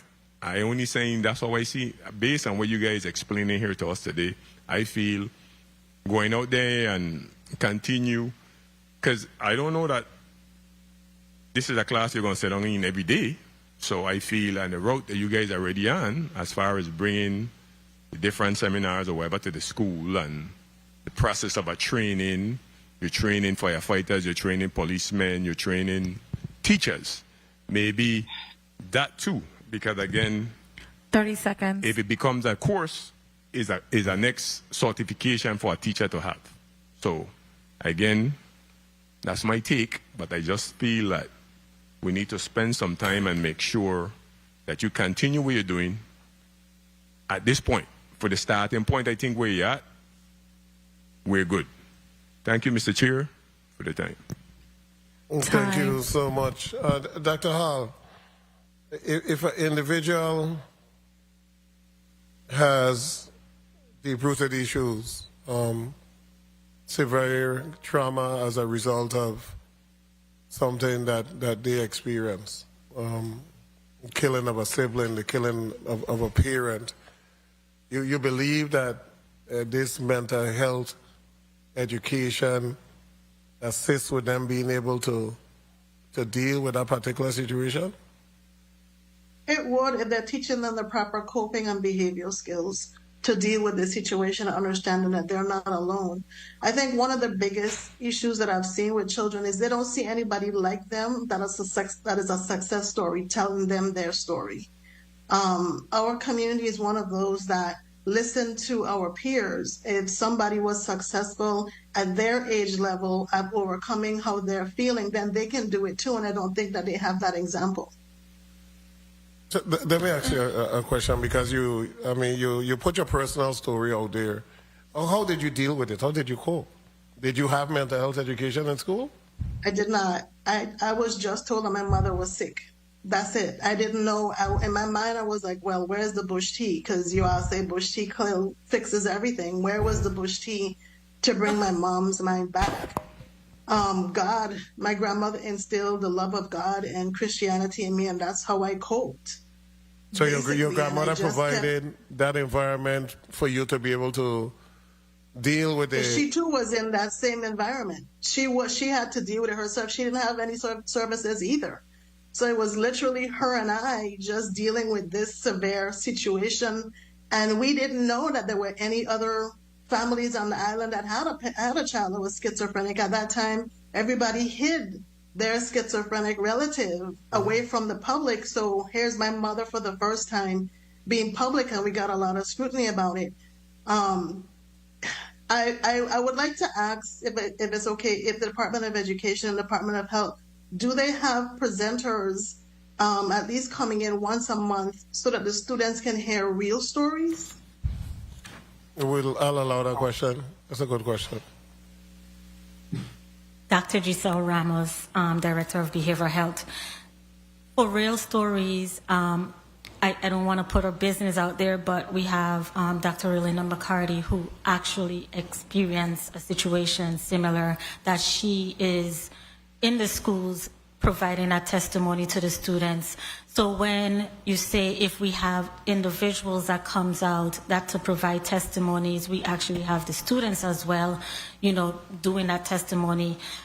But we don't seek individuals to provide that real life testimony unless they, you know, approach us to do so. Do you think that's a good idea that we need to? Yes, Okay. definitely, definitely. Okay. Yeah. And I want to mention to Dr. Hall, in reference to, you know, the coping skills as well. There's different factors that plays into the, you know, the treatment portion for these students if this bill is passed, and I should say when the bill is passed, because you have one-on-one counseling, group counseling, and sometimes medication, in which, you know, our society is, you know, against treatment in that form. So there are different factors to play in, such as what she says with coping mechanisms. So I just want to say it's not just coping mechanisms alone, coping skills alone, it's more than that in order for that individual to be in a stable environment. Okay. I agree. Senator, if I may, Yes. to address Senator Joseph's concern, as we understand the legislation, Senator Joseph, of the proposed amendment, it is not necessarily to create a new class, but to expand upon mental health education as a part of the existing school health programs. So we don't, and the legislation doesn't provide any funding to create new programs. I would say we would need to expand upon what is currently done as a part of our physical education and health, and also through our wonderful partners at the Department of Health to really reinforce and expand on training for teachers as well. Yeah. Go ahead, Mike, Senator Joseph. Yeah, because I just didn't want for us to fall in a situation where we had like the lawsuit against the Department of Education for the history. History. So I just was really questioning, listening to the amount of work that you guys already put out to start to touch this scenario that we have going on. Because that's what it is. It's affecting every single one of us. So I'm just saying that I just wanted not to fall into that line. But again, you made it clear it's to strengthen what you have. Exactly. Okay, thank you. Okay, and that's important because we really don't want a next lawsuit and back and forth that the department is supposed to implement this and they haven't. The language says on mental health education and instruction that includes age-appropriate model learning activities. What if we scratch for grades, kinder through 12, and just learning activities on the overarching mental health? If you don't include the language that says K to 12, but you just include the overall concept that you want to teach, you want to provide that mental health instruction. Well, the Domain 2 already breaks it down by grade cohort, so I don't think it makes a tremendous amount of difference. Okay, so it doesn't need to necessarily be... Yeah, we already have that as a part of the health and physical education curriculum. Okay. And before I go to the sponsor of the bill to explain if his concept was a separate class instruction, which I'm sure he'll put on the record, I think about a story I read a couple months ago in which this lady in Frederick said was driving around a car and looking to hit people and had hit somebody, and then they were trying to look for the person. They never found her.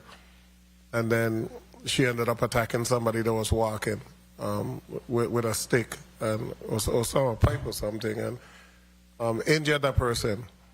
And the young lady had a mental condition, the young individual. And I remember reading the quote from the mom, and when I read the quote, I think that's when I wrote the letter to the Commissioner of Health about mental health. And the mom said, I have reached out for help so many times, over and over and over, and has never received that help.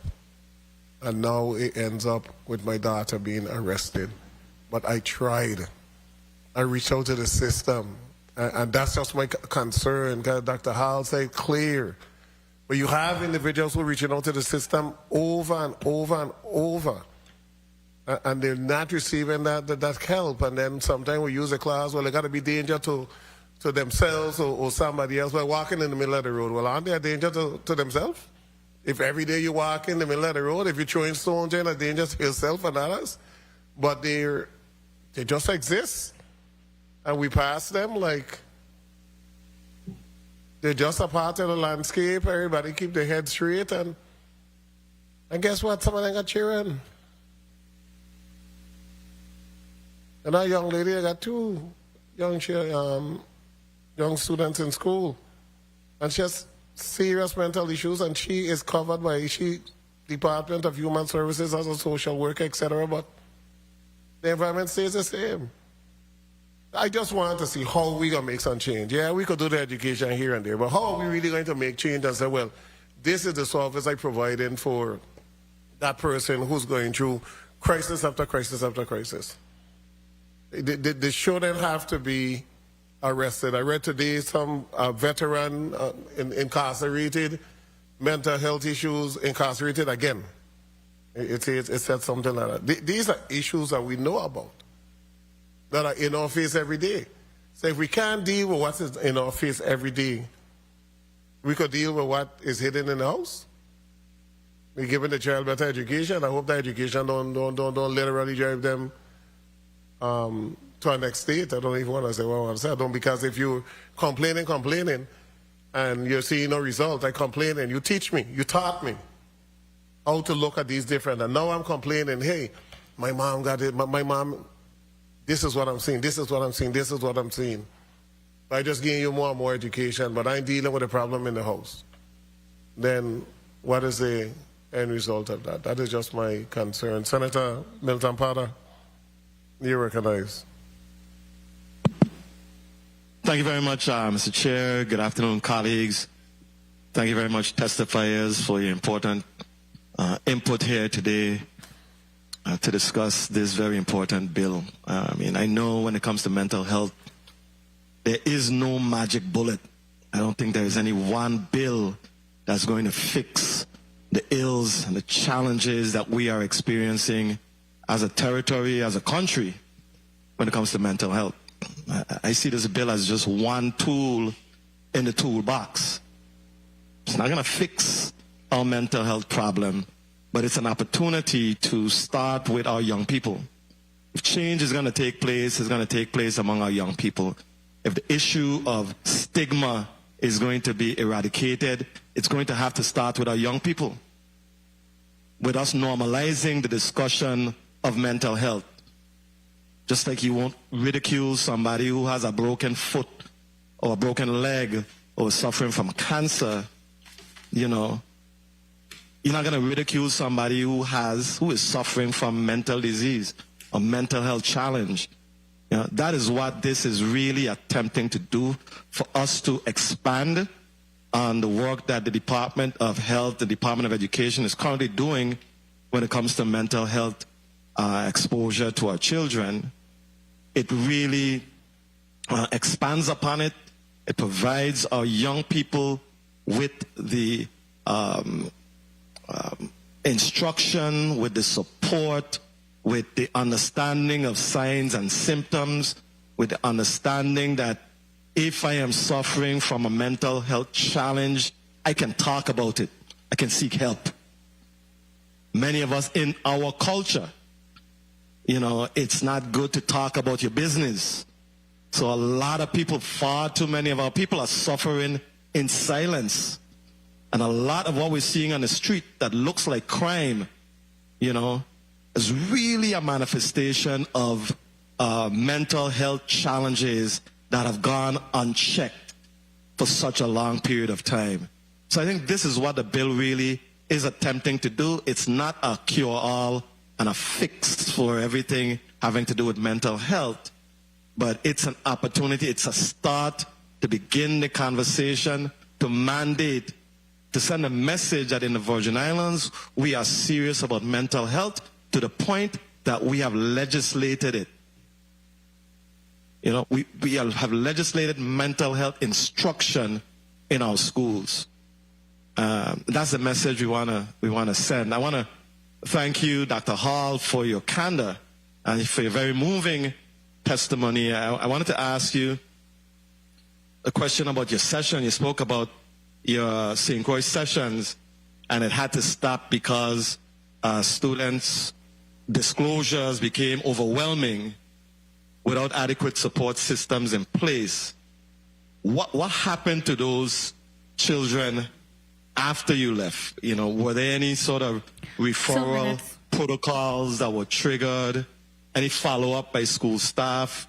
You know, do you know what happened with those students who, you know, who you initially met? I think in 2015. Yes.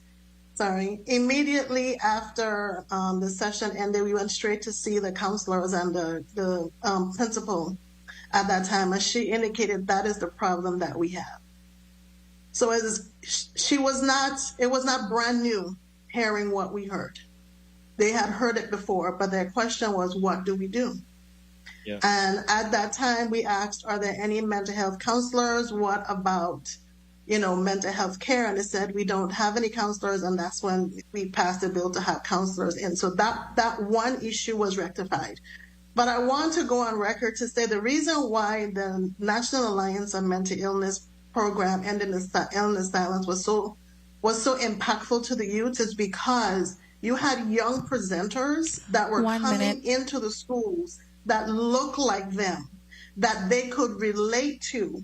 And now the children felt safe. They felt safe and relatable and not alone. And that opened the door for these children to now do more research, go to their counselors and say, hey, you know, we just had someone come into the classroom that was talking, and I think that I have a problem. And that's a huge step for a child to go to a counselor and go, I have a huge problem, who's been sitting in silence for years. So what if we could implement a program like that in the Virgin Islands where the youths are seeing people who look like them in their community and that be brought into the curriculum?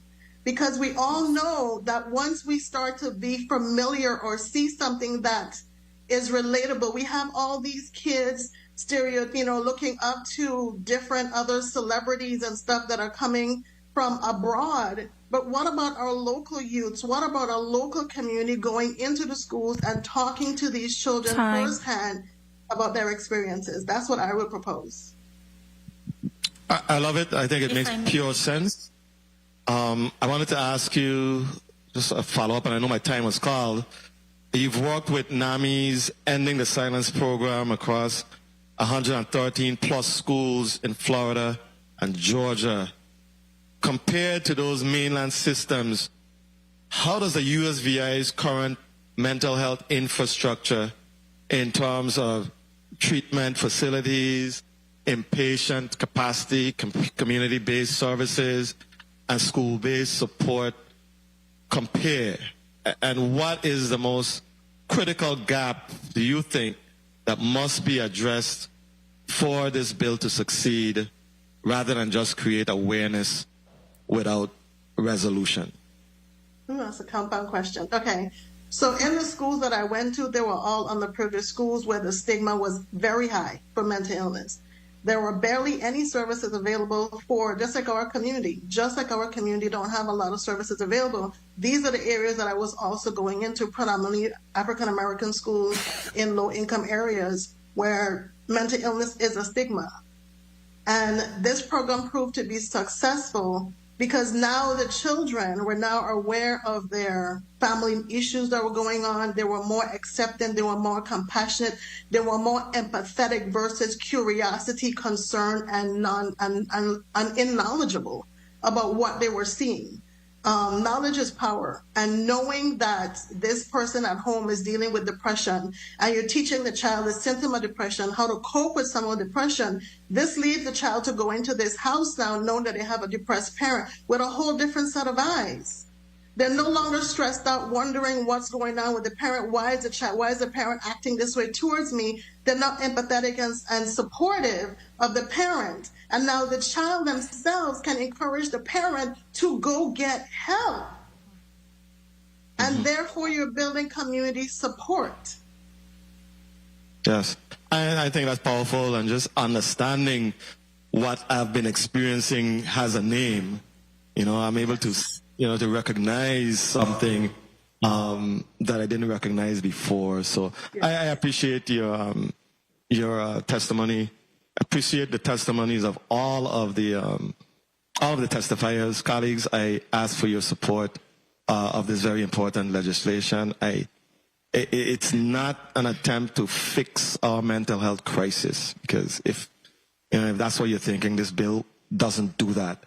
But this bill is a tool, is a step, exposing our children to, the signs, the symptoms, understanding what mental health is about, destigmatizing something that in our Caribbean culture has been sort of put in a closet for far too long, and it is definitely contributing to a lot of what we're seeing that looks like violence on our streets. So really has a lot to do with mental health challenges that has gone unchecked for far too long. Thank you very much, Mr. Chair. Thank you very much, colleagues, for your support. Thank you so much. You recognize? Yes, Dr. Giselle Ramos, Director of Behavioral Health. I want to just reference what Dr. Hall was stating with the students, being able to speak to one another. Department of Health is actively aggressively seeking peer support individuals. And when I say peer support, is the students being their support for themselves. And we will be able to monitor them in terms of that peer support. So we are actively, aggressively implementing that on an outpatient level, not within the school, because it has to, be able to cover certain basics of the mental health treatment. If something were to go wrong or anything of that nature, we will have our clinical therapist there to actually, provide that treatment for them. And all of that came out of our suicide campaign, which will be launching in a few weeks. We got all of that information from that same students. We had them do an assessment, and we found out that peer support is something that is well needed. So we are going to implement that very soon. And if I may, Senator Vele, yes. Mr. Chairman, I think it's Dr. Hall that mentioned about, and what the good doctor here talked about, the Arch Institute with Dwayne Howell did exactly that. They did exactly that. I attended several of his sessions where they used students as peers to share not only their situations, but how they handled it.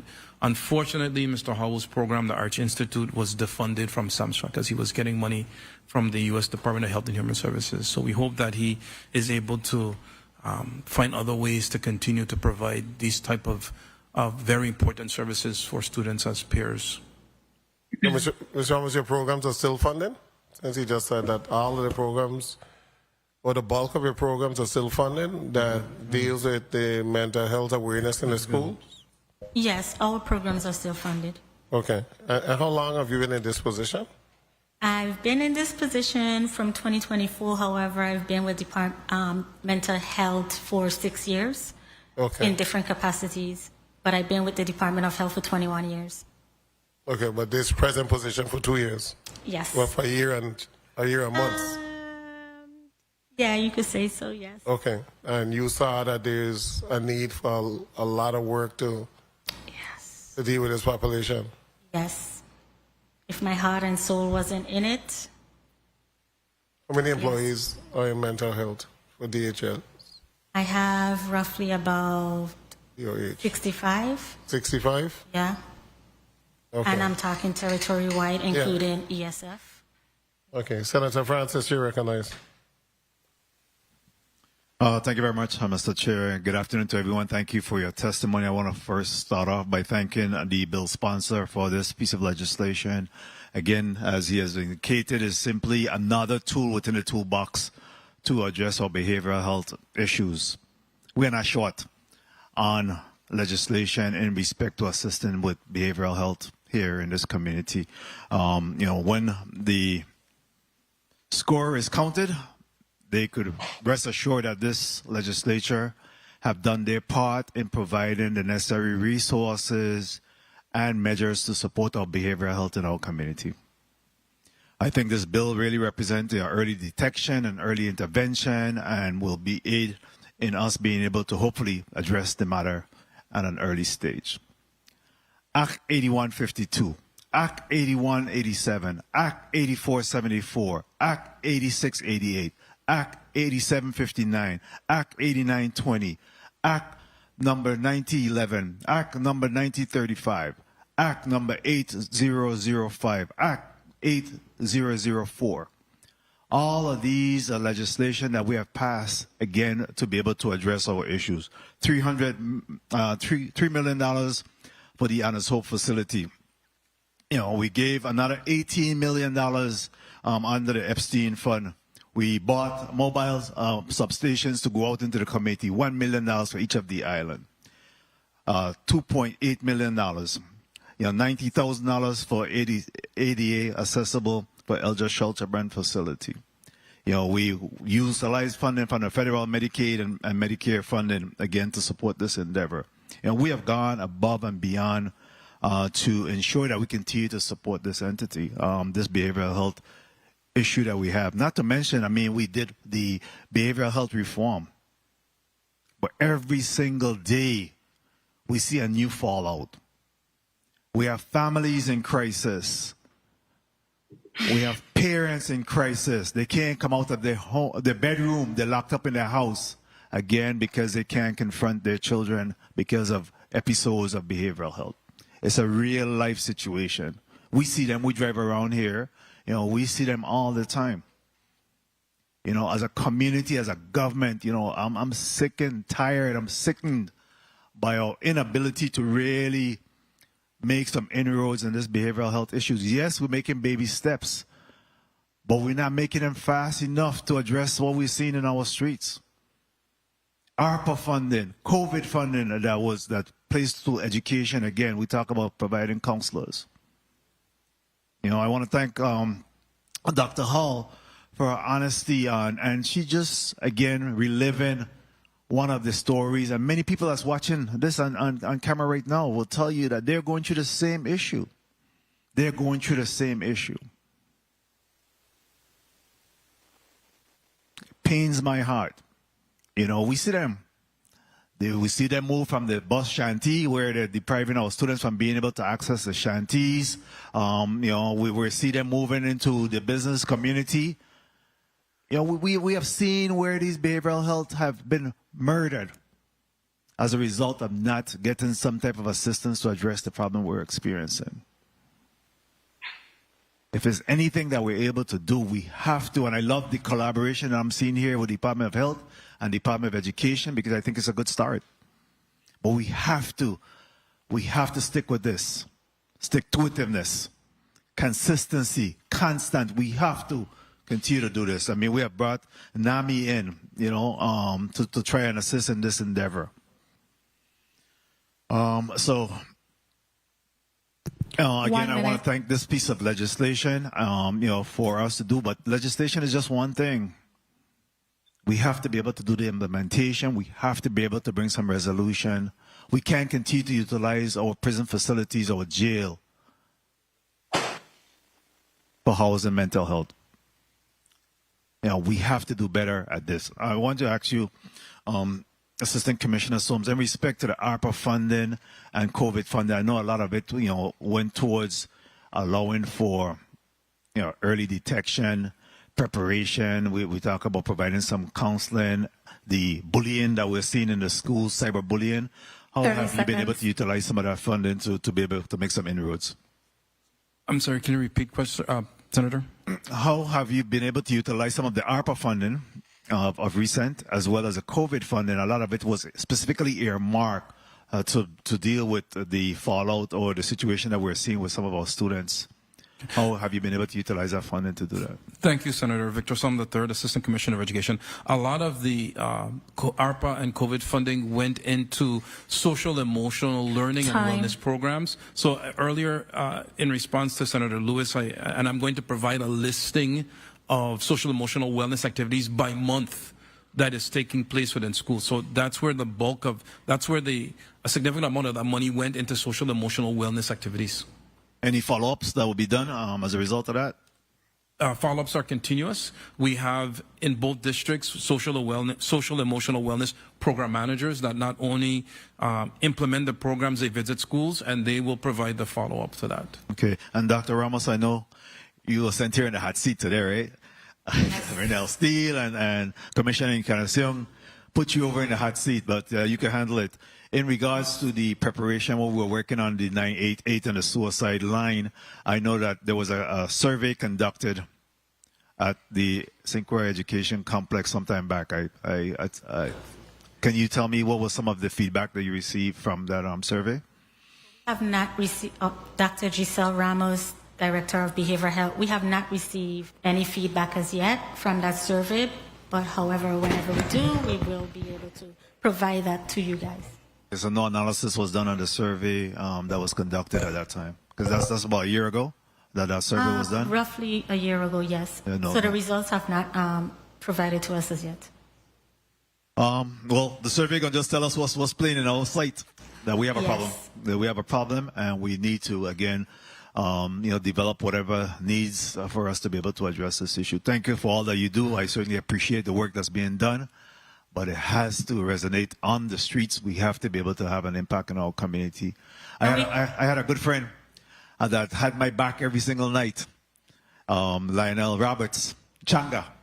I look forward. If anything I could do is look out in the night and see that Changa was there watching my back. It just pains my heart to see how this behavioral health, we have had a state of emergency by the previous governor as well as this current governor for the last 12 years. And I don't believe that we have really made a significant impact on it. Thank you, Mr. Chair, for this. And this is why we're here today, Senator, because we can't do it alone. We have to include everyone in mental health when we're speaking about mental health. And it's obvious, it's out there, and we can't do it alone. So this is where it starts. So if we can continue like this, we will be able to make that impact that you guys are looking for. I'll just say this is where it continues, ain't start. We pass millions and millions. We pass a whole behavioral health bill. There's so much that has already been done. But I don't know if you understand the frustration of the Senate, because no matter what we have done, we have not seen a decrease. We have just seen an increase. And I was just telling my staff here, you see somebody on the street. You're a senator and you don't know where to refer them. You're a senator and you don't know, where can I refer this person to where they're going to get help and I won't see them on the street next week. I could call them and I might get somebody to go and check, but where can you really refer someone who is in crisis now, crisis every day, that I could refer that person, I'm seeing this person by this spot every single day in the same clothes for the last 3.5 weeks, and I could call somebody and somebody's going to go and meet with a person and provide assistance and service so that we don't see that person next week and they're receiving some type of help. When the behavioral health vans were purchased, the idea was that we're going to carry the service to the mental health population. Because you speak about the medication, etc., and then they say, they didn't take the medication. Well, they didn't remember to take it, so you got to go to them. You put a schedule together, they're under the flamboyant tree in Glen. You go there every month when they need to have it, and you give them the medication so that they could be able to, they're not going to necessarily come back to what they were before, but they're going to function a lot better because when they take the medication, they're so much better. We buy the vans, $1 million. We say, hey, let's fund position for these vans so that you could go out The vans park up. You know what the vans are doing? Education. A little education now and then they got fear, they got this education. The vans are not going into the neighborhoods and serving the mental. That's why we purchase them, and we just want to see some movement to deal with the population that need help. Senator, Dr. Giselle Ramos, Director of Behavioral Health, because you're not seeing the vans doesn't mean that behavioral health is not out there. Are the vans moving? Yes, the vans are moving. We are moving. To provide service to the mental health Senator, population on the street? Yes, Senator. And we do go in our SUVs and provide that services. We feed those individuals. Because a lot of it us is feed not, them. we feed them. We provide medication as well. We go to the homes as well. Our nurses are dedicated, and they go to I'm the not houses speaking to as people well. dedication, right? I'm not saying want to discredit anybody. What you're saying is there a crew for the van that includes a mental health nurse, a physician assistant, a social worker. They're getting the medication. They have the name. You could show me a schedule where you're saying that I go and I treat Kenneth Gittins once a month. Just example. Because Kenneth is taking off his clothes every other day. You want more details than I'm going to know? Do we have that? You could show a schedule where you actually. It is not a schedule. It's not a schedule that we create to go out to to the individuals out on the streets. It's never a schedule. We approach these individuals on an everyday basis. We make sure that we go out with our outreach worker. We go out with a case manager and a nurse. Yes, we don't have a physician assistant or a psychiatrist that can go out. However, that individual, the psychiatrist, is there virtually. We utilize our laptops, we utilize our phones, so they can be able to do that assessment for that individual. So because you're not seeing a van moving from A, B, C, or D, we're out there. We're out there in our department of health. Just not with a van. Huh? You're out there with your SUV. We're out there in the SUVs, and when we prop up, because the van is so large, we can't keep going from place to place. However, we stand in one place. We will bring those individuals there to be assessed once they give us a consent to do so. Because as you know, these patients have rights, and if they tell us no, we continue to work on them. We'll have a further discussion in the Committee of Jurisdiction and walk with the data. Yes. Okay, because we want to know what neighborhoods, what everything else. What I could say that I have been in Frederick Tongue on a Saturday and see Frederick Health Center with the van coming with individuals that need assistance, carrying them to the doctor, feeding them, and we did appropriate money to give them a van, to purchase a van, and the good governor vetoed it. But I could actually see that. I could be down there and I could see what they're doing. I could see the staff that is working with those patients on a regular basis. So I just want to be able to see that. You know, when the EOH out there, I want to see it. So I'll give you my number so you could call me so I could just come and be able to see it for myself. I'm going to give you that. I'm glad that you said that, because it's like we want to invite each and every one of you to come out and see what we encounter on a daily basis. I want to see it. So definitely, I'm glad you said I'm going to invite everybody to see it. Yes. Senator Gittins. Point of information.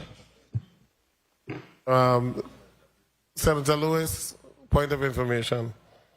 Thank you, Mr. Chairman. Mr. Chairman, we have a long discussion going on here, but a lot of it is centered really around public schools. And I want to ask if I know this legislation really is geared toward public school, but are they going into the private schools as well? And how are they working with the nonprofit organizations out there as well? So this is Dr. McCarthy, Department of Health, Division of Behavioral Health. We have partnered with nonprofit organizations, for example, the Lutheran program, as well as going into private schools like the Seventh-day Adventist School, where we have provided this additional service. So it's not just to the public schools. Whoever is requesting our services, we go out and provide the services with them. are there some kind of hindrance that where we can't get into more private schools, or we just our staffing is just centered for public schools at this time? It's not just about the public schools, but also because it's a private entity, there has to be a request for services. Oh, good. Thank you for that. Thank you so much. Senator Gittins, you're recognized. Thank you, Mr. Chair, and good afternoon to all. Let me first thank you all for your services that you provide. But like the chair was going, seeing is believing.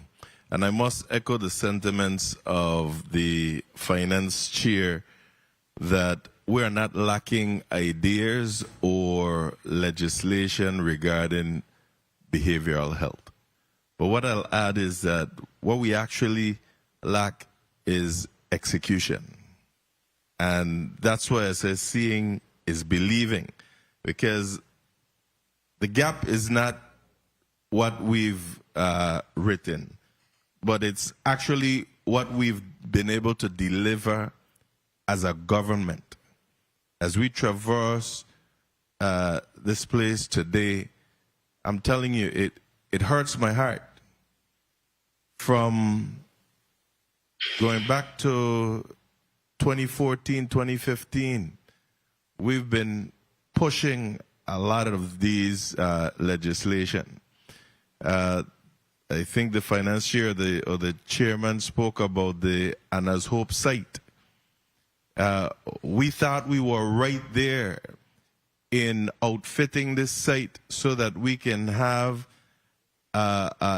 in an outpatient service facility there at Anna's Hope. We revisited it again in 2019, went to the site and whatnot, and it just appears that if it ain't my idea, it ain't a good idea. And things seem to get scrapped.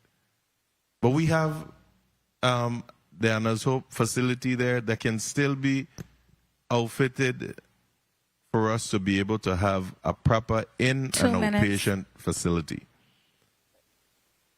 I'm going to just pray again that the next administration will see the urgency in looking at that property and making sure that we have some place to take these individuals so that they can get assistance. Now, coming to the bill itself, as I look at the measure, it seems to present an opportunity to define how mental health education should be standardized, coordinated, or assessed across all schools here in the territory to simply ensure consistency without overburdening educators or resources. Now, 1 minute. The implementation approach is what remains a consideration. Whereas the board has expressed in their testimony a preference to actually integrate these standards into existing curricula and school structures rather than establishing a separate course, highlighting the need for flexibility in delivery. So, Assistant Commissioner of Education, tell me again, because I stepped out the room.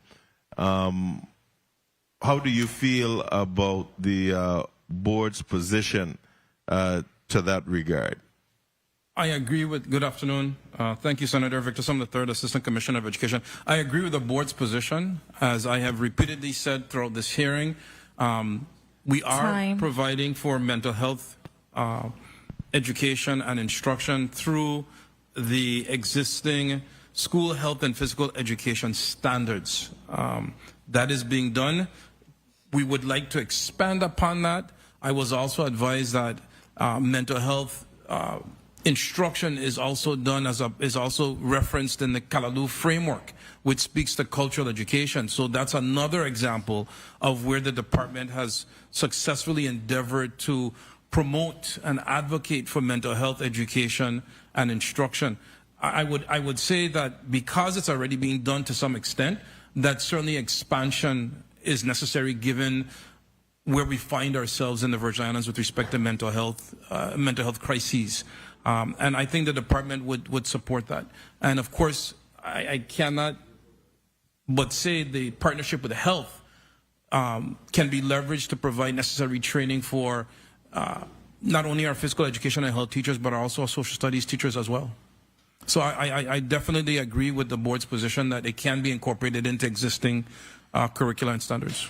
Thank you. And so what I don't want is to add another act number to that long list that the finance chair just listed off, and we're not implementing these acts. And before I close, I want to say Happy Nurses Week to the nurses and ask you at the same time, I'm not sure if the good chairman asked you about it, but what about the implementation of the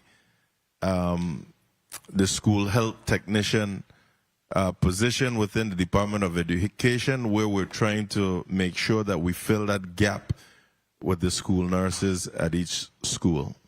I am very happy to report that we are well on our way.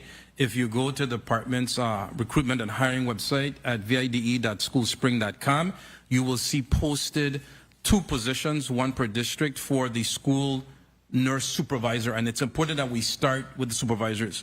Once we get the supervisors in line, then we can proceed in getting the school health technicians, because the supervisors would provide guidance and direction and medical advice to the health technician. So we're very much along, getting this started. I must say thank you for that, right? But it sounds like a style tactic to me, because if you find a supervisor, then the school's still going to be without a school health technician. You have a whole board that could assist you with that process. If we don't find a supervisor to head, that means the other 6 or 7 positions where you want to hire for each of these schools can't get hired. Actually, Senator, if I may, we already have applicants. So we're excited about you have a lot of interested people. That's what I'm saying. And they now have to wait until you find this one supervisor. But hopefully it gets there. Thank you. Well, if I may, the good Commissioner Encarnacion will sit with us as we interview. And interviews will be done before the end of the school year on May 29th. Right. So that's what I'm hoping, that not because you don't hire a supervisor that somebody from Department of Health can assist you in hiring the others. That's what I want to hear. But you just said until you hire the supervisor for each district. It sounded like the other positions wasn't going, because they're not posted, right? You're saying only the supervisor position is posted, correct? Yes. So then how are you going to hire the others? Because as soon as we get the supervisors on board, they need to be involved in the selection. You didn't understand what I'm saying. What if you don't get them now? How long is that going to take to get the others? I don't know what the timeline is. I'd have to get back to you on that. Thank you, Mr. Chair. Thank you, Senator Gittins. You already have existing registered nurses. Yes. So not at all schools. No. But you have existing registered nurses within education. Yes, we do. That understand how to work in a school, and some that have been there 10, 15 years. Yes. The quickest way to get this done would to have one of those individuals be elevated to a supervisor, got you the process. And they qualify, they're registered nurses, they qualify. Every nurse now in schools are registered nurse. Yes. So one of those individuals hopefully will apply for the position and qualify, so we could get the other individuals on board. In the St. Croix district, we do have one LPN who works under the licensure of a RN at that school. Okay, well, that person won't be the supervisor. So I'm saying one of the registered nurses that has experience. You have some nurses that have more than 10 years of service. So certainly, yes. So that's what I'm saying. One of those individuals. I mean, we do it. We don't bring an English coordinator from Timbuktu we usually move somebody from the classroom that showed exemplary service, and then they go into that particular position. So I think the same thing need to be done there. So just so we need nurses in all the schools. Yes, we do. And for this upcoming school year, we're hoping that with the bill, that we now have those, what is a nurse technician or the, what's the course they have at the vocation? LPNs. LPN. What is one of those individuals? Because they really don't do, they're limited in the scope of work in the school. So hopefully that will work. But we did a lot with this, so we need to get your concluding statement.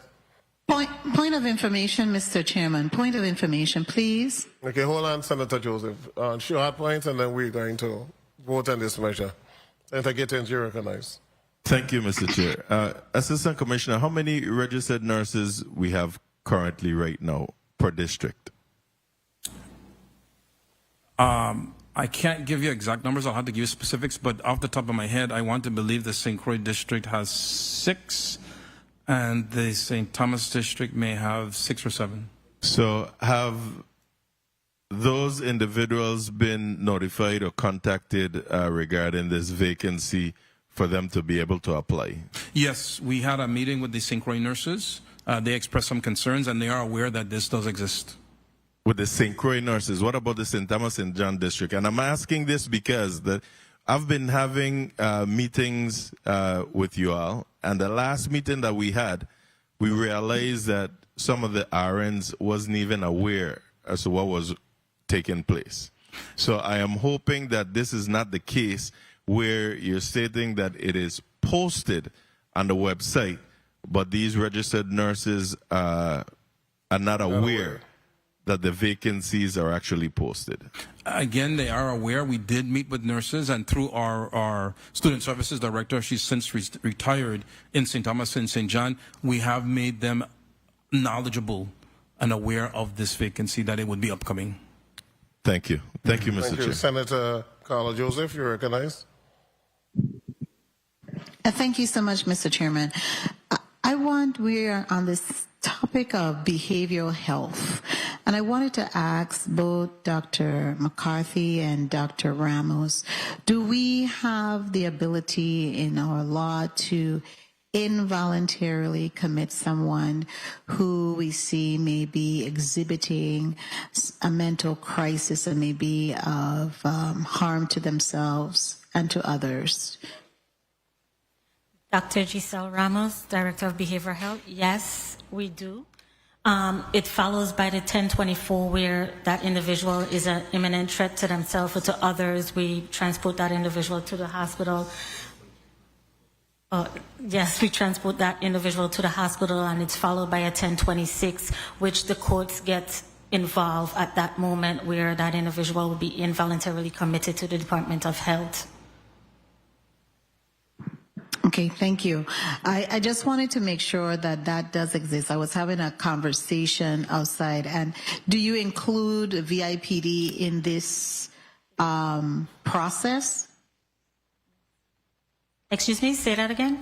I didn't Do you include the VI, the Virgin Islands Police Department, in this process to have someone committed involuntarily, maybe to work with you to pick up the person? Because I'm looking at the collaboration with the agencies.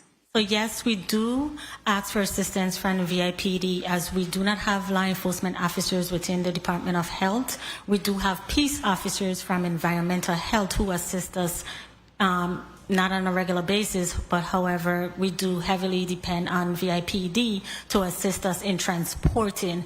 That's why we train them with CPI, crisis prevention intervention, when that time comes. Thank you so much, and that was a very good response, because I was having some conversations with individuals, and this helped educate our community as well. Thank you so kindly, Dr. Ramos. Mr. Chairman. Thank you, colleagues. We're going to wrap up our discussion on this bill. We're going to give Assistant Commissioner Som an opportunity to put a closing statement on the record. And Dr. Yassine Hall, we thank you for your testimony. We're also going to allow you to put a closing statement on the record, 60 seconds each. Thank you, Mr. Chairman. Once again, the Virgin Islands Department of Education and the Virgin Islands Department of Health strongly supports Bill number 360133 and the bill sponsors bringing this forward. We are very committed to working collaboratively with each other and our stakeholders and partners to ensure successful implementation and meaningful outcomes. Thank you again. Thank you so much, Dr. Hall. I support this bill 100%, and I would love to see be implemented work. I love the fact that all of these departments, the Department of Mental Health, the Department of Behavioral Health, and the Department of Education are working together. This is a really great continuation, and I'm just grateful, and I hope that this bill passes, and thank you all for allowing me to testify today. Okay, we thank you so much, colleagues. We are going to take a 2-minute recess. We will meet quickly, and then we'll just come back and vote on the bill. This committee stands and we recess for 2 minutes.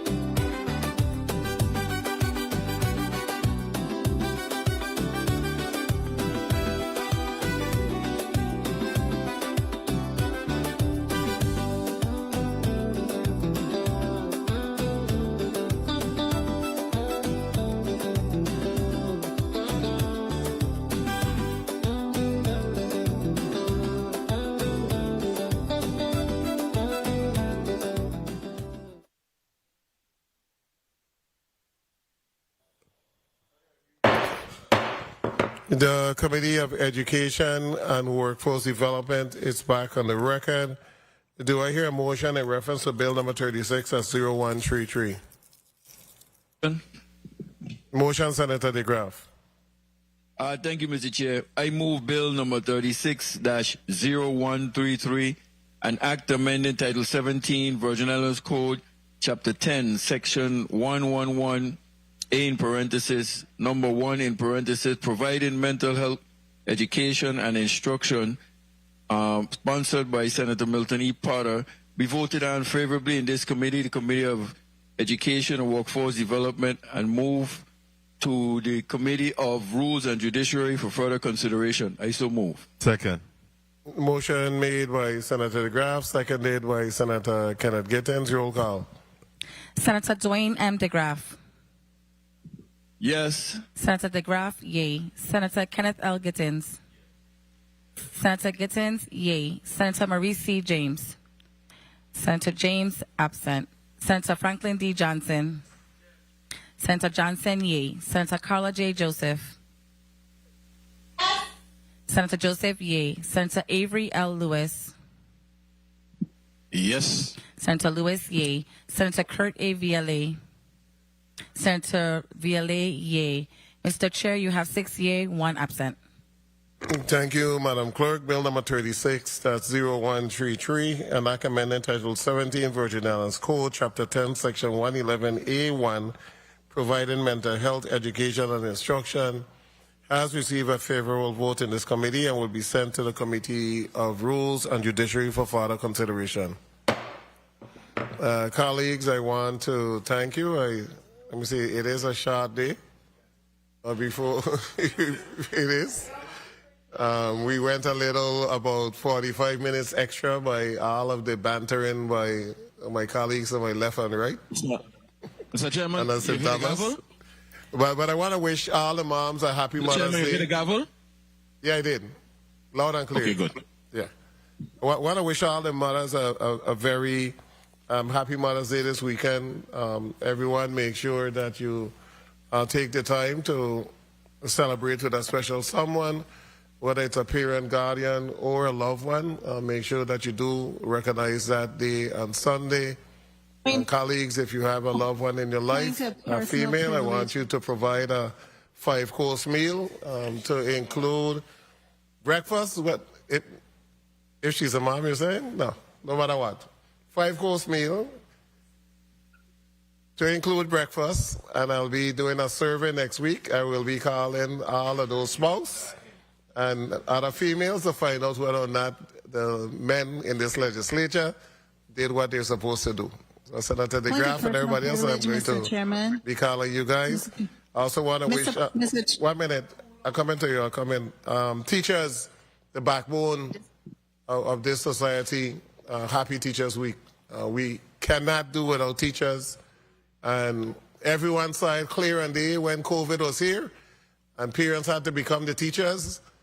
It was a rough time. So let's not forget the time that you went through, and let's continue to celebrate teachers and make their life a bit more easy. And also we celebrated Nurses Week, two very important professions, to all the nurses who take care of us on a regular basis. I just want to say hats off to you. We're wishing you the best. We, as a legislature, are still fighting every day to try to improve conditions at both of our hospitals, and we hope that eventually we'll be able to achieve what is needed. Senator Carla Joseph, you was trying to say something? Yes, Mr. Chairman, I really appreciate you recognizing me.